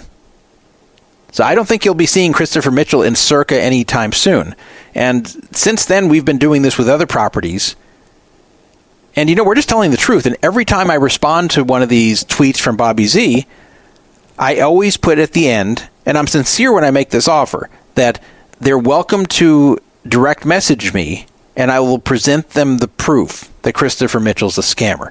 So it's not just my word against his. I can present them the proof as to what he's doing. It's a 702 number calling it. I wonder if it's Christopher Mitchell. Is that you? Is this still the fraud show? Might be. Well, listen, it was a little bit longer than I anticipated, but I'm back. I did some long topics. I'm just finishing off with Christopher Mitchell here that I got him what I think was banned from Circa. Well, you told me this in person. Yeah. So I know the story. You're finishing that topic? I'm just finishing it, yeah. So, yeah, props to Jeffrey Benson of Circa for taking action here. I give them a big thumbs up. I responded that I'm very impressed with the way they're handling things so far, and I'm sincere about that. And I think it's great when you have casino management that's willing to listen to the customers on social media. And when customers bring it to them, hey, there's a career scammer operating from over here and posting it on YouTube, that instead of just dismissing it or saying, hey, this guy's losing money here so we don't care, they look and go, yeah, this guy sucks, he's gone. Like, they didn't directly say he's gone, but it was implied, and I don't think he's welcome there anymore. So, little victory, and hopefully the big victory is coming soon. Hopefully we will have his channel down, his fourth channel down, sooner than later. Just wanted to give you guys that update. So anyway, welcome back, Brandon. If you can, talk as loud as you can, scream if necessary, so people can hear you, so I don't have to correct this in post-production, which is a pain in the ass.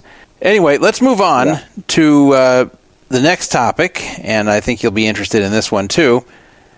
I want to talk about the Formula One race and the fact that, number one, it's approaching very fast. In 10 days, actually now 9 days, will take place on the 16th of November. And this may be before we have... Did you mention your thing? I'm about to. There may be no more shows of Poker Fraud Alert prior to when it goes off, so the next episode may be talking about what it was like and how it worked out in Vegas. But before we begin, I do want to mention something that I actually have for sale.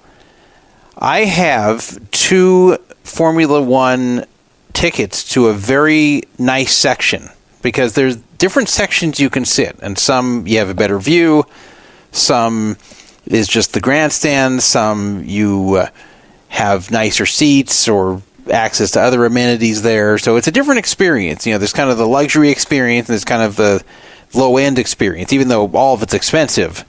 I actually have 2 tickets in one of the better sections, but I cannot make it to the Formula One So I have these for sale, and if any listeners would like to buy it, please get a hold of me. If you're going to be in Vegas and you'd like to sit in a nice place, these are not assigned seats. You just have access to the whole section, and I guess you sit wherever you can find a seat in there. But it's one of the good sections. And if you want to message me about it, I'll tell you more about it. And if you're interested, I will sell it to you. Now, you're not going to get this dirt cheap. Don't say, hey, I'll buy each one for $200. It's not going to be like that. If you go look at the prices online if you want to buy these on the secondary market, and you'll see that you won't get anything for under four figures, and that's even in the grandstands, which are the worst place to sit. So it is expensive, and if you don't want to spend that type of money on it, I totally understand. But if you're interested in buying this, please let me know. And Formula One races in general are expensive. Yes. I mean, they're on par with like the Super Bowl, so it's not like, no matter where you went, that's just what they cost. Right? Yeah. But as I was saying, this is a much better section to be in than what's normally for sale. So anything you see that says grandstands, this is way better than that. So, we can talk about what it would be sold for. If you're interested, please message me. Please only do so if you really want to. Don't just do it to waste my time. And maybe we can make a sale. Of course, you can trust me. I'm not going to say anything counterfeit or anything like that. I'll be very reputable in the transaction. So if you are interested, please text me 775-372-8355, 775-372-8355. You can text me 24 hours a day, 7 days a week. I may not respond immediately if I'm not available, if I'm sleeping, but I will get back to you. So if you are interested in buying these, please let me know. And you can even let me know if you will be interested to buy them like last minute. But the only thing I'm saying is that I'm going to sell them to someone, but before I leave Vegas, because I'm going to be in Vegas, but then I have to leave. So I'm going to sell them to somebody. So I may have already sold them. So I'm not going to hold them for you if you haven't actually made a decision to buy them from me. So, yeah, it's only fair. You can't say, well, I might buy it on the last day and then be disappointed when they're not available anymore. So if you want to lock them in to where I'll guarantee to sell them to you, then message me. We can do that. And if you have some interest, or maybe at the last minute that if I haven't sold them yet, you'd like to buy them, you can let me know that as well, and I can contact you at the time, maybe like the day before, and we can talk about it at that point. But again, remember, they might be gone by then, so I'm not going to hold it for anybody who says they might or might not be interested, and they'll let me know. But if you have any level of interest, that's serious interest, I mean, like you really think you might go and spend good money on this, let me know. As I said, I encourage you to Google the prices on these to get an idea of what these tickets go for, so you don't come in thinking you're going to get them for a few $100 and then be shocked when I tell you a price. So we can talk about the price, but it's not going to be cheap. And that's because none of them are cheap. So I'm not going to screw myself and sell them, for tremendously below market value. But then again, I'm not looking to squeeze out every single dime here. I just want to sell them and be done with it. So what you're saying is you're going to sell them at a fair price. Yes. And okay. You can definitely trust me. So please let me know if you're interested in buying these. The only thing I do have to say here is I can't send them to you right now because I do not have them in hand. So when I get them, I will, of course, give them to you. But if you're going to message me now and say, hey, yeah, I'm very interested, I'll pay what you're asking, ship them to me tomorrow, I can't do that because I don't physically have them. But if I agree with you that you're going to get them, then I'm not going to screw you. I'm not going to flake on you or anything. So, we'll discuss the whole thing and how that all goes if you're interested. And that's not the main purpose of this segment. I just wanted to mention that because I know a lot of you have been listening a long time, and I know that if you're considering buying one of these on the secondary market, because if you do it through the casinos, it's ridiculously expensive, way more than you're going to pay with me, and you're going to get probably a worse section you're going to be sit in. So it is a good idea value-wise to buy it from a third party, but the problem is you don't know who's selling it to you, if they're reliable, if they're going to send you sell you counterfeit stuff. I mean, it can be kind of scary. So at least with me, you know that's not going to happen. With you, I'm guaranteeing you the transaction here that you're not going to get screwed. Buying it from a guy that's synonymous with a fraud site. Yeah. For God's sake. With the anti-fraud site, not a site committing fraud. So yes, just if that's something that you want to see, don't go buy one of these failed packages from a hotel and all that. You should definitely try to contact me about it. And believe me, you'll be very happy with the section that this will be in. It'd be probably far better than what you would get from any of these expensive hotel packages. So just throwing that out there. The main purpose of this segment is to discuss the F1 race and how this whole thing has kind of been a fail in a lot of ways. And I think when the whole thing's over, that's going to be the conclusion. So, first of all, as Brandon can... You're saying it's going to leave a legacy of fail? Is that what you're saying? Yes. Brandon can already verify that the traffic has become an absolute nightmare in Las Vegas, especially near the Strip, over the last several months as they've been preparing for it, because they had to do a lot of work on the roads there to make them appropriate for these race cars to speed around at these very high rates. So they've been doing so much work in and around the Strip, and it has been a killer for traffic. Even I've run into it a few times. And this has been going on for months. This isn't like for the last 2 weeks. I mean, this has been going on for months, on and off, in different areas. And so the city is already kind of frustrated. The city, meaning not the city government. I'm talking about the people who live in Las Vegas are already very frustrated with this whole thing.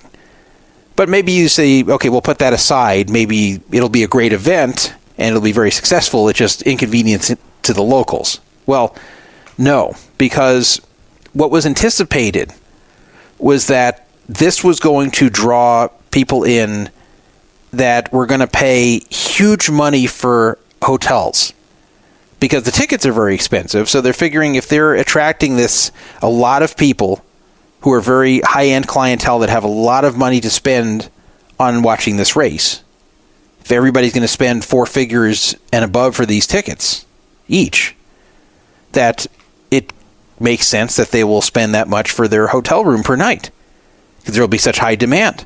Everyone's going to want to be here. It'll be more expensive than New Year's. So this was seen as something the hotels could hugely profit from. And if you try to get a hotel room for the F1 dates, which were on and around November 16th through 18th, you would see rates of like $1,500 a night for standard rooms. And I'm not talking about at the best properties either. I'm saying they everywhere. You just could not get rooms on the Strip for anything resembling a reasonable price, even by special event standards, even by New Year's standards. And that's what was expected, and that's what was promised to the hotels, that they're going to really see a lot of benefit from this. And the hotels were also promised that they could reap a lot of money by selling these very expensive packages, where they will sell room plus tickets at a big markup. Well, this has not materialized. There is far less demand for this than expected. And I thought that was going to be the case, is I just could not see the number of people they were expecting all coming into town and paying these outrageous rates for the rooms, plus the very expensive tickets. Now, by the way, that's good news for you if you do want to come and buy these tickets from me. And I'm not trying to turn this into an advertisement. But if your concern is, I can't afford the hotel rooms, it's crazy money, forget it. I'd pay for the tickets, but the hotel rooms, I'm not going to pay that. It's not like that anymore. It's gone way, way down. And also, hardly anyone was getting comp offers at first. Some of the whales were getting it, but at first they were not giving comp offers for that period of time, figuring that they're going to sell out for super high rates, so why would they give away the rooms? Not the case anymore. More and more people are finding they have comps for those dates, which means if you get casino comps in Vegas, go check the rates online, log in and check your rates online, you may actually have comped rooms or close to comp rooms that you can get during that time. So this is very, very different than what was expected and what was kind of sold to the casinos as far as going along with this. So this has been highly disappointing from the financial standpoint, and it makes sense. I just didn't see where they were going to get this many people to spend that type of money to watch cars race around the strip. It just never made any sense to me. It just didn't seem like something that was going to bring in that many big spenders in huge numbers. Like, what was your impression when you first heard about this? You know what? I don't want to dissuade anyone because of your sales pitch. But I have absolutely no interest in this sport. I never have. I don't get it. I thought it was going to just create problems for the locals from the start, which it has, make life more inconvenient. I was never excited. I can't wait till it's over. If they just left and never came back, I'd be thrilled. But other than that, I'm on board with it. Listen to this. I'm not logged into Caesars right now, Caesars.com. Okay, so I'm seeing the rates that are offered to the general public. And keep in mind, these rates before were sky high. I'm talking like over 1,000. So the race begins on the 16th. It ends on the 18th. So here's the rates. So let's say you want to come in on the 15th and be there for the 16th. Let me give you the rates, for example, for Horseshoe. It is $25. I'm not including resort fee, but $25 for the 15th, $39 for the 16th, $159 for the 17th, which, by the way, is a weekend also, and $219 for the 18th. This is actually cheaper than coming in the previous week. So this upcoming weekend is more expensive than that at the Horseshoe. Now you may say, well, that's the Horseshoe. I don't want to stay there. Well, while Caesar's Palace is expensive, it's $769 for the weekend each night and $249 on the 16th. You can. And that's also probably at their lowest end tower too. Yeah, that's probably like in a Julius room or something, right? Yeah, but as you see, you can stay in places like the Horseshoe for much cheaper, and then Harrah's is 88 for the 15th, 69 for the 16th, 189. It's not the hot ticket that they thought. It's not the hot ticket that they anticipated being a year ago. It just isn't. No, it's not. It got closer and closer to the date.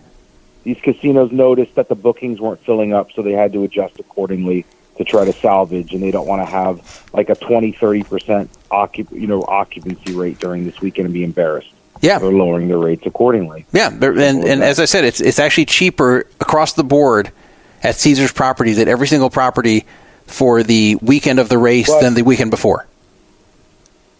But the one thing I will say, which I guess, if it's true, and I have no reason to think it isn't, that will excite the casino executives, is there's an article in the Review-Journal today that said that the enrollment of new casino credit in anticipation of that weekend is at a historic all-time high.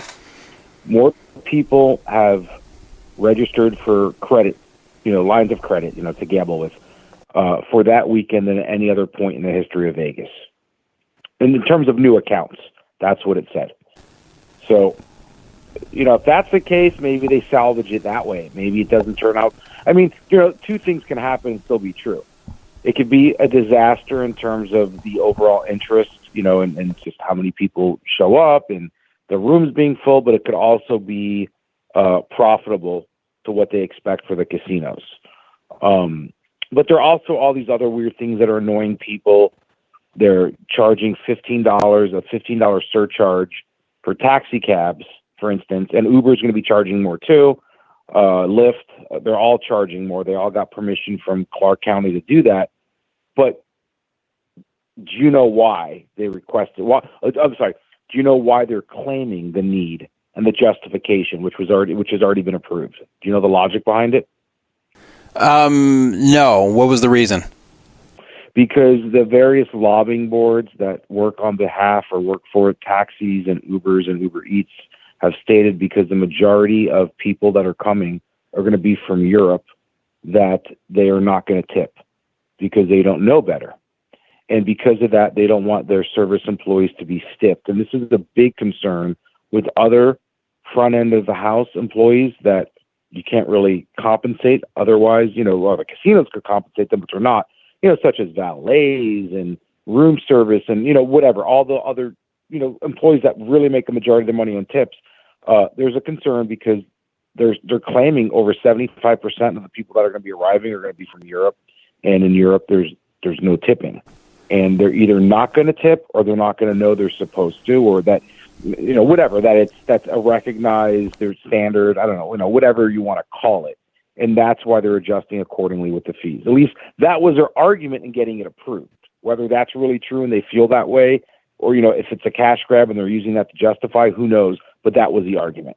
I think it is a cash grab. And you know what? I don't feel bad for them, even the ones that are not going to be compensated by this increase, because... Oh, my God, they have to work 2 days and they're not going to make a killing. They're just going to make a ton instead. Like, really? Yeah, and that's my problem here. Most of these positions are overpaid anyway. Even though they're making the money from tips and their base salary is low, most of them are overpaid compared to the job they're doing.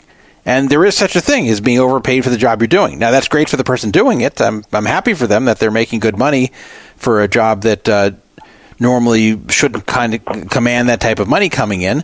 But the truth is, when you're overpaid, and you can't bitch about it when 2 days of the year that you're going to get less because you happen to have a lot of people coming in not tipping as much. So I don't have a lot of sympathy for those that... You know what?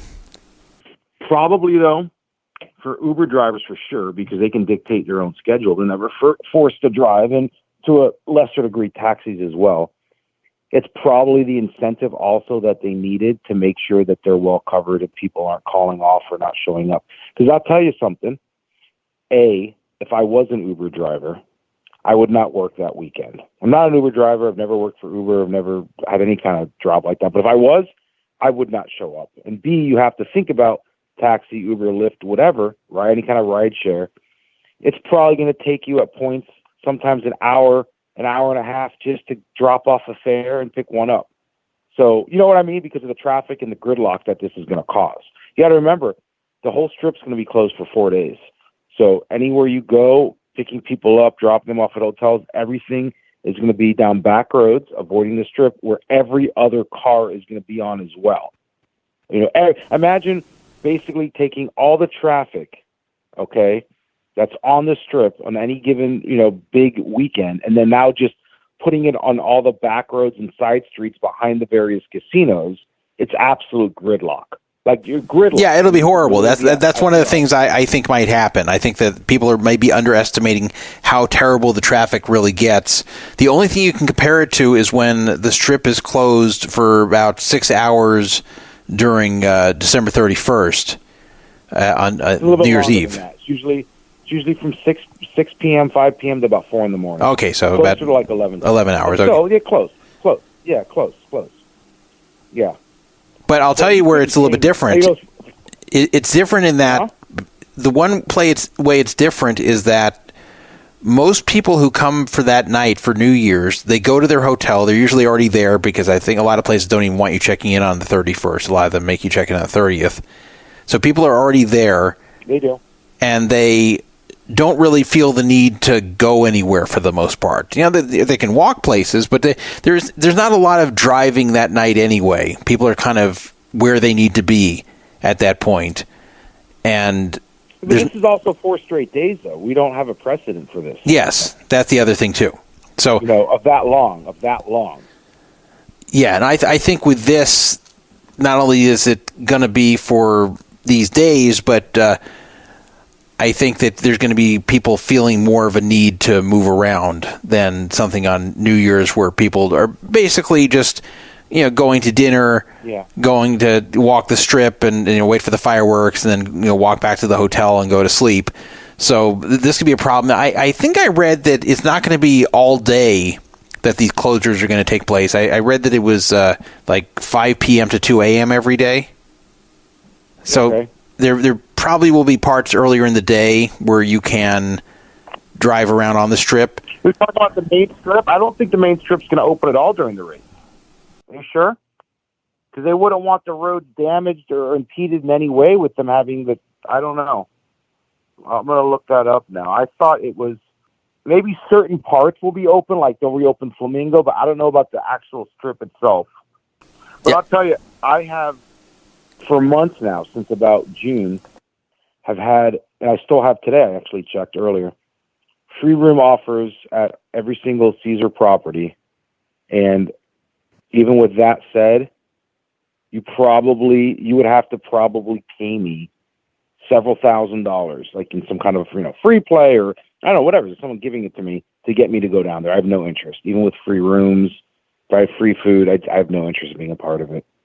I'm sorry, I'm not trying to but I mean, it's just not my thing. You know what I mean? It's just like, it's not, I've lived here long enough. I don't like the crowds. I stay away from, I'm a local. I stay away from the strip when there's big events like that. And I'm not a racing fan.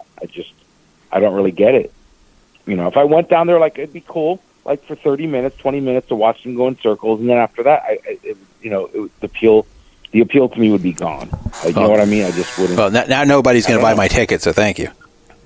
Oh, no. No, but if anyone's going to buy your tickets, it's going to be because they're a racing enthusiast. No, I know. I just figured, we have a big enough audience here, so people, if you're interested in it, definitely consider getting it from me. Because if you're going to buy it anyhow, they should get it from you. They're not going to get scammed. Yeah, they're not going to get scammed, and you'll get a better deal than what the hotels are selling. You're going to sell it for a better price. Yes. You're going to sell it for a better price than they get anyhow, so that makes no sense. Yeah. Of course. So, I don't know. And the thing is, I've asked this.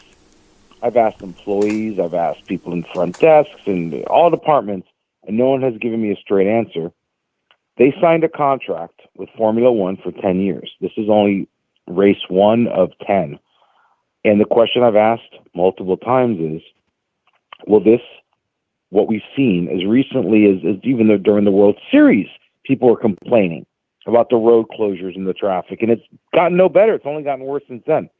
Is this something that we'll just have to become accustomed to and live with or live around, being a local?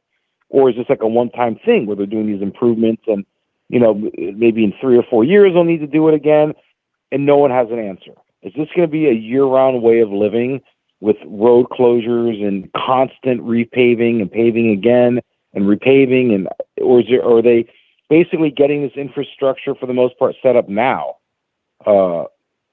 So it's sustainable for most of the 10 years, or at least a great portion is, and no one has an answer. I'm going to ask you, and I think I have asked you, and you didn't have an answer, but I'll ask you again. Have you seen anything? Have you read anything? Do you know if what we've gone through is going to be a continual thing, or once this race ends, do we go back to normal? What happens?